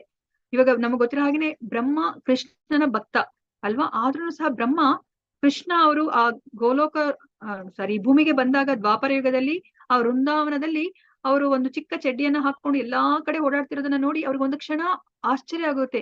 ಇವ್ರೇನಾ ದೇವೋತ್ತಮ ಪರಮ ಪುರುಷ ಅಂತ ನೋಡಿ ಅವ್ರಿಗೆ ಗೊತ್ತಿದೆ ಅವರು ದೇವಕಿಯ ಗರ್ಭದಲ್ಲಿ ಹುಟ್ಟಿದ್ದಾರೆ, ಮತ್ತೆ ಇಲ್ಲಿ ಯಶೋಧ ನಂದಮಯ್ಯ ಅವ್ರ ಜೊತೆ ಬೆಳೀತಾರೆ ಅಂತ ಎಲ್ಲಾ ಗೊತ್ತಿದ್ರು ಅವ್ರು ಒಂದು ಸತಿ ಅವರು ಏನು ಗೊಂದಲಕ್ಕೆ ಒಳಗಾಗ್ತಾರೆ, ಅವರು ವಿಮೋಹಕ್ಕೆ ಒಳಗಾಗ್ತಾರೆ. ಅವ್ರು ಇವ್ರೇನಾ ದೇವೋತ್ತಮ ಪರಮ ಪುರುಷ, ಇದೇನಿದು ತನ್ನ ಸ್ನೇಹಿತರ ಜೊತೆ ಎಂಜಲೆಲ್ಲ ತಿನ್ಕೊಂಡು ಅವನಿದಾನಲ್ವಾ ಅಂತ ಹೇಳ್ಬಿಟ್ಟು ಅವರು ಸರಿ ನಾನು ಇಲ್ಲಿ ಒಂದು ಪರೀಕ್ಷೆನ ಮಾಡೋಣ ಅಂತ ಹೇಳ್ಬಿಟ್ಟು ಅವ್ರೇನ್ ಮಾಡ್ತಾರೆ, ವೃಂದಾವನದ ಕಾಡಿಲ್ಲಿ ಕೃಷ್ಣ ತನ್ನ ಗೆಳೆಯರ ಜೊತೆ ಇದ್ದಾಗ ಅವನು ಗೆಳೆಯರನ್ನ ಮತ್ತೆ ಹಸುಗಳನ್ನೆಲ್ಲ ಅಪಹರಿಸ್ಬಿಡ್ತಾನೆ. ಕೃಷ್ಣನಿಗೆ ಗೊತ್ತಾಗುತ್ತೆ ಇದು ಬ್ರಹ್ಮನ ಕೆಲಸವೇ ಅಂತ ಹೇಳ್ಬಿಟ್ಟು ಅವ್ರೇನ್ ಮಾಡ್ತಾರೆ, ತನ್ನನ್ನ ತಾನು ವಿಸ್ತರಿಸ್ಕೋತಾರೆ. ತನ್ನನ್ನ ತಾನು ಗೋಪಪಾಲಕರಾಗಿ ವಿಸ್ತರಿಸ್ಕೋತಾರೆ, ಮತ್ತೆ ಹಸುಗಳಾಗಿ ವಿಸ್ತರಿಸ್ಕೊಂಡು ಮತ್ತೆ ಅವ್ರು ವಾಪಸ್ಸು ಮನೆಗೆ ಹೋಗ್ತಾರೆ. ಇದೇ ತರ ಅವರು 1 ವರ್ಷಗಳ ಕಾಲ ಅವರು ತಮ್ಮನ್ನ ತಾವು ವಿಸ್ತರಿಸ್ಕೊಂಡು ಅವ್ರ ಜೀವನವನ್ನ ಮಾಡ್ತಾರೆ. ಅದಾದ್ಮೇಲೆ ಬ್ರಹ್ಮನಿಗೆ ಒಂದು ಕ್ಷಣನೂ ಅಲ್ವಲ್ಲ, ಅದು ಕ್ಷಣದಲ್ಲಿ ನಾವು ಅದನ್ನ ಇಷ್ಟು 1 ವರ್ಷದ ಸಮಯ, ನಮ್ಮ 1 ವರ್ಷದ ಸಮಯ ಬ್ರಹ್ಮನಿಗೆ ಏನೂ ಅಲ್ಲ, ಹಿಂಗ್ ಕಣ್ ಮುಚ್ಕೊಂಡ್ ಕಣ್ ತೆಗ್ದಂಗೆ. ಆದ್ರೆ ಇಲ್ಲಿ 1 ವರ್ಷ ಕಳ್ದೋಗ್ಬಿಟ್ಟಿರತ್ತೆ. ಬ್ರಹ್ಮ ಸರಿ ಏನ್ ಮಾಡ್ತಾ ಇದ್ದಾನೆ ಕೃಷ್ಣ ಅಂತ ನೋಡ್ಲಿಕ್ಕೆ ಬಂದಾಗ ಅಲ್ಲಿ ಮತ್ತೆ ಕೃಷ್ಣ ಎಲ್ಲರ ಜೊತೆ ಆಟ ಆಡ್ತಾ ಇದ್ದಾನೆ, ಅಲ್ಲಿ ಹಸುಗಳು ಮೇಯ್ತಾ ಇದೆ. ಅವಾಗ ಬ್ರಹ್ಮನಿಗೆ ಏನ್ ಅಂತಾನೆ ಯೋಚನೆ ಮಾಡ್ಬೇಕಂತ ಗೊತ್ತಾಗುತ್ತೆ. ಇದೇನಿದು, ನಾನು ಎಲ್ಲರನ್ನ ಅಪಹರಿಸಿ ತಗೊಂಡೋಗಿ ಅಲ್ಲಿ ಗುಹೆಯಲ್ಲಿ ಬಂಧಿಸಿದೀನಿ, ನೋಡಿದ್ರೆ ಇಲ್ಲಿ ಕೃಷ್ಣ ಅವರು ಆರಾಮಾಗಿ ಯಥಾ ಪ್ರಕಾರ ಅವರು ಆಟ ಆಡ್ತಿದಾರಲ್ಲ ಅಂತ ಹೇಳ್ಬಿಟ್ಟು ಅವ್ರೇನ್ ಮಾಡ್ತಾರೆ, ಮತ್ತೆ ಅವ್ರನ್ನ ಕೂಲಂಕುಷವಾಗಿ ನೋಡಿದಾಗ ಅವ್ರಿಗೆ ಪ್ರತಿಯೊಂದು ಗೋಪಬಾಲಕರಲ್ಲೂ ಪ್ರತಿಯೊಂದು ಹಸುಗಳಲ್ಲಿ ಅಲ್ಲಿ ಕೃಷ್ಣನೇ ಕಾಣಿಸ್ತಾರೆ. ಆಗ ಅವನಿಗೆ ಅವರು ಸರಿಯಾದ ಒಂದು ಜ್ಞಾನೋದಯ ಆಗತ್ತೆ, ಮನಸ್ಥಿತಿಗೆ ಬರ್ತಾರೆ. ಆಗ ಅವರು ಕೆಳಗಡೆ ಇಳಿದು ಬಂದು ಅವರು ಕೃಷ್ಣನಿಗೆ ಅವರು ಅಪರಾಧವನ್ನ ಮನ್ನಿಸು ಅಂತ ಹೇಳ್ಬಿಟ್ಟು ಪ್ರಾರ್ಥನೆಯನ್ನ ಮಾಡ್ತಾರೆ. ಸೊ ಕೃಷ್ಣ ಏನ್ ಮಾಡ್ತಾರೆ, ಬ್ರಹ್ಮನಿಗೆ ಅರ್ಥ ಆಗ್ಲಿ ಅಂತ ಹೇಳ್ಬಿಟ್ಟು ಅವ್ರು ಎಲ್ಲಾ ಬ್ರಹ್ಮಾಂಡದಿಂದ ಎಲ್ಲಾ ಬ್ರಹ್ಮರಿಗೂನು ಅಲ್ಲಿ ಬರ್ಲಿಕ್ಕೆ ಅವ್ರು ಹೇಳಿರ್ತಾರೆ. ಆಗ ಬ್ರಹ್ಮ ಎಲ್ಲರನ್ನ ನೋಡಿದಾಗ ಅವನಿಗೆ ಅರ್ಥ ಆಗುತ್ತೆ, ಅಯ್ಯೋ ನಾನು ಎಂಥ ತಪ್ಪನ್ನ ಮಾಡ್ಬಿಟ್ಟೆ, ಈ ದೇವೋತ್ತಮ ಪರಮಪುರುಷನ ಚಿಕ್ಕ ಬಾಲಕ ಇವನು ದೇವೋತ್ತಮ ಪರಮಪುರುಷ ಅಲ್ಲ ಅಂತ ಹೇಳ್ಬಿಟ್ಟು ನಾನು ಒಂದು ಕ್ಷಣ ನಾನು ತಪ್ಪಾಗಿ ಅರ್ಥೈಸ್ಕೊಂಡಲ್ಲ ಅಂತ ಹೇಳ್ಬಿಟ್ಟು ಹೇಳ್ತಾರೆ. ಅಂದ್ರೆ ದೇವೋತ್ತಮ ಪರಮ ಪುರುಷ ಅಂತ ಹೇಳ್ಬಿಟ್ಟು ನಾವು ಈ ಘಟನೆಯಿಂದನೂ ಸಹ ನಾವು ಅರ್ಥ ಮಾಡ್ಕೊಳ್ಲಿಕ್ಕೆ ಸಾಧ್ಯ ಆಗುತ್ತೆ. ಯೋ ಮಾಮೇವ ಮಸಮ್ಮೂಢೋ ಜಾನಾತಿ ಪುರುಷೋತ್ತಮಂ ಸ ಸರ್ವ ವಿದ್ಭಜತಿ ಮಾಂ ಸರ್ವಭಾವೇನ ಭರತ ವಂಶದವನಾದ ಅರ್ಜುನನೇ, ಯಾರು ನನ್ನನ್ನ ಸಂದೇಹವಿಲ್ಲದೆ ದೇವೋತ್ತಮ ಪರಮ ಪುರುಷನೆಂದು ತಿಳಿಯುತ್ತಾನೆಯೋ ಅವನು ಎಲ್ಲವನ್ನ ತಿಳಿದವನು. ಆದ್ದರಿಂದ ಆತನು ಸಂಪೂರ್ಣ ಭಕ್ತಿ ಸೇವೆಯಲ್ಲಿ ನಿರತನಾಗುತ್ತಾನೆ ಅಲ್ವಾ. ನಮಗೆ ಚತುಶ್ಲೋಕಿ ಭಗವದ್ಗೀತೆಯಲ್ಲೂ ಸಹ ಅದನ್ನೇ ಹೇಳಿದ್ದು ಅಲ್ವಾ. ಅಹಂ ಸರ್ವಸ್ಯ ಪ್ರಭವೋ ಮತ್ತ ಸರ್ವಂ ಪ್ರವರ್ತತೆ ಇತಿ ಮತ್ವ ಭಜಂತೆ ಮಾಂ ಬುಧಭಾವ ಸಮನ್ವಿತ ಅಂತ ಹೇಳಿದ್ರು ಅಲ್ವಾ. ನಾನು ಎಲ್ಲದರ ಒಡೆಯ ನಾನೇ ಅಂತ ಯಾರು ಅರ್ಥ ಮಾಡ್ಕೋತಾರೋ ಅವನು ನಿಜವಾದ ವಿದ್ವಾಂಸ. ಅವನು ಏನ್ ಮಾಡ್ತಾನೆ, ಪಂಡಿತ, ಅವನು ನನ್ನ ಭಕ್ತಿ ಸೇವೆ ನಿರತನಾಗ್ತಾನೆ ಅಂತ ಹೇಳ್ತಾರೆ. ಅದೇ ತರ ಇಲ್ಲಿ ಹೇಳ್ತಾ ಇದ್ರೆ, ಯಾರು ಸಂದೇಹವಿಲ್ಲದೆ ನನ್ನನ್ನ ಪುರುಷೋತ್ತಮ ಅಂತ ಅರ್ಥ ಮಾಡ್ಕೋತಾರೋ ಅವರು ಸಂಪೂರ್ಣವಾದ ಭಕ್ತಿ ಸೇವೆಯಲ್ಲಿ ನಿರತರಾಗ್ತಾರೆ ಅಂತ ಬಿಟ್ಟು ಹೇಳ್ತಾ ಇದಾರೆ. ನಾವಿಲ್ಲಿ ಯಾರನ್ನ ನೋಡ್ತಾ ಇದೀವಿ, ಈಶ್ವರ ಪಾರ್ವತಿನ ನೋಡ್ತಾ ಇದೀವಿ. ಪಾರ್ವತಿ ಈಶ್ವರನಿಗೆ ಒಂದು ಪ್ರಶ್ನೆ ಕೇಳ್ತಾರೆ, ನೀವೇ ದೇವ್ರು, ಆದ್ರೆ ನೀವ್ ಯಾಕೆ ಯಾವಾಗ್ಲೂ ಧ್ಯಾನ ಮಾಡ್ತಿರ್ತೀರಾ, ಯಾಕೆ ಧ್ಯಾನ ಮಾಡೋ ಅಗತ್ಯ ಆದ್ರೂ ಏನು, ಯಾರನ್ನ ಕುರಿತು ಧ್ಯಾನ ಮಾಡ್ತೀರಾ ಅಂದಾಗ ಆಗ ಶಿವ ಹೇಳ್ತಾರಂತೆ, ಅಂದ್ರೆ ಆರಾಧನಾನಾಂ ಸರ್ವೇಶಾಂ ವಿಷ್ಣೋರ್ ಆರಾಧನಂ ಪರಂ ಅಂತ ಹೇಳ್ಬಿಟ್ಟು ಹೇಳ್ತಾರಂತೆ. ಈ ಆರಾಧನೆಗಳಲ್ಲಿ ಪರಮ ಅಂದ್ರೆ ಉನ್ನತವಾದದ್ದು ಶ್ರೇಷ್ಠವಾದದ್ದು ವಿಷ್ಣುವಿನ ಆರಾಧನೆ ಅಂತ ಹೇಳ್ಬಿಟ್ಟು ಹೇಳ್ತಾರಂತೆ. ಅದಾದ್ಮೇಲೆ ಹೇಳ್ತಾರೆ, ವಿಷ್ಣುವಿನ ಆರಾಧನೆಗಿನ್ನ ವಿಷ್ಣುವಿನ ಭಕ್ತರ ಆರಾಧನೆ ಇನ್ನೂ ಶ್ರೇಷ್ಠ ಅಂತ ಹೇಳ್ಬಿಟ್ಟು ಹೇಳ್ತಾರಂತೆ. ನೀನು ಸಹ ವಿಷ್ಣುವಿನ ಆರಾಧನೆಯನ್ನ ಮಾಡು ಪಾರ್ವತಿ ಅಂತ ಹೇಳ್ಬಿಟ್ಟು ಹೇಳ್ತಾರಂತೆ. ನೋಡಿ ಇಲ್ಲಿ ದೇವಾನ್ ದೇವತೆಗಳು, ನಾವು ಬ್ರಹ್ಮನನ್ನ ನೋಡಿದ್ವಿ ಅಲ್ವಾ, ಎಲ್ಲರನ್ನೂ ಸಹ ಈಗ ದೇವೋತ್ತಮ ಪರಮ ಪುರುಷನಾದ ಕೃಷ್ಣನನ್ನ ವಿಷ್ಣುವನ್ನ ಅವರು ಸ್ಮರಣೆ ಮಾಡ್ತಾ ಇದಾರೆ. ಆದ್ರೆ ನಾವು ಯೋಚನೆ ಮಾಡ್ತಾ ಇದೀವಿ, ಕೃಷ್ಣನನ್ನ ದೇವೋತ್ತಮ ಪರಮ ಪುರುಷ, ಅವನ್ಗೇನೆ ನಾವು ಶರಣಾಗ್ಬೇಕಾ, ಅವನಿಗೆ ನಾವು ಪೂಜೆ ಮಾಡ್ಬೇಕಾ, ಅವನಿಗೆ ಭಕ್ತಿ ಸೇವೆ ಮಾಡ್ಬೇಕಾ ಅಂತ ಬಿಟ್ಟು ನಮ್ಗೆ ನಾವು ಅದ್ರಲ್ಲಿ ನಮ್ಮ ಮನಸ್ಸನ್ನ ಸ್ಥಿರಗೊಳಿಸ್ಲಿಕ್ಕೆ ನಮ್ಗೆ ಆಗ್ತಾ ಇಲ್ಲ ಅಲ್ವಾ. ಅದನ್ನೇ ಇಲ್ಲಿ ಕೃಷ್ಣ ಹೇಳ್ತಾರೆ, ಯಾರು ನನ್ನನ್ನ ಸಂದೇಹವಿಲ್ಲದೆ ದೇವೋತ್ತಮ ಪರಮ ಪುರುಷ ಅಂತ ಅರ್ಥ ಮಾಡ್ಕೋತಾರೋ ಅವ್ರು ಎಲ್ಲವನ್ನ ತಿಳಿದವನು. ಅದರಿಂದ ಆತನು ಸಂಪೂರ್ಣವಾಗಿ ಭಕ್ತಿ ಸೇವೆಯಲ್ಲಿ ನಿರತನಾಗುತ್ತಾನೆ. ನೋಡಿ, ನಾವು ಇದಕ್ಕೆ ಮುಂಚೆ ನಾವು ತಿಳ್ಕೊಂಡ್ವಿ ಅಲ್ವಾ, ದೇವತೆಗಳಿಗೆ ಏನೇ ಕಷ್ಟ ಬಂದ್ರು ಸಹ ಅವ್ರು ಬ್ರಹ್ಮನ ಬಳಿಗೆ ಹೋಗ್ತಾರೆ. ಬ್ರಹ್ಮ ಏನ್ ಮಾಡ್ತಾರೆ, ಎಲ್ಲಾ ದೇವತೆಗಳನ್ನ ಅವರು ಆ ಕ್ಷೀರ ಸಮುದ್ರದ ಹತ್ರ ಕರ್ಕೊಂಡ್ ಬರ್ತಾರೆ. ಈ ಕ್ಷೀರ ಸಮುದ್ರ ಇರೋದು ಸಹ ಈ ಭೌತಿಕ ಪ್ರಪಂಚದಲ್ಲೇ ಇದೆ. ಒಂದು ಭಾಗದಲ್ಲಿ ಈ ಕ್ಷೀರ ಸಮುದ್ರ ಇದೆ. ಈ ಕ್ಷೀರ ಸಮುದ್ರದಲ್ಲಿ ನೋಡಿ, ಇಲ್ಲಿ ಕ್ಷೀರೋದಕಶಾಹಿ ವಿಷ್ಣು ಇದ್ದಾರೆ.